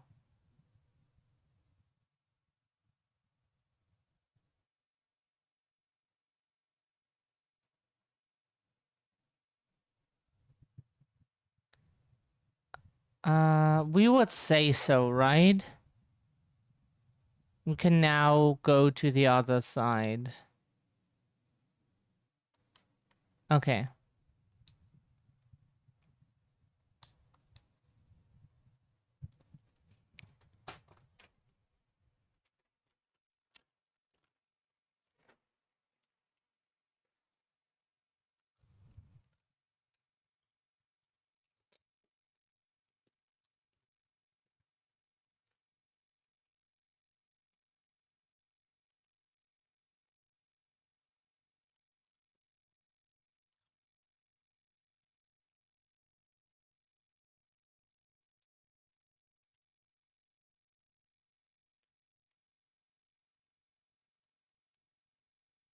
Okay, so question now is, where do we go first? To the right or to the left side? To the left, to the right, cha-cha slide. We get the ice axe first, right? So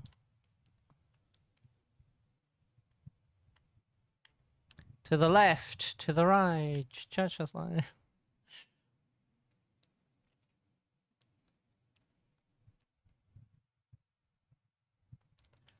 When does it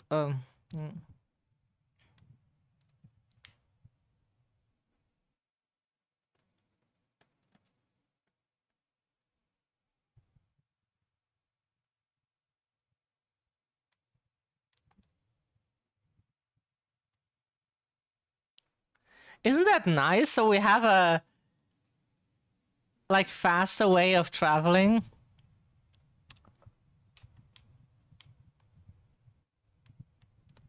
I want to see what's here.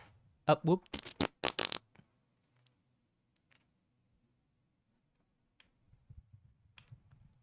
No, okay. We can't really take that way.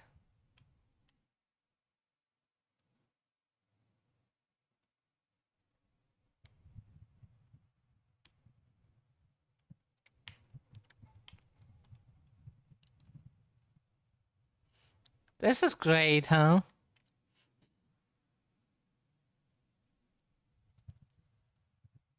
Sorry.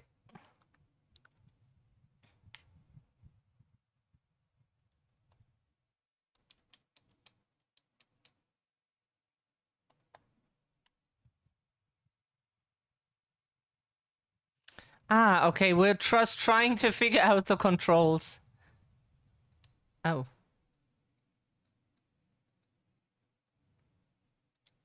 That might happen.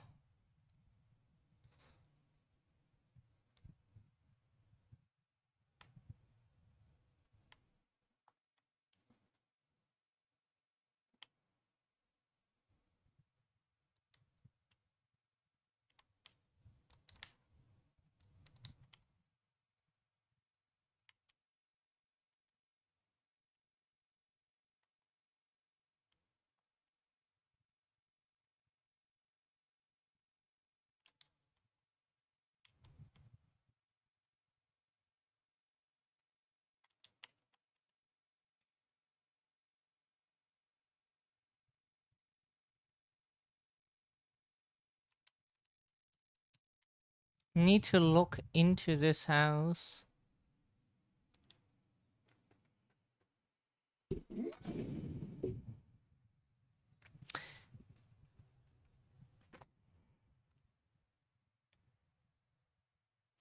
Evacuation order. An evacuation order has been issued for the Henryville Manison area.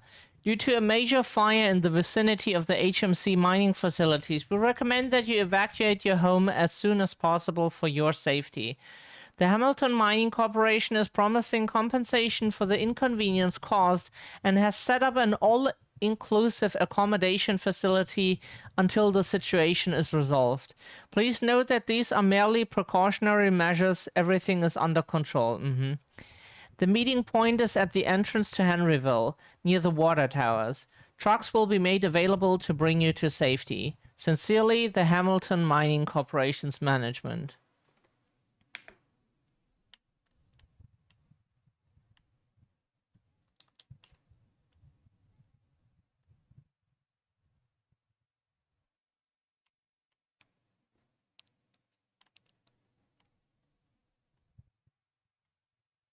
Oh, sorry, we didn't try the door. Now we tried.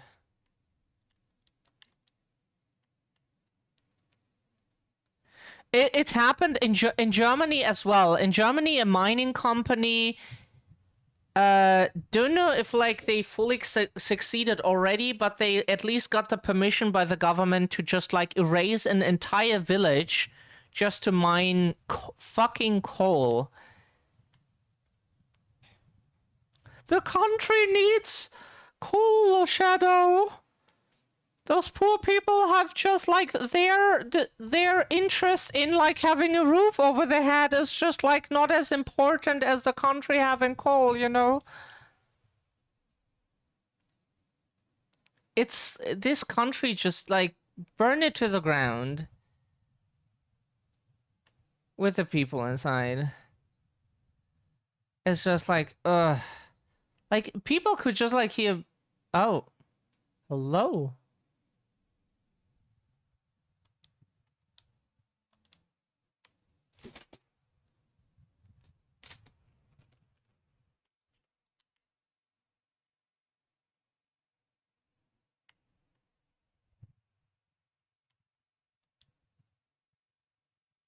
Burn all countries.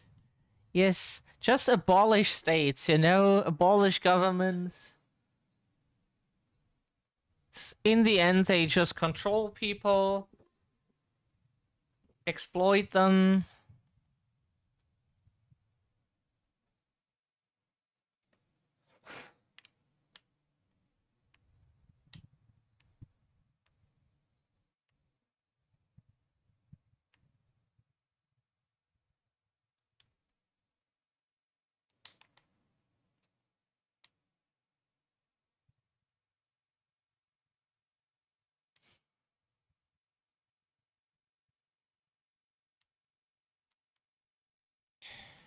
We just get so frustrated often with like the people here in the in this country being like when you try to like any alternative to the current situation and people just like react to you as if you tell them like grow wings and fly to the moon or some shit, which like, you know.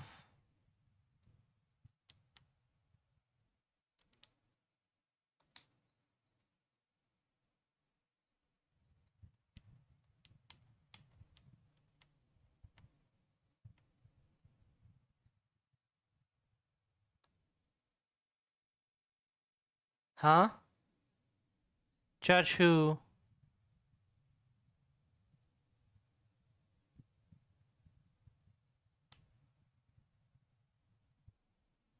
Sorry, we can't follow right now.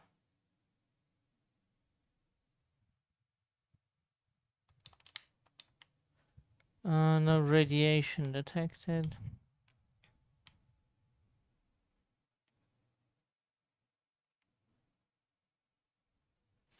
Yeah, and also like if you try to like tell them that there are alternatives to the situation they don't like and to the circumstances they have to endure, that there are like better alternatives that are like better for everyone, where everyone can be themselves, have what they need, and that there is like a world possible like that, then they tell you like I can't just grow wings and fly to the moon, as if you know.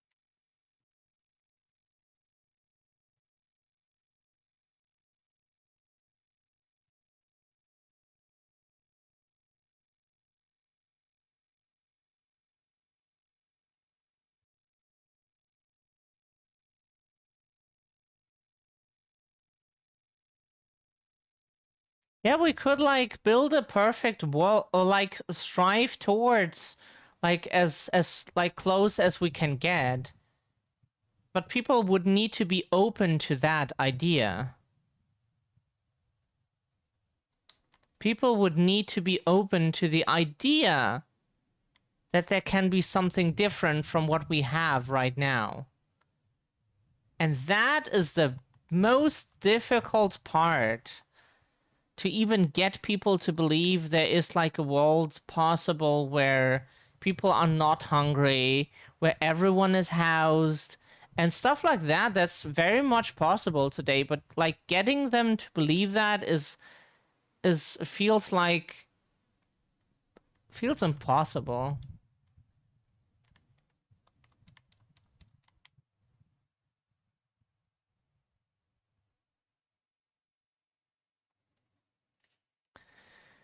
Yeah, everything else that you could propose is just like scary to them. It's scary because you're suggesting that the life they have, which is more or less comfortable, they try to find their niche and stuff, and change is scary. And then you like propose change, which could mean they live worse than right now. They could lose the little bit they already have. Like, we think that's like also like part of the issue. It like change is always scary. It could mean like that they have less than before. And then a lot of like lack of knowledge about certain things.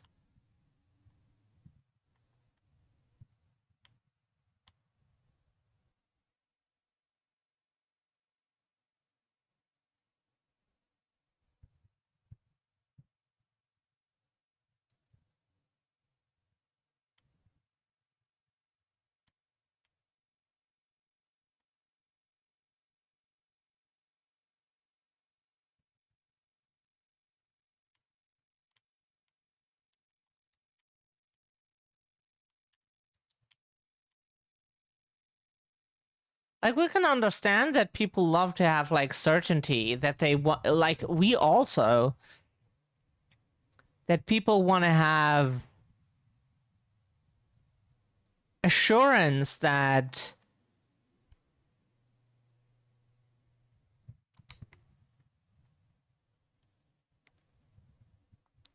stuff will not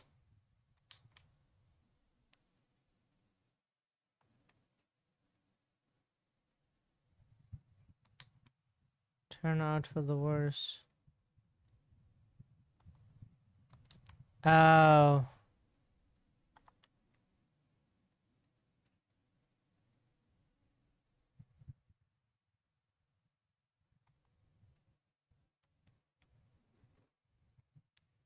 It's scary, but the alternatives, yeah.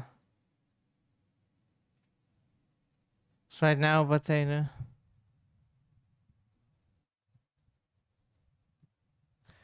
Yeah, like there is never like full security, so you always have to live with uncertainty.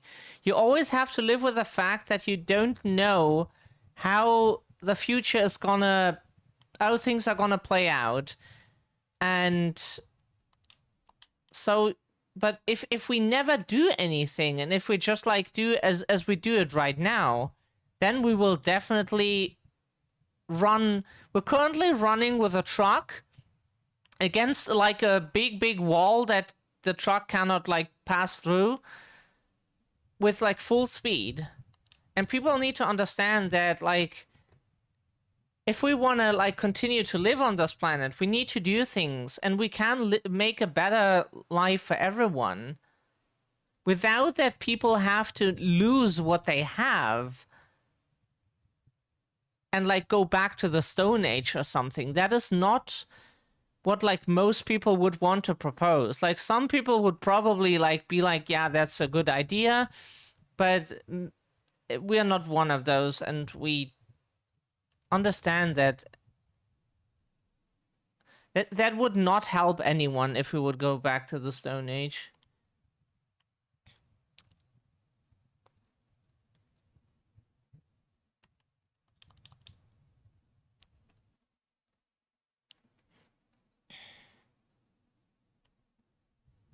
Like, government and police currently is understood as like giving security. Like, it makes sure that things work, things are running. But like, those are also just people running that government. They're not like any super natural beings. It's also just people. But currently we're making it unfair, and we can make it fair as possible, but we're not doing that because people are scared that like with that gone there would be like chaos and yeah.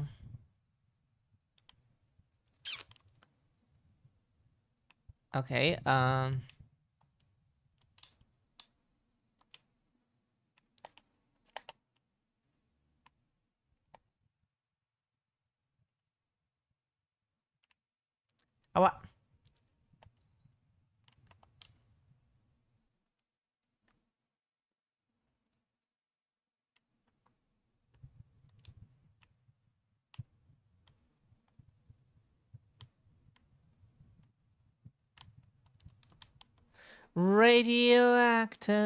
radioactive.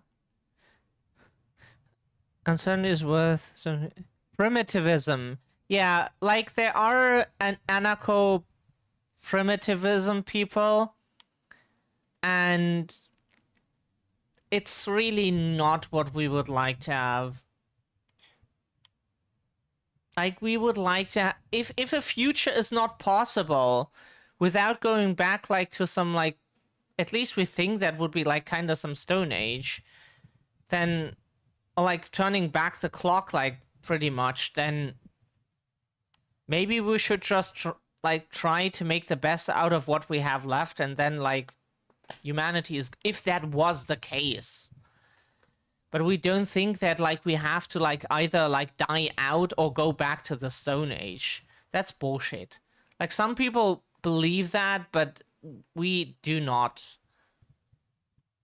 Like, sure, we cannot make what we currently do, that everyone is driving their own car.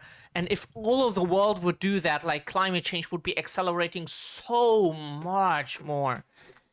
So, like, yeah, we cannot do that. So we have to, like, have good public transportation, climate-friendly public transportation, and stuff like that, so that people use, like, way less vehicles.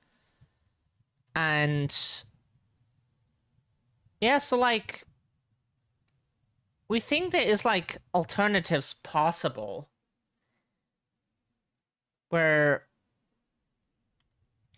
people still, like, live in quality.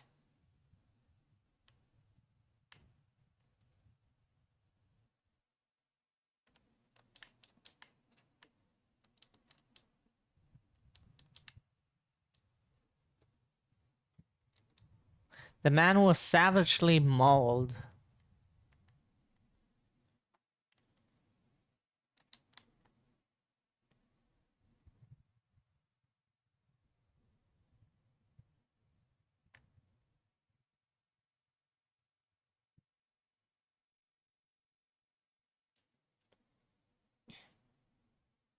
Yeah, like, a lot of anarchists we know, like, just reject solar punk, and we say, like, for us, any alternative where people can live in quality without government, police, and everybody gets what they need, no matter what it's called or not, sounds better than what we currently have.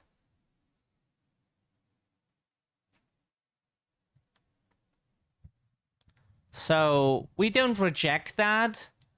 Like, we think just like they just think that we could just like still have this society where like everyone drives their own car, blah blah blah blah blah, but just like with solar power or something.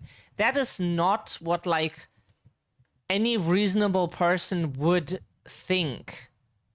people need to understand that we then need to rely more on public transportation and other stuff, because not everybody on the like, not 10 billion people in the future can drive their own car on this planet.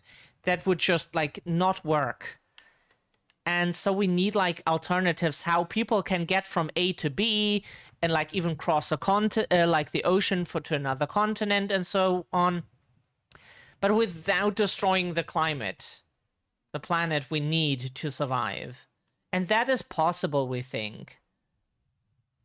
We just need to like organize things differently than we do right now. And definitely capitalism also needs to go, because like capitalism always like wants to make as much profit as possible. Not just profit, but as much as possible. So like destroying the planet is inevitable, because people will not just like make $5 because they need $5 to live to the next day.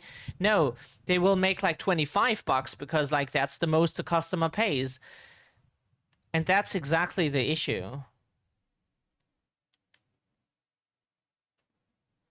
Yeah, sure, it's not what solar punk is supposed to be, but like a lot of people just reject ideas because they have like pictures of it that are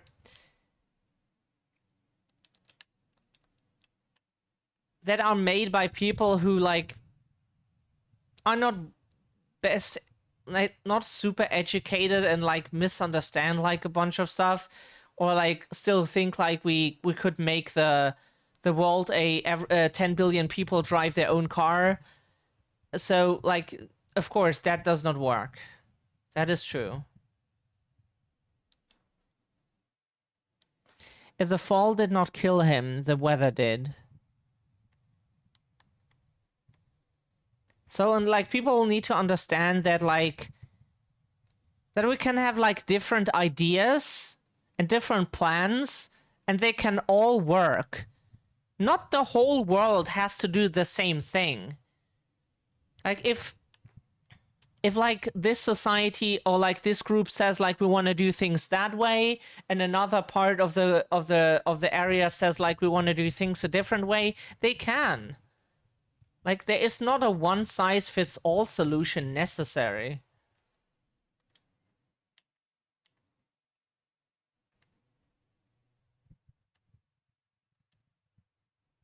Postcard of Henryville and Manistan.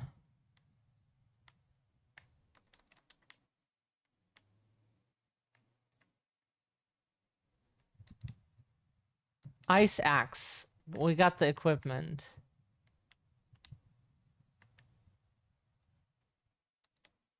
Oh, the iconic voice. Look at it. Look at this moose. Sure, it's so, sure. Isn't it one of their rangers or something? Oh, look how clear this moose looks. I want such a moose plushie.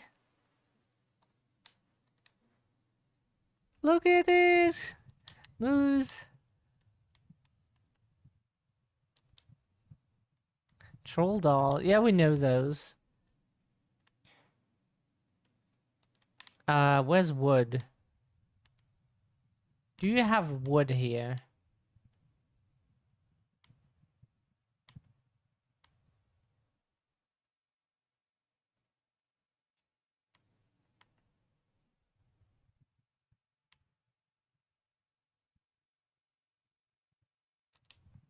Ah, here. Sorry, we were just blind.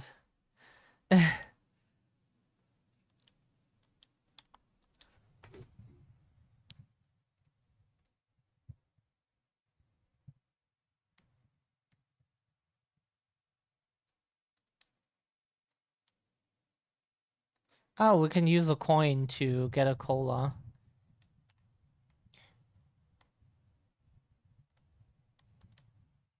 Snow globe and Henry will.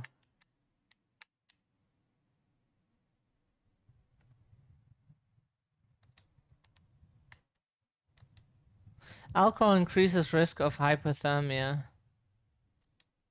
Unnecessary stress supplement.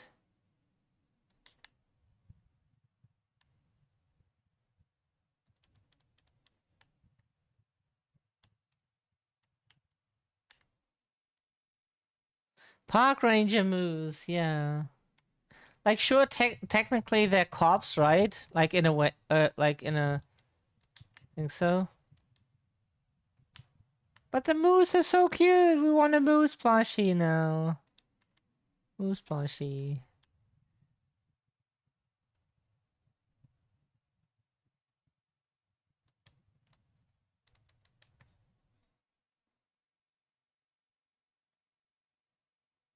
The mouse.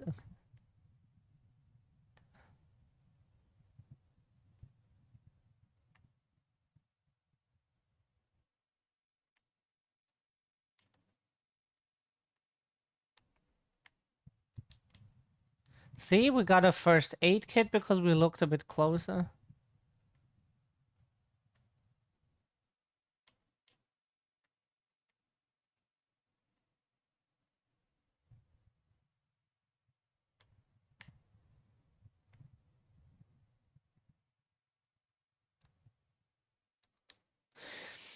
Looking for a place to reconnect with nature, explore beautiful hiking trails, and discover incredible landscapes?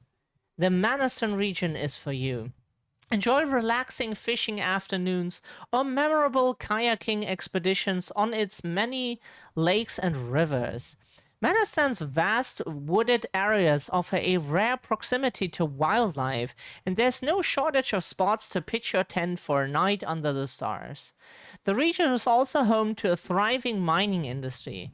Thanks to the investments of mining magnate William J. Hamilton, the Manastan copper mine is one of the most important sources of raw material in Quebec. Visit Henryville, a village inaugurated in August 1940 and named after the industrialist's son, to discover a true haven of peace. The friendly locals will point you to Le Dur à Cuivre, bar and bistro, and can't miss watering hole in the region, and you can relax at the comfortable and welcoming motel to ensure you're in top shape for your next adventure in Manastan's great outdoors. We would love to have a vacation in your region. Holy fuck, if we can get away from here, like, we like, to tell us who we have to throw in front of a bus. Just kidding, but like, we want to go away from here so bad.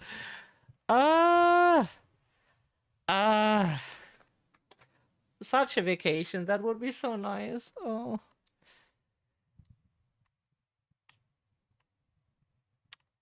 Yeah, so we think that is it for today. We'll save one more time.